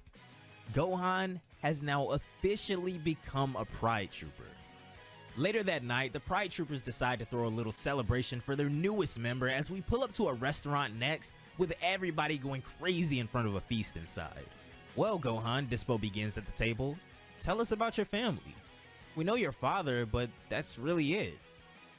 Well, I've got a younger brother, Gohan replies. He's 16 years old right now, and my mother's name is Chi-Chi. She's an exemplary mother who's always wanted me and my brother to succeed. I love her so much.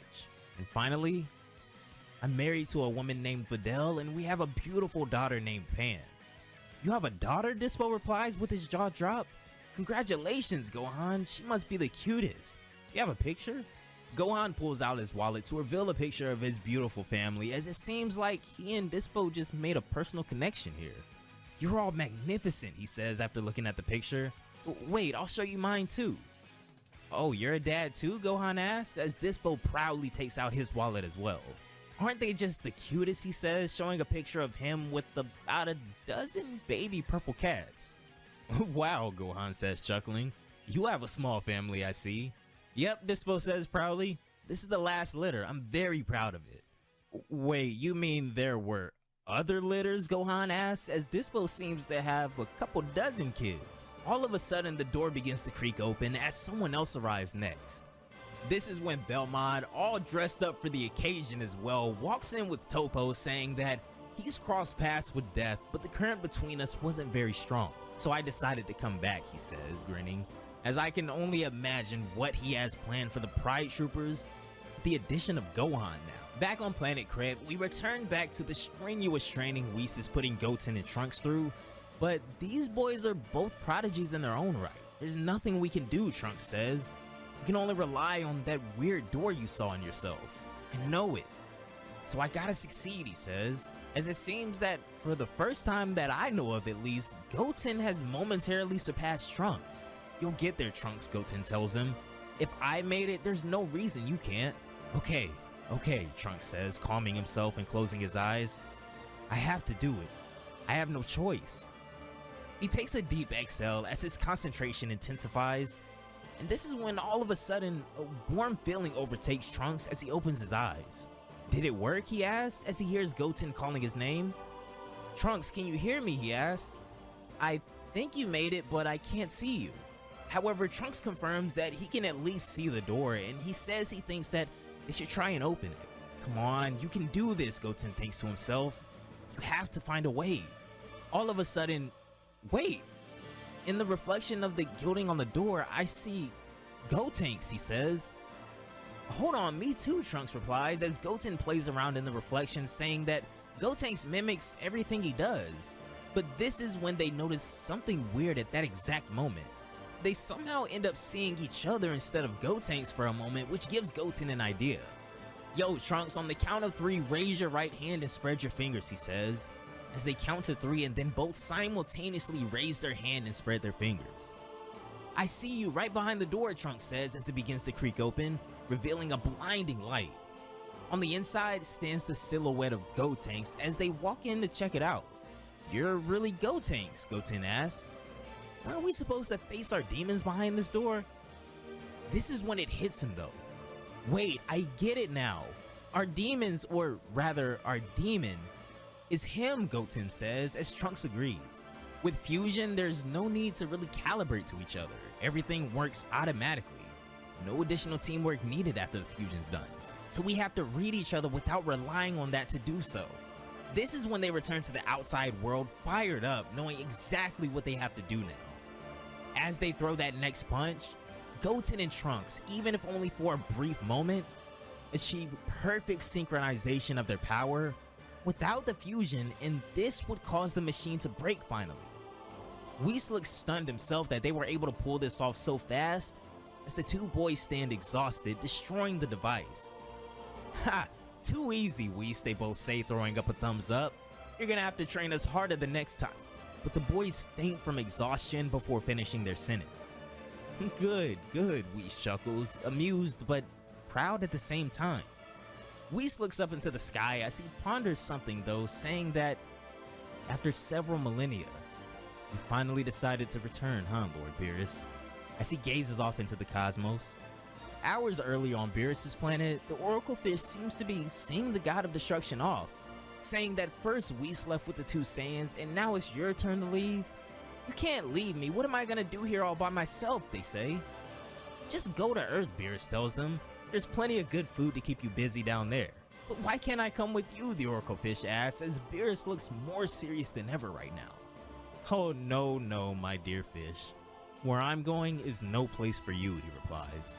The Oracle Fish pleads that it's a long journey, so Beerus should need some company. Beerus responds, however, that with this war approaching, the only company he needs is that of the perpetuity of silence, so I'll go alone. That is my last word, he says, as Beerus slings on what seems to be some form of a cape for the very first time, as the Oracle Fish comments that he very rarely decides to wear this. As we see Beerus next, he sports a headdress telling the Oracle Fish that this is something he only wears when he goes home. I'll be back soon, father, Beerus says, as he alludes to the potential meetup between himself and the rest of his race in coming chapters of Dragon Ball Kakumi. I miss that feeling, Beerus says to himself as he takes in the setting around him. This is planet Gezi on the borders of universes 6 and 7. As he descends to the ground, Beerus walks across a small river to see someone else meditating as well across the water. So you came here too, he says. Yeah, I've been waiting for you for a month, you idiot, Champa says as he and Beerus sit across the coffin. I haven't been here in over 1,000 years, father, Beerus says, as we can assume that their father is the one in that coffin. How would he have acted in our situation, Champa asks. This whole thing gives me headaches. Beerus replies that it's sure that he'd do much better than him at least, to which Champa gives a snarky reply. Even in times of peril, the sibling rivalry never fades. Over on planet Crepe, Goten and Trunks are reaching the climax of their current training with Whis, and after a short break, they're back at it again. Hey Whis, did we make it? Goten says, looking pretty drowsy still. Well, you slept well, I guess, it seems, Trunks says. Whis would go on to state that they're now entering the second phase of the training. You must now unlock your godly potential, he announces. It's a necessary step to reach stage 3 of your preparation. This would be the official beginning of Goten and Trunks' God Key training, as neither of them expected it to be so quickly, even though that is what they came here for. Good luck, Whis tells them with a smirk, as now their very life forces will be tested. I welcome you to the planet Lestia, Whis says, as he transports them to a different training location now. Here are 2 spears of God Key, he goes on, producing 2 orbs of energy. My only advice, assimilate them. What? That's all? Goten replies naively, with Trunks being equally as naive, but this would soon be fixed. Nope, that's it, just assimilate them. After which this step will be closed, Whis replies. He sends the orbs in their direction as the 2 ready themselves. They charge right in to get ahead of the orbs, but the energy passes directly through their bodies. This seems bearable, Goten says, as he and Trunks look at each other pretty confused, feeling no changes yet whatsoever.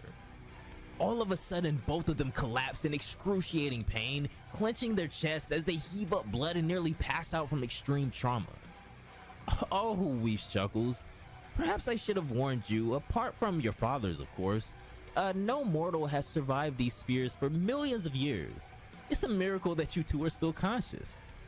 Somehow, both of them are still on their feet, though writhing in agony, but the only thing constant on both of their minds is being stronger than their fathers by any means necessary. It takes everything these 2 have and more to not implode from the agony, but Saiyan will is near impossible to break, and the drive these 2 have mirrors that of Goku and Vegeta as they continue to fight. Then, they both hit the ground, as the orbs then pass through their bodies and appear above them. After seeing their condition, Whis worries that maybe he overestimated them, even though it was only a softly charged energy orb of his that they tried to handle. Goten's only question for Whis, however, would be, does assimilate just mean to keep it inside their bodies? When Whis replies yes, something clicks within Goten, who seems to have an idea now. That goal to surpass their fathers, continuing to ignite a fire within these boys that won't let them give up, even if it kills them. During this time, across the multiverse in Universe 6, The training would intensify even more as we see Vegeta meditating as his strongest warriors train together. The Saiyans face the fields of action and limits of their potential now, and we would go on to see Broly in his Super Saiyan form working hard to control that rage, and with Kale's help, it seems he's making great progress as she tells him that he's almost got it now.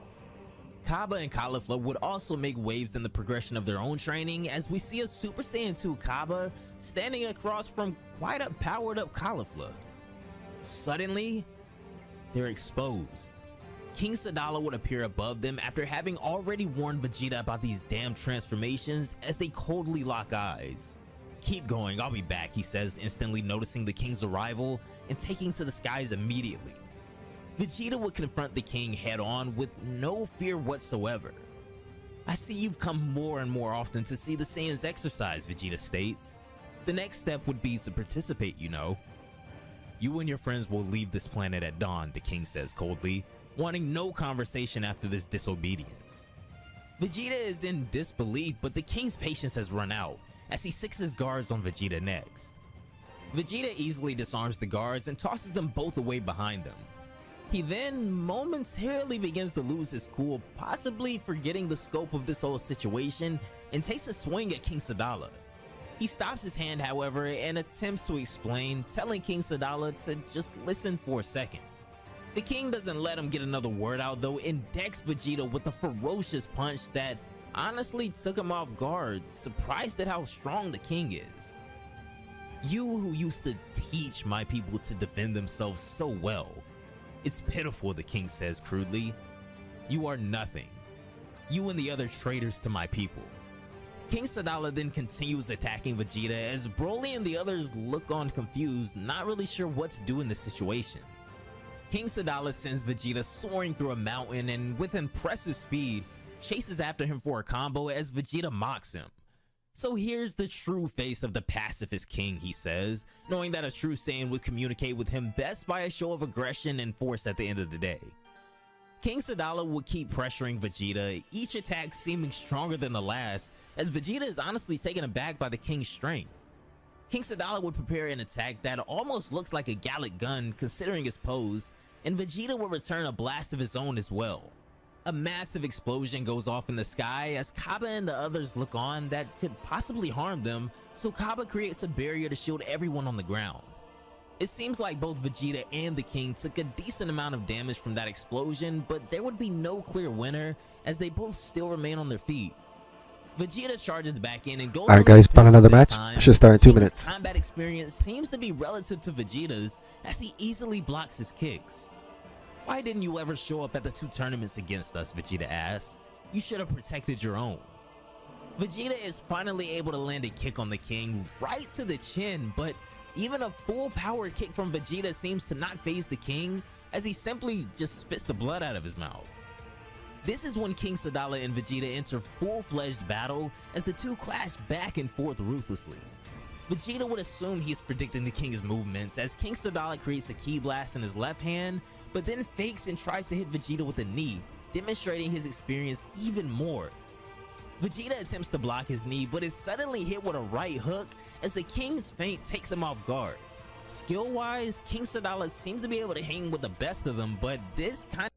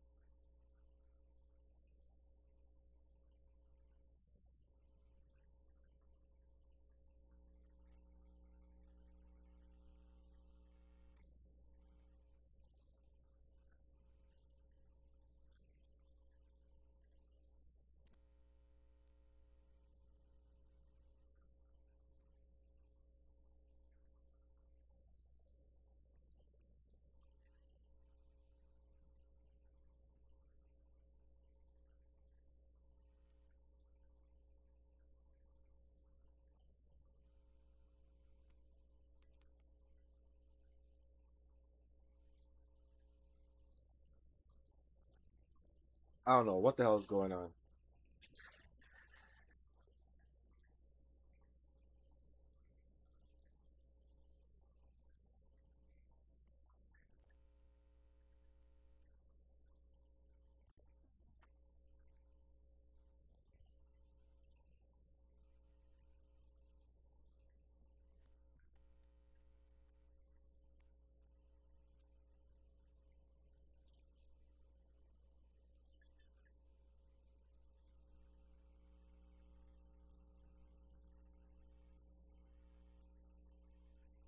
Got a power key radar, so let me just head to C and D. Oh shit.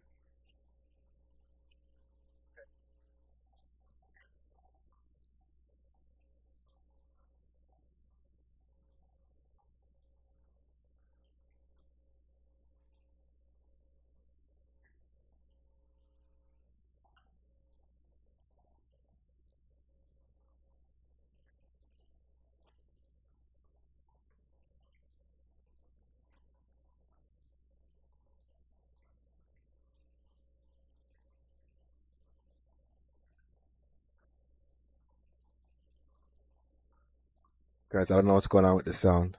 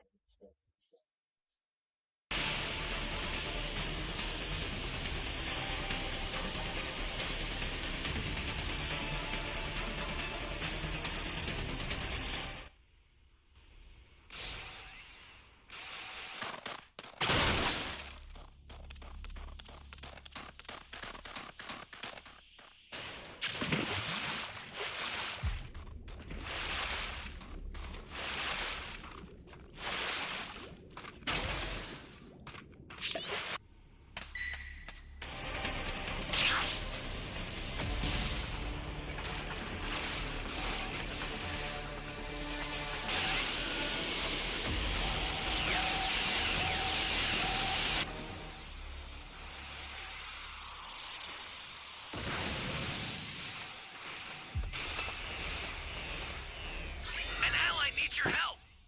We don't know what danger awaits. Think before rushing in.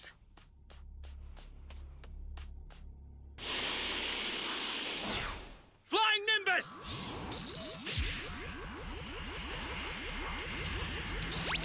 Hey, great! You found another power key. Use it quick.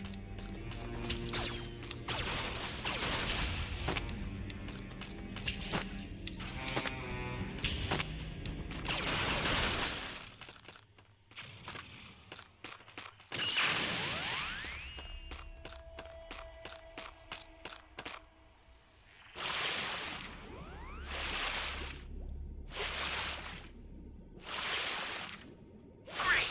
You know what to do with that key.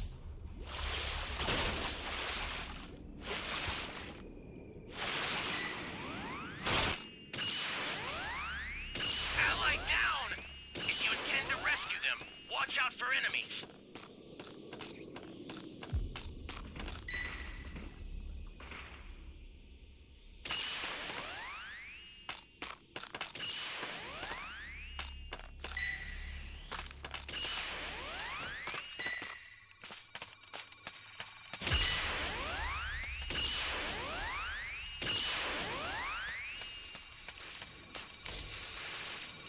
Access the startup system from the central area. Just a little more to go, then you're done. This is bad. Somebody's down. Exercise extreme caution if you're going to help them.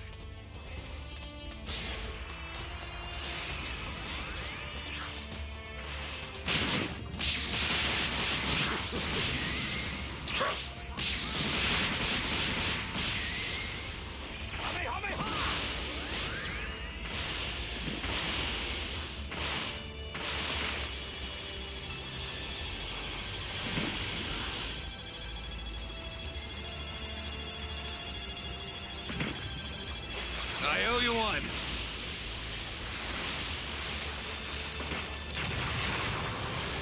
Flying Nimbus! An ally needs your help.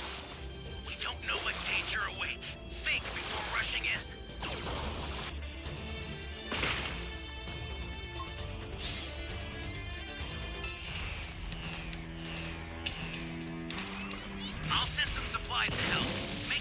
of them.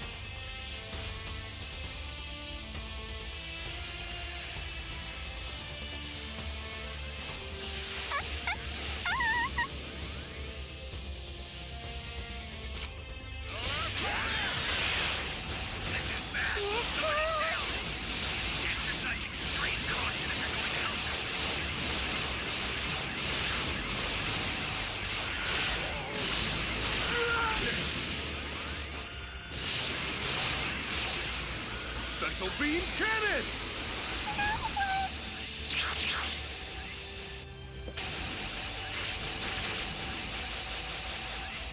An ally needs your help. We don't know what danger awaits. Think before rushing in.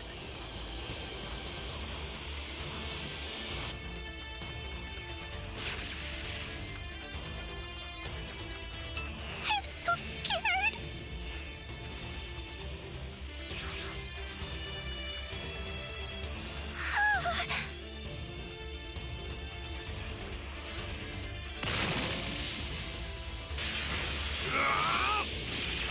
Motor system's under attack. It's dangerous, so tread carefully if you want to get closer.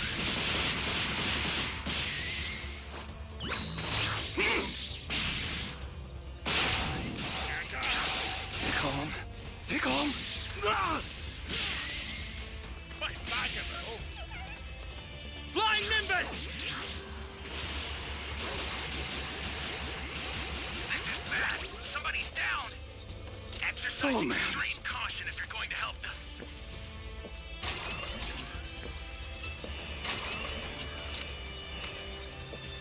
Holy hell. You're done! Kamehameha! Kamehameha! Kamehameha! It's under attack. Stop it if you can, or retreat if you need to. Got it? Startup system destroyed. Holy hell. Dragon Fist! You need to head for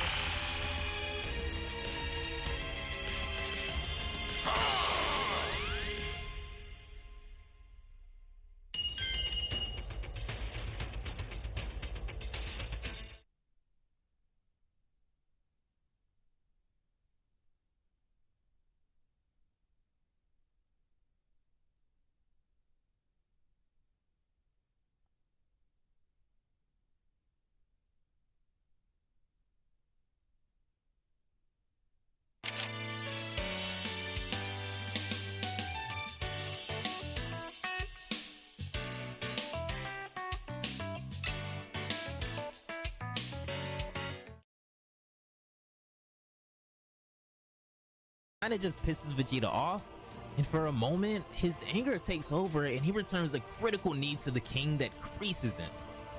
This enrages King Sadala, who grabs Vegeta and then angrily tosses him back into the ground. Never such an affront has been made to me by a Saiyan, King Sadala says. You will leave this planet if by force. He launches himself at full speed, blazing towards Vegeta on the ground, but the Saiyan just stands there ready for anything and unfazed by this battle. The fight's becoming interesting, but you always seem to restrict your abilities, Vegeta says. He goes on to meet the king in the skies, and the two collide with a vicious headbutt that sends ripples throughout the lands around them. This panel is probably my favorite in the entire chapter. I definitely got like old school Dragon Ball and DBZ vibes from this, so Well done to the team. You guys are amazing at what you do. Two noggins this hard colliding is definitely gonna do some damage, but after taking a few similar headbutts from Goku, King Sadala cannot phase Vegeta like that, so they both recover and get back to it. What Vegeta does next as King Sadala shoots a flurry of ki blasts at him, I'm not even sure how to put into words, as he seems to envision the exact pathways he can take to maneuver every single one of his attacks, and does so with ease after closing his eyes. When he opens them, Vegeta's eyes and aura show a glint of something unbelievable. I can't believe you guys did this. Ultra Instinct Vegeta is displayed as Vegeta's newest technique that he seems to be pretty good at as well. Only momentarily, however, as after Vegeta is within range again, he switches from Ultra Instinct to Super Saiyan to attack the King. The sight of the Super Saiyan, however, throws the King into a raging spiral as his mind nearly collapses from the stress of just seeing this form. Vegeta stops his punch midway as the King seems to be fighting a battle internally at the moment as he looks at him confused. I think it might be time for you to explain yourself, Vegeta says, standing over the King and returning to his base form. What makes you hate this form so much, even though it's only a tenfold increase in our capacities? The King remains silent as on the ground, the Saiyans spectating the battle seem to be confused as to how Vegeta was able to best their King and what this means for them now. The admirals remind everyone to mind their business and return to their training, however. Finally, the King chooses to speak and gives his explanation on why this form is a thing of nightmares for him. This demonic form with golden hair, he goes on, took over my body for the first time the night Gurken took the life of our previous king. But that evil took away hundreds of lives of innocent people, along with those of my enemies, he continues, recalling that uncontrollable rage. Women, children, even brothers in arms. That outburst caused by my transformation made my hatred into an endless rampage. This child carrying his sister's body within the flames still haunts me. I see, in this facet of my people, only the manifestation of evil. A conditionally accessible form of such hatred cannot be healthy, he goes on. You'll end up driving everyone crazy. Kaba has achieved this transformation through a pure, true protective devotion to you, Vegeta roars back. Would a demon team up with you to protect you? One can't be sure who one's own people really are once one admits that there is nothing more dangerous than a starving man, the King replies. Who do you think you're dealing with? What makes us who we are can't be reduced to a simple form. We're made of our acts, and all too often those of which we're the least proud of, Vegeta admits. The Super Saiyan is a weapon like any other. The key is to use it wisely. What is this heavy burden that I see in your eyes springing from the bottom of your soul, King Sadala asks him. Vegeta confesses that in the past, he massacred entire populations for pure pleasure. This is kinda like his reckoning. What did I just tell you, King Sadala asks. Unfortunate that this form has made you crazy. However, unbeknownst to the King, during that time in Vegeta's life,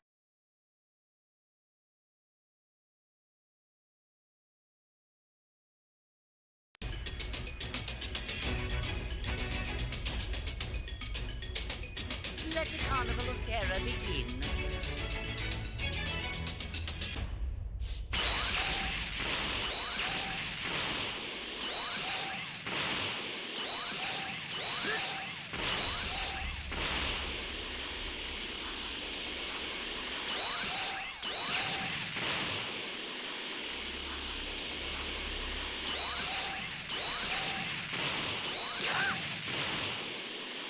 Give me the Dragon Ball. You won't get your wish. You have my thanks.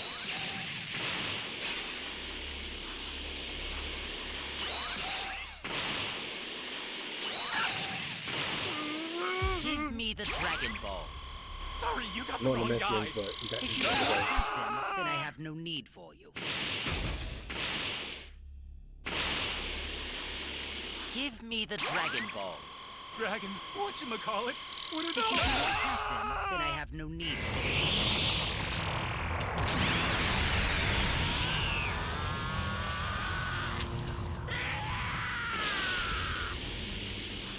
Is anyone out there? Where are the Dragon Balls? I have none.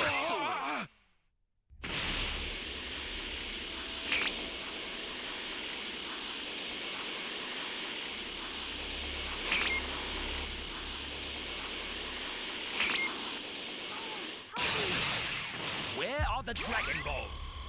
I don't have any.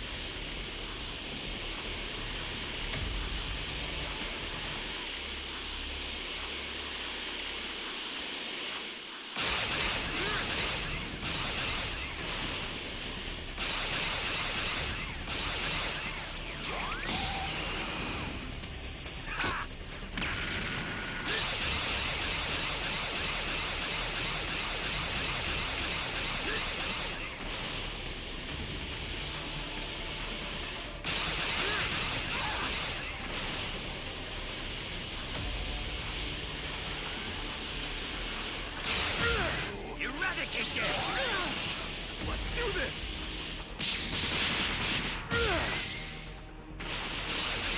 All right!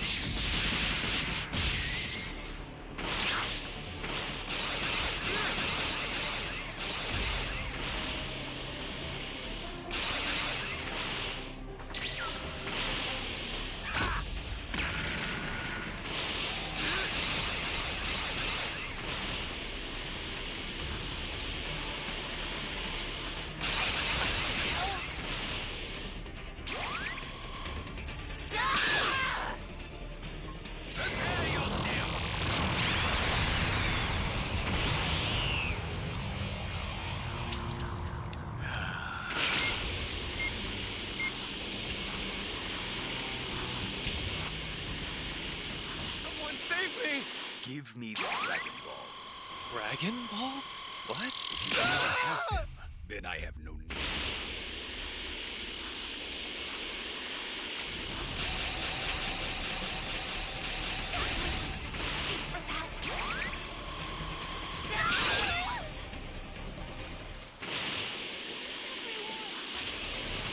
Let's do this!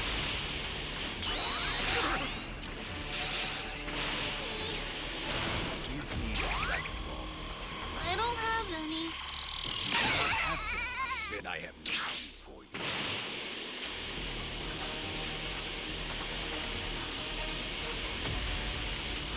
Ah, damn it!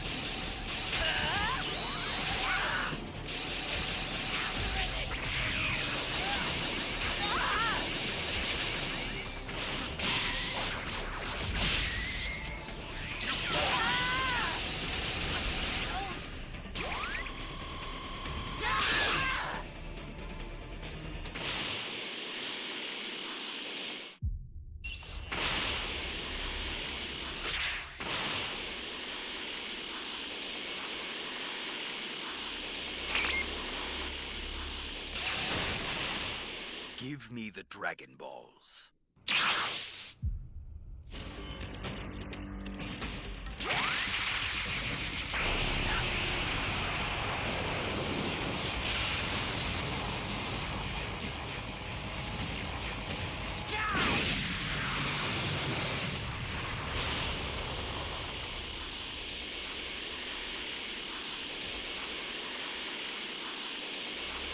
Give me the Dragon Balls. You have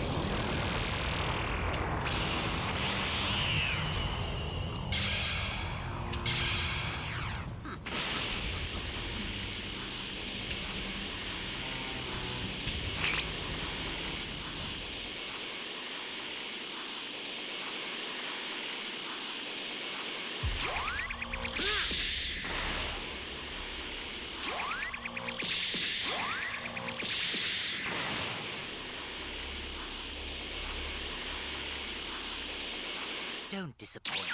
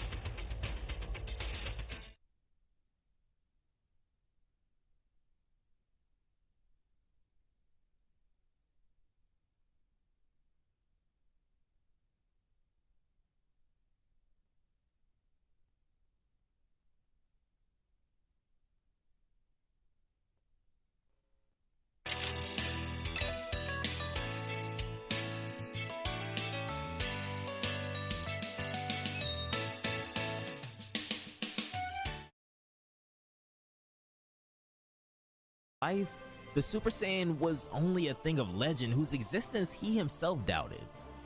For me, all is well. It's now up to you to discharge your burden, Vegeta tells him.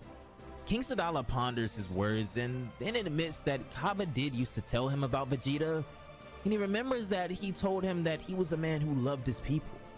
So what ultimately made you change and be aware of your actions? Vegeta chuckles and then looks up into the sky as he tells him that he'd love to tell him that it's only because of his wife and children, he goes on. But the truth is that I owe it to the encounter with a warrior greater than myself. A few years ago, I understood where true happiness and where true justice resided. The Earth, his planet that I had then attacked, became my home and I started my family there. Without him, I wouldn't be the same today, as Vegeta attributes much of who he is today to meeting Goku and their rivalry turned friendship, whether he'd call it that or not. And it's precisely with each transformation, each time that he surpassed himself, that I admired him more and more in spite of myself. The Super Saiyan opened my eyes, my friend. At first, King Sadala would be taken aback, but then he would crack a smile, beginning to take a genuine liking to Vegeta now. You fell to your knees and you didn't know how to get up, Vegeta says. But I understand you. I'd probably have acted even less wisely than you did in your place. He reaches out his hand as the likeness of Goku resonates off of him in this moment. King Sadala then goes on to say one last goodbye to his brothers, those whose lives he had been dwelling on daily, as he's ready to turn over a new leaf and no longer shun the strength of the Saiyans. Vegeta was not only able to help the Saiyans of Universe 6 become more powerful, but he also gained the trust of his people and the king, as things seem to be going pretty smoothly for them from here on out.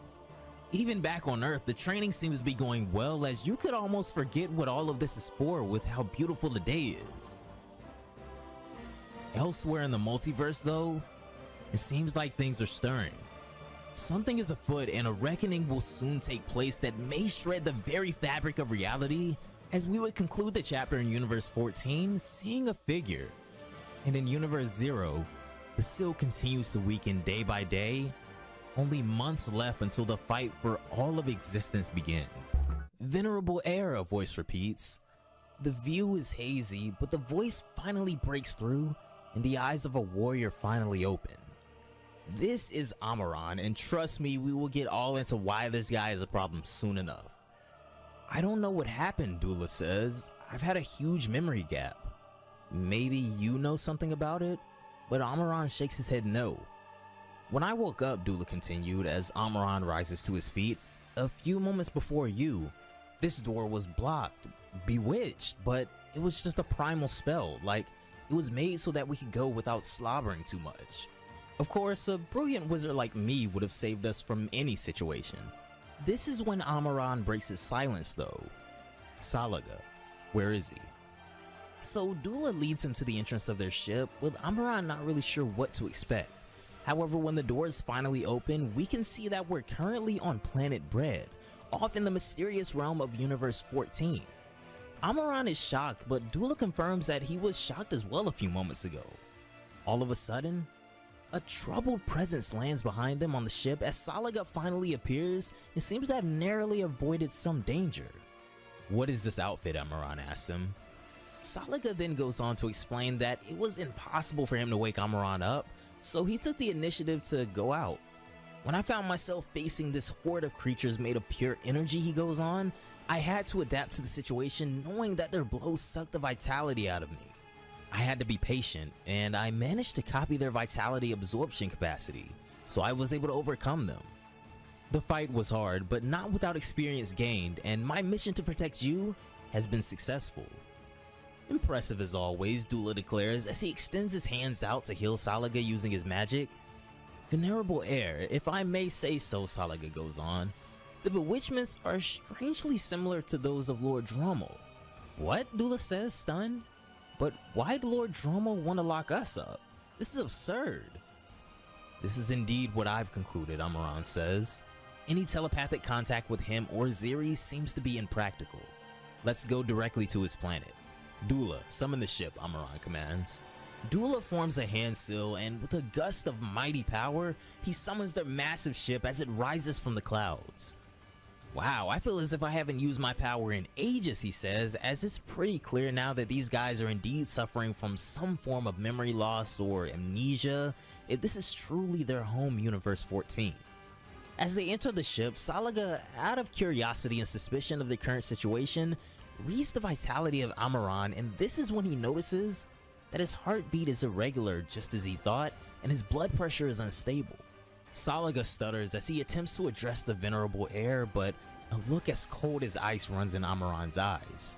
Whatever may have happened, Salaga tells him, I know you'll make the right decisions. Amaran coldly replies though that he doesn't pretend to, however, as their ship takes off, course set for planet Dromel. Back on Earth in Universe 7, Piccolo is hard at work trying to make Pan the next great Hybrid Saiyan warrior, and much like with Goku and Gohan before, he isn't showing any mercy no matter who he's training with. Pan actually lands a funny little kick on Piccolo's neck, but he jacks her up by her shirt just to remind her that she still does have quite a ways to go. If only you knew what your father had to go through to even have the privilege of training with me, he says arrogantly. Pan makes a face at Piccolo, much to his dislike of course, so he tosses her into the sky, forcing her to sink or swim, as he tells her to show him that she's actually worthy.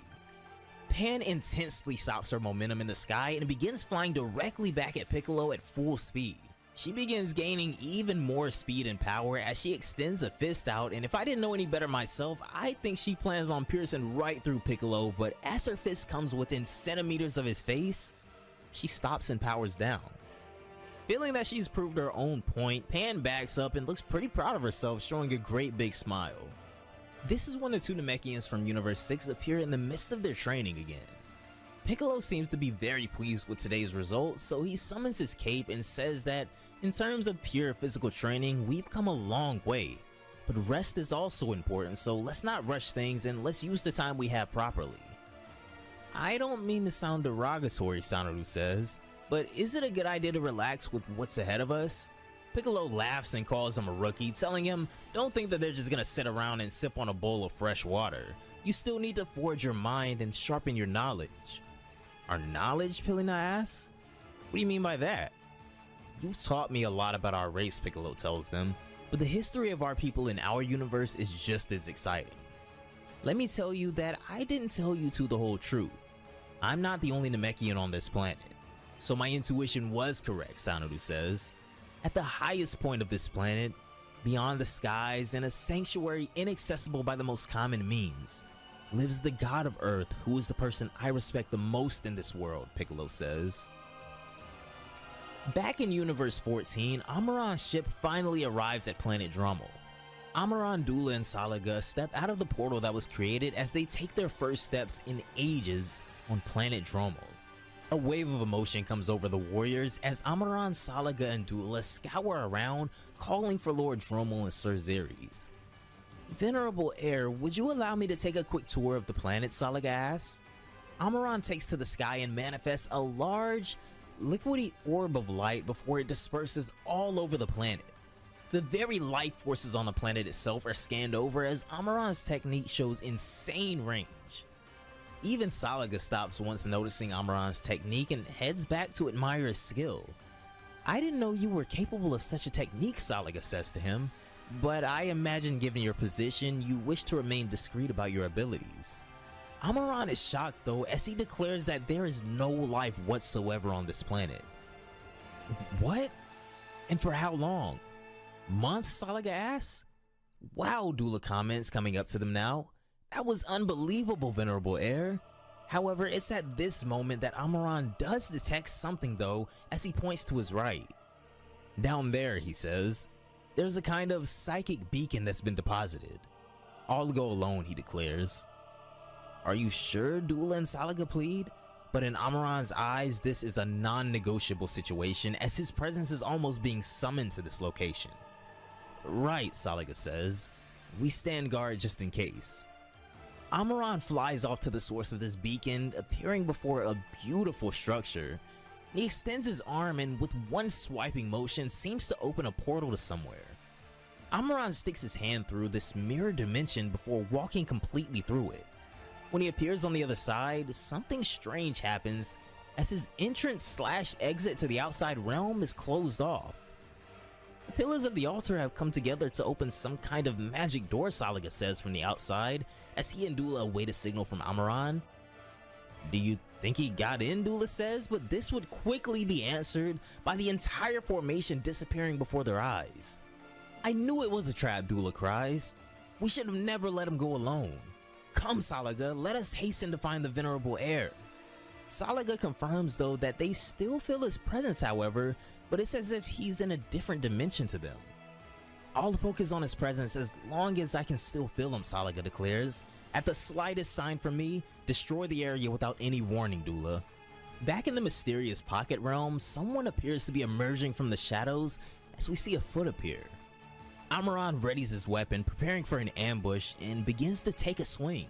A piercing light blinds his vision momentarily, however, and the being that ends up emerging from the shadows is none other than Zao, Supreme Kai of Universe 14. I've been waiting here for you for more than 6 months, venerable heir, Zao tells him. Follow me. They travel down a corridor as Zao explains to Amaran the meaning of all this confusion. You must be lost. Allow me to apologize. Everything went as we thought it would for the moment. We? Amaran asks, to which Zao vows to show him something ahead. As they arrive in a chamber, Zao tells him that he is the only one that can come to this place. Where are we? He asks. Zao declares that they're in the hall of the Altar of the Angels, where the scepter of the Angel of the Universe concerned remains when the angel in question isn't using it. Upon the altar lines a staff brimming with divinity as Zao beckons Amaran to take it. He grabs the staff and immediately is met with immense power and a hologram.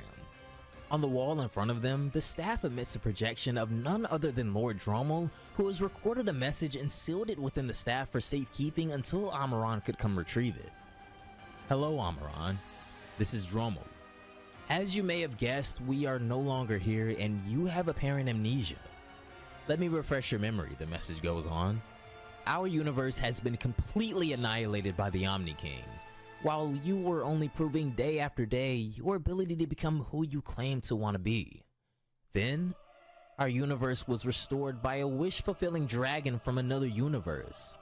Afterwards, I was approached by a woman who seemed to be the mother of the angels as well as the companion to the Grand Priest. This hierarchy and childish madness of these so-called rulers of all things having to cease, we took the decision to act and to go first to the Grand Priest himself. And here we are at the moment before your amnesia when you were on planet Bread, looking for your cherished relics. I give you back your memory, Drommel declares, as the moments before certain erasure flood back into Amaran's head. His amnesia gone in an instant, a flood of information, emotion, and confusion overcome him as he tries to process everything he's just learned in mere seconds. But a new purpose seems to have spawned within Amaran as he understands the turn of events now. Now that you remember, Drommel goes on, if you hear this message, it's because we were somehow stopped by the Grand Priest and Zeri sent his scepter back to where you are before we got stuck. Amaran has been bestowed a mission now, however, as Drommel tells him that after these events, he'll no longer be able to hold his job. For the time being at least, I will ask you one thing. Finish what you had to do. You'll have the time and the status to do it because from now on, and by this delegation, you have officially become the new god of destruction of Universe 14, Drommel finishes, as Amaran becomes the first god of destruction I've personally ever seen wield the angel staff, and I cannot wait to see how strong this guy is with and without the angel staff. As chapter 11 of Dragon Ball Kakumi begins, Amaran and the others are seen traversing the multiverse in one of the cubes we've come accustomed seeing Beerus and Whis travel by. Venerable heir, what is our travel plan? Salaga asks. Amaran responds that he's decided they'll just go visit the Grand Priest directly at his palace. His palace, Salaga replies. You know where that is? This is information that only the angel should know, Dula says. Fortunately, Amaran does have knowledge to get there, as he tells them that each element of this multiverse has a precise place and function. Nothing has ever been left to chance. Dula, however, is having trouble understanding, so Amaran goes on to explain to them how they'll be able to traverse the God Realm here. We can't move from one universe to another in any order we want, he says. For each itinerary, there are steps to be respected. A few years ago, there were only 12 universes. The gods have evoked during the last millennia the term twin universes, but it's only a correction following our disappearance. At the time when our 18 universes coexisted, we were formed in groups of 3 so-called triplet universes. Our universe 14, for example, shared the same galaxies, the same planets, and the same species as universes 5 and 8. This one is thus again connected to the universes of the gods of destruction, Arak and Liquor. So the place where I was born, Dula replies, exists identically in 2 other universes? You and Salaga are the exception to the rule, Amaran says. You have appeared in the demon realm. There's a different one in each universe. This is when we go on to see the graphic of how the universes would be intertwined in this triplet format. Universes 1, 12, and 18 would be one set, universes 2, 11, and 17 another, and universe 3 would be paired alongside universes 10 and 6. Additionally, universes 4, 9, and 15, universes 5, 8, and 14 of course as previously mentioned, and finally, universes 6 and 7 are paired along with universe 13. The universes are all organized in circuits in which each series of 3 follows one another. There is no way to get from one universe to the other unless they're connected within the circuit. Xeris told me at the end of his message that the Grand Priest's Palace is an isolated place, accessible only by passing through special portals in a defined order. This one changes every 100 years or so, and Xeris shared with me the current configuration one must follow to get to the palace. The first portal to pass through is in Universe 4. The journey will be rather long even on board the cube. To get there, we must cross 5 universes in total. Though once arrived, the portals will be significant shortcuts. Getting back to our adventure, however, he continues, we are currently between universes 8 and 6. So, Salaga mentions, let's optimize our trip by taking advantage of the stops to warn about the presence of the new god of destruction of Universe 14. Let's show them that our universe is not that easy to take over. Later on, as their travels continued, Amaran and the rest would arrive upon planet Rosemary in Universe 4. As they descend upon the planet, Dula commands the attention of the inhabitants and orders them to kneel before the divinity that has blessed their planet today. This is the one and only true heir of the divine throne, Sir Amaran. The inhabitants of the planet look kinda confused, but Dula is indeed losing patience with those who choose not to kneel. He overwhelms them with his power and forces them to kneel before Amaran and show him the respect he deserves. They're probably a species without any form of spoken language, Salaga says, but Amaran knows better. What are your demands? One of the civilians replies. What would you claim from an insignificant people like us? We are from Universe 14, Dula says as he approaches them, and in front of you is its new leader. 2 years ago at the Tournament of Power, they explained to us that there were only 12 universes, the guy says, not believing there to be a 14th. And you're saying now that you're from the 14th? This has something to do with the Grand Priest's call from months ago. Otherwise, whoever you are, they continue as the other warriors begin to step up as well. You are not welcome here in Rosemary. Wait, so they're already aware of what's coming, Dula says surprised? Aw, and here I was aching to toy with them. It looks so fun to play with those little chicken legs of theirs. You haven't done anything that would be of an offense to us yet, Salaga says. We feel generous today. Allow us to forgive you by kneeling before us right now. Well, sadly for you, I'm actually the most stubborn being in this universe, one of them replies, as the warriors from planet Rosemary rise before them.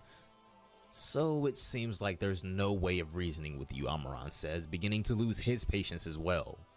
The bird-like warriors begin to power up, but Salaga quickly informs them that a god of destruction will not be lowering himself to their pitiful level, so he and Dula will be taking care of them. However, the warriors are fearless, and even if they shall perish here, they mention that there is a being that won't be too happy to know that there's a god of destruction walking around quietly in his universe. Over on planet Quitella, the god and angel are seen sparring, but this is when Quitella senses a very interesting key in his universe, mentioning he doesn't know who this being is. Cognac, however, says that this could be the energy of a god of destruction, and given the darkness coming from it, things don't seem too friendly. If I don't recognize the key of a god of destruction, It's perhaps that it comes from a resurrected universe, Quatella says. I myself wasn't even a god of destruction when they were destroyed. If I'm not mistaken, it's as if the 2 years that the good old Grand Priest left us have been listened to. No, Cognac replies. I don't recognize this energy either. It is, nevertheless, lower than yours, but the situation itself remains worrying. What would you like to do, he asks. What do you think, Quatella asks, laughing. We're talking about my universe here, and I forbid anyone to intervene in it, either with or without my authorization. Let's go, he says, getting serious all of a sudden, and the two head out for Planet Rosemary. The absolute terror and destruction that's taken place on Planet Rosemary in the meantime cannot be understated, as the civilians who refuse to kneel before Amaran have been devastated where they stand, and most lie on the ground lifeless as we return. Salaga and Dula, bored as they may look, have taken much joy in the terror they inflicted here today in the name of their lord Amaran. Amaran himself, however, sits atop a mountain of bodies of those who went against him, as he tells the remaining, we didn't come here to destroy you today, only to tell you that the end of everything will soon begin. It's not too late for you to make the right choice, he tells them. Don't be on the wrong team. You couldn't do anything against Salaga and Dula, them just using a piece of their power, so do you really think it's wise to oppose me? Furthermore, I myself am nothing compared to Lord Drommel. Drommel? Who the hell is that? The last remaining guy says. Well, I won't bother explaining it to you, Amaran replies. Think wisely. You hold your people's lives and who knows, you may have a chance to meet him if you joined us. The lone Universe 4 warrior refuses to give in, however, telling them to go ahead. Keep acting so full of themselves. You have no idea what we're capable of, he begins, but Dula raises a hand and the breath instantly leaves his body. Dula suffocates the lone warrior, however, this is when Quatella comes within range of Amaran being able to sense him, so they hastily take their leave, knowing that they aren't quite ready for this battle yet. Moments later, Quatella is heard standing above the warrior whom we now know as Ganos, demanding to know what happened here. I don't have anything left, Ganos says. Forgive us for being late, Cognac says, but the damage has already been done here. Quatella and Cognac are still both hot on the trails of this energy, however, as Quatella mentions that they seem to be slightly ahead of them. Do you think we can get to their destination before them, he asks. It won't be easy, Cognac replies, since they are also in a cube. Seeing the direction they're going, though, it seems that they're headed for a specific portal. And to think we were hoping for mortals to help us in the war, Quatella says, disappointed as he looks over the carnage. Most of you won't ever be on point. Right, Cognac agrees, and for those of you who have the strength required, we'll need them to not mentally break after such encounters. Cognac, clean up this planet a bit so that it looks a bit more like something, and the few remaining inhabitants forget everything that just happened here. Let's not cause panic unnecessarily. And we'll be taking these three with us, he goes on, to the shock of Cognac. It's not like you to act in the interest of mortals, Sir Quatella, he replies, but he obliges his request. Over on the outskirts of Universe 4, Amaran and the others have finally made it to the first portal. So this is what one of those special portals looks like, Salaga says, and on the other side is Universe 10. After that, there will only be 2 more portals left to use. One to go to Universe 6, and there, another to get to the palace. They fly through the portal and come out on the other side near planet Argon in Universe 10 before descending. 5 months have now passed since the events that took place between Kansei and the Grand Priest, and all 12 universes are continuing to train and prepare as hard as they can for the coming war, in order to defend the legacy of precious generations in the best way possible and the destiny of future generations to come. Over in Universe 11, the Pride Troopers are back on a mission as Jiren mentions Gohan being on a planet called Grill for quite some time now. And it was only a few hours ago that he gave his first sign of life by asking us to join him. He absolutely wanted you to come specifically, Jiren. It was unconscious to let him go there alone, Jiren says. I know, Castrol replies, but we had no choice. All members of the Pride Troopers are mobilized throughout the universe to stop wars or terrorist organizations. Gohan himself offered to go solo. When they do finally arrive on Planet Grill, Gohan looks completely different, to the point where even Dispo says that, wow, in just 5 months, he's almost unrecognizable. Did you seriously think it would have come to this when he first came to meet us, he asked Jiren. The only reason I agreed to give him a test was to pay off our debt to Universe 7, Jiren replies. But today, I'm happy that he's one of my brothers. Planet Grill is now cleaned up as you asked me to do, General Casserole, Gohan says. Indeed, he replies. I didn't think you would stop an army in only 3 days, but you know as well as I do that it wasn't useful to let them all live, right? He asks. Gohan remains silent. It was a wanted organization for several months now. Its members are each responsible for many deaths and accidents. This kind of guest does not deserve to be spared, Gohan. I understand your point of view, Gohan replies, and I'm sorry I didn't accomplish my mission as you would have liked, but if the Earth has taught me anything, it's that our enemies of today can change and become our greatest allies in time. Be careful to not get too lost in your gummy bear world, my friend, Casserole replies, but thank you nonetheless. As Casserole begins talking on the radio to more troopers, Jiren instead wants to know why Gohan requested for him to come here as well. Alright guys, we finally found a Gohan match. tells Should him start in that 2 minutes. because of Jiren's help in particular, he's gradually reaching his goal. 4 months prior at a party, post-celebrating Gohan's recruitment, we see Gohan asking Velma how he's able to be there with him and when he came to after seeing what had happened to him during the Topo transfer. Casserole tells him that he woke up during Gohan's interrogation mission as Velma scoffs that of course Goku's son would join the Pride Troopers one day. Well, to be frank, Gohan replies, it wasn't in my mind to come all the way here and I would have continued studying if things hadn't reached this point. Since your arrival here, a question has been on my mind, Topo interrupts. Why didn't you stay and train with your people? This dear Vegeta could have brought you perhaps much more than any of us.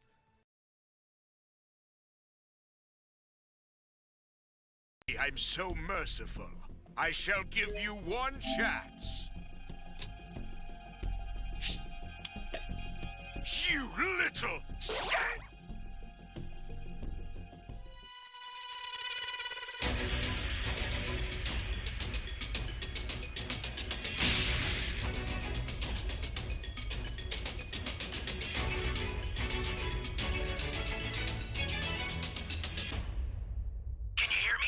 Flying Nimbus! I've set a super time machine, as well as a crate of supplies. Here's how to launch. Find the power keys, then place them in the right spots.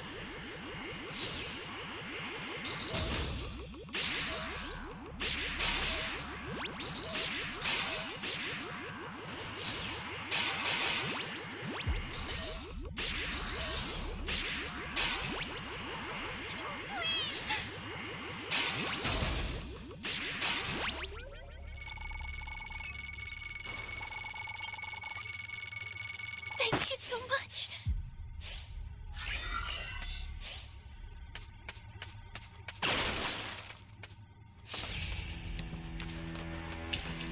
You found a power key. Go slot it. Flying Nimbus! Oh, come on! Thank you.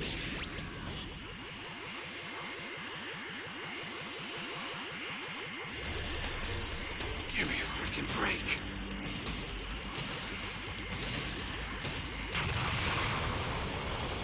Someone save me!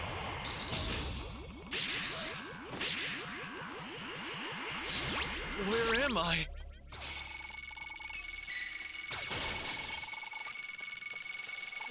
Thanks.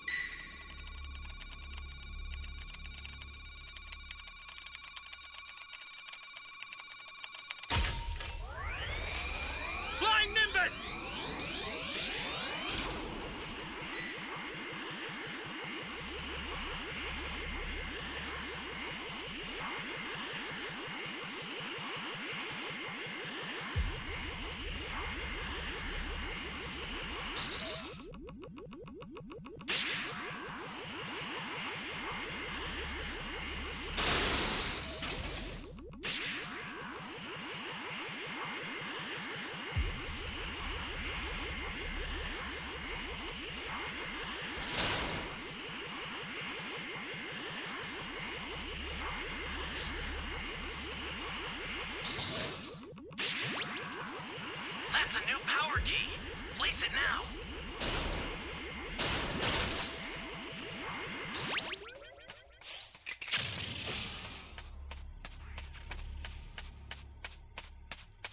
Great!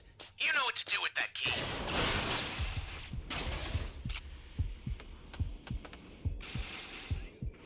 Ally down! If you intend to rescue them, watch out for enemies. Flying Nimbus!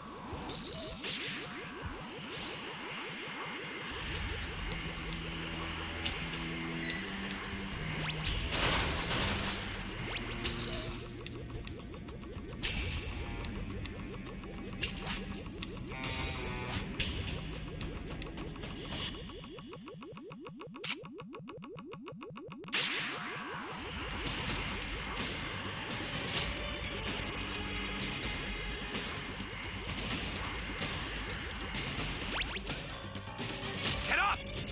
I owe you.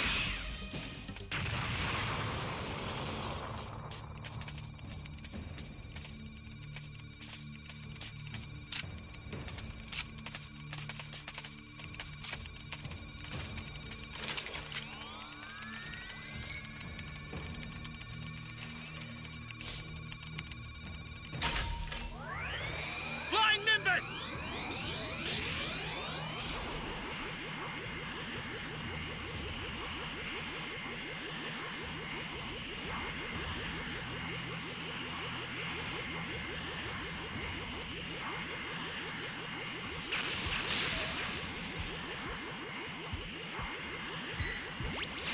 Holy hell.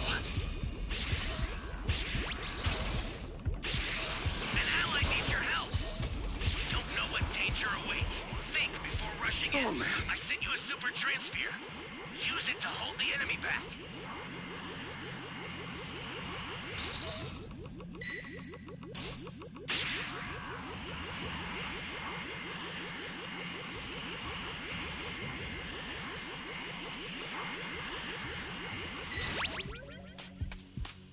Stay calm.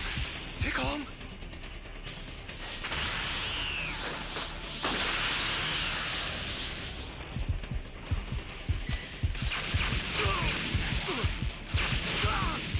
You bastard!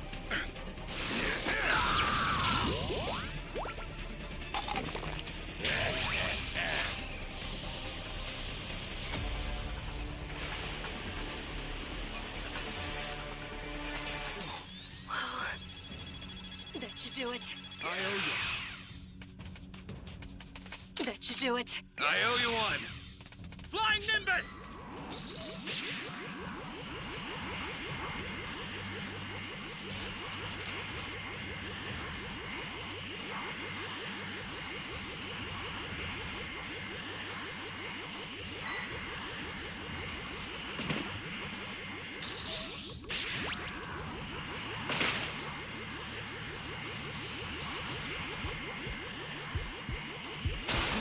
Hey, great!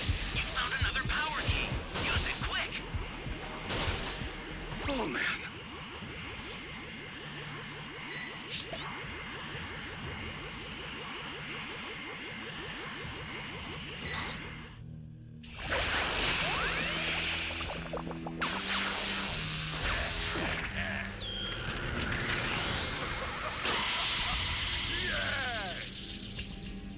I'll get another one out right away. Just keep it together until then.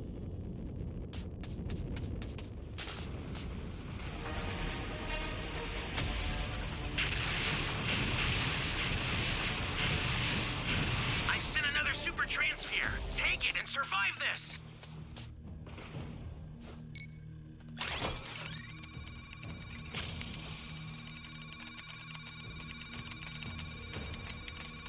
Gotta get out of here.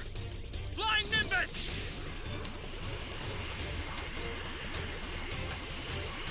That was a close one. Super time machine is ready.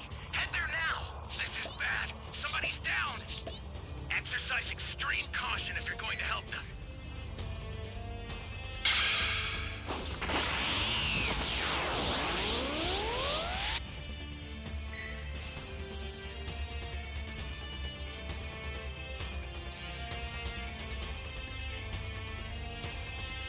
guy down!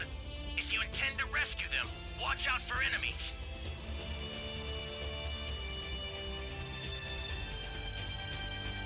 I'll send some supplies to help. Make good use of them.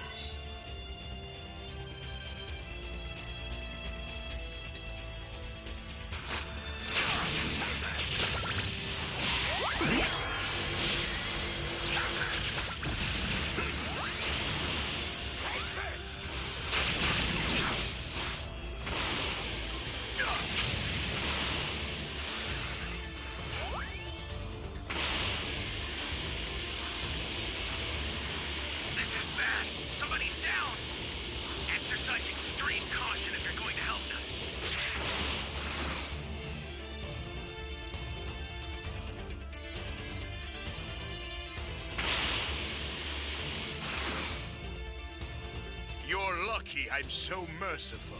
I shall give you one chance.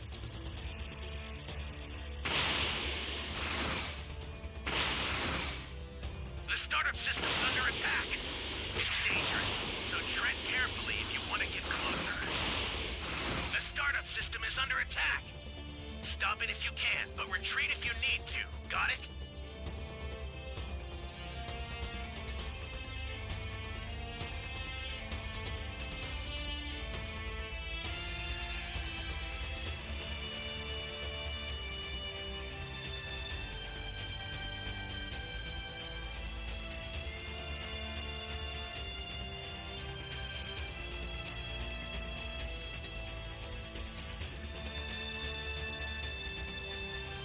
To commemorate my newfound dominance, I'll destroy this planet!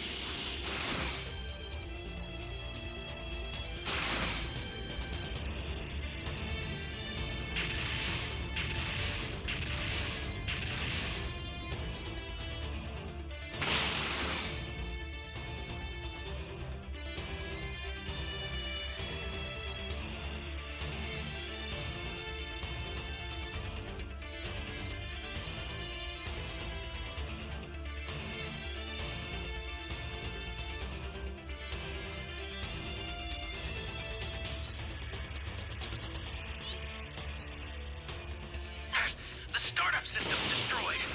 The escape time machine's almost prepped. You need to head for the beacon that's indicated by a blue light. You're lucky I'm so merciful. I shall give you one chance.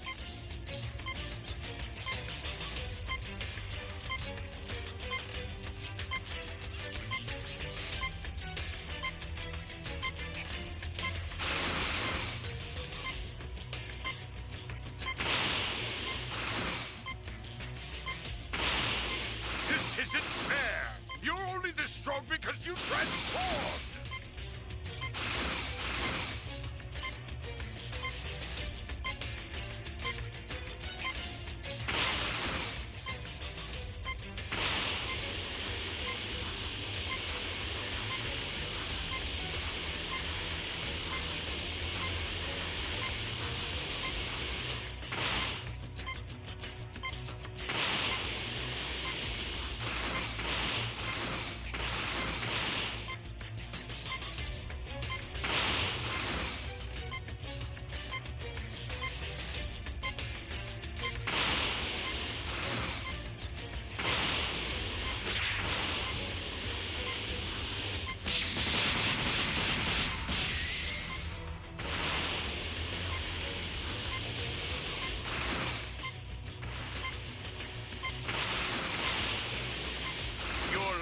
I'm so merciful. I shall give you one chance.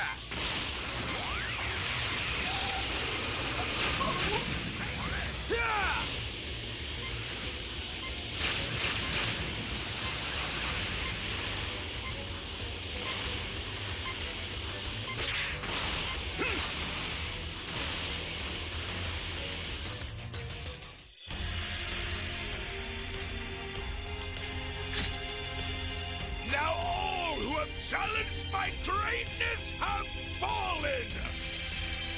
To commemorate my newfound dominance, I'll destroy this planet!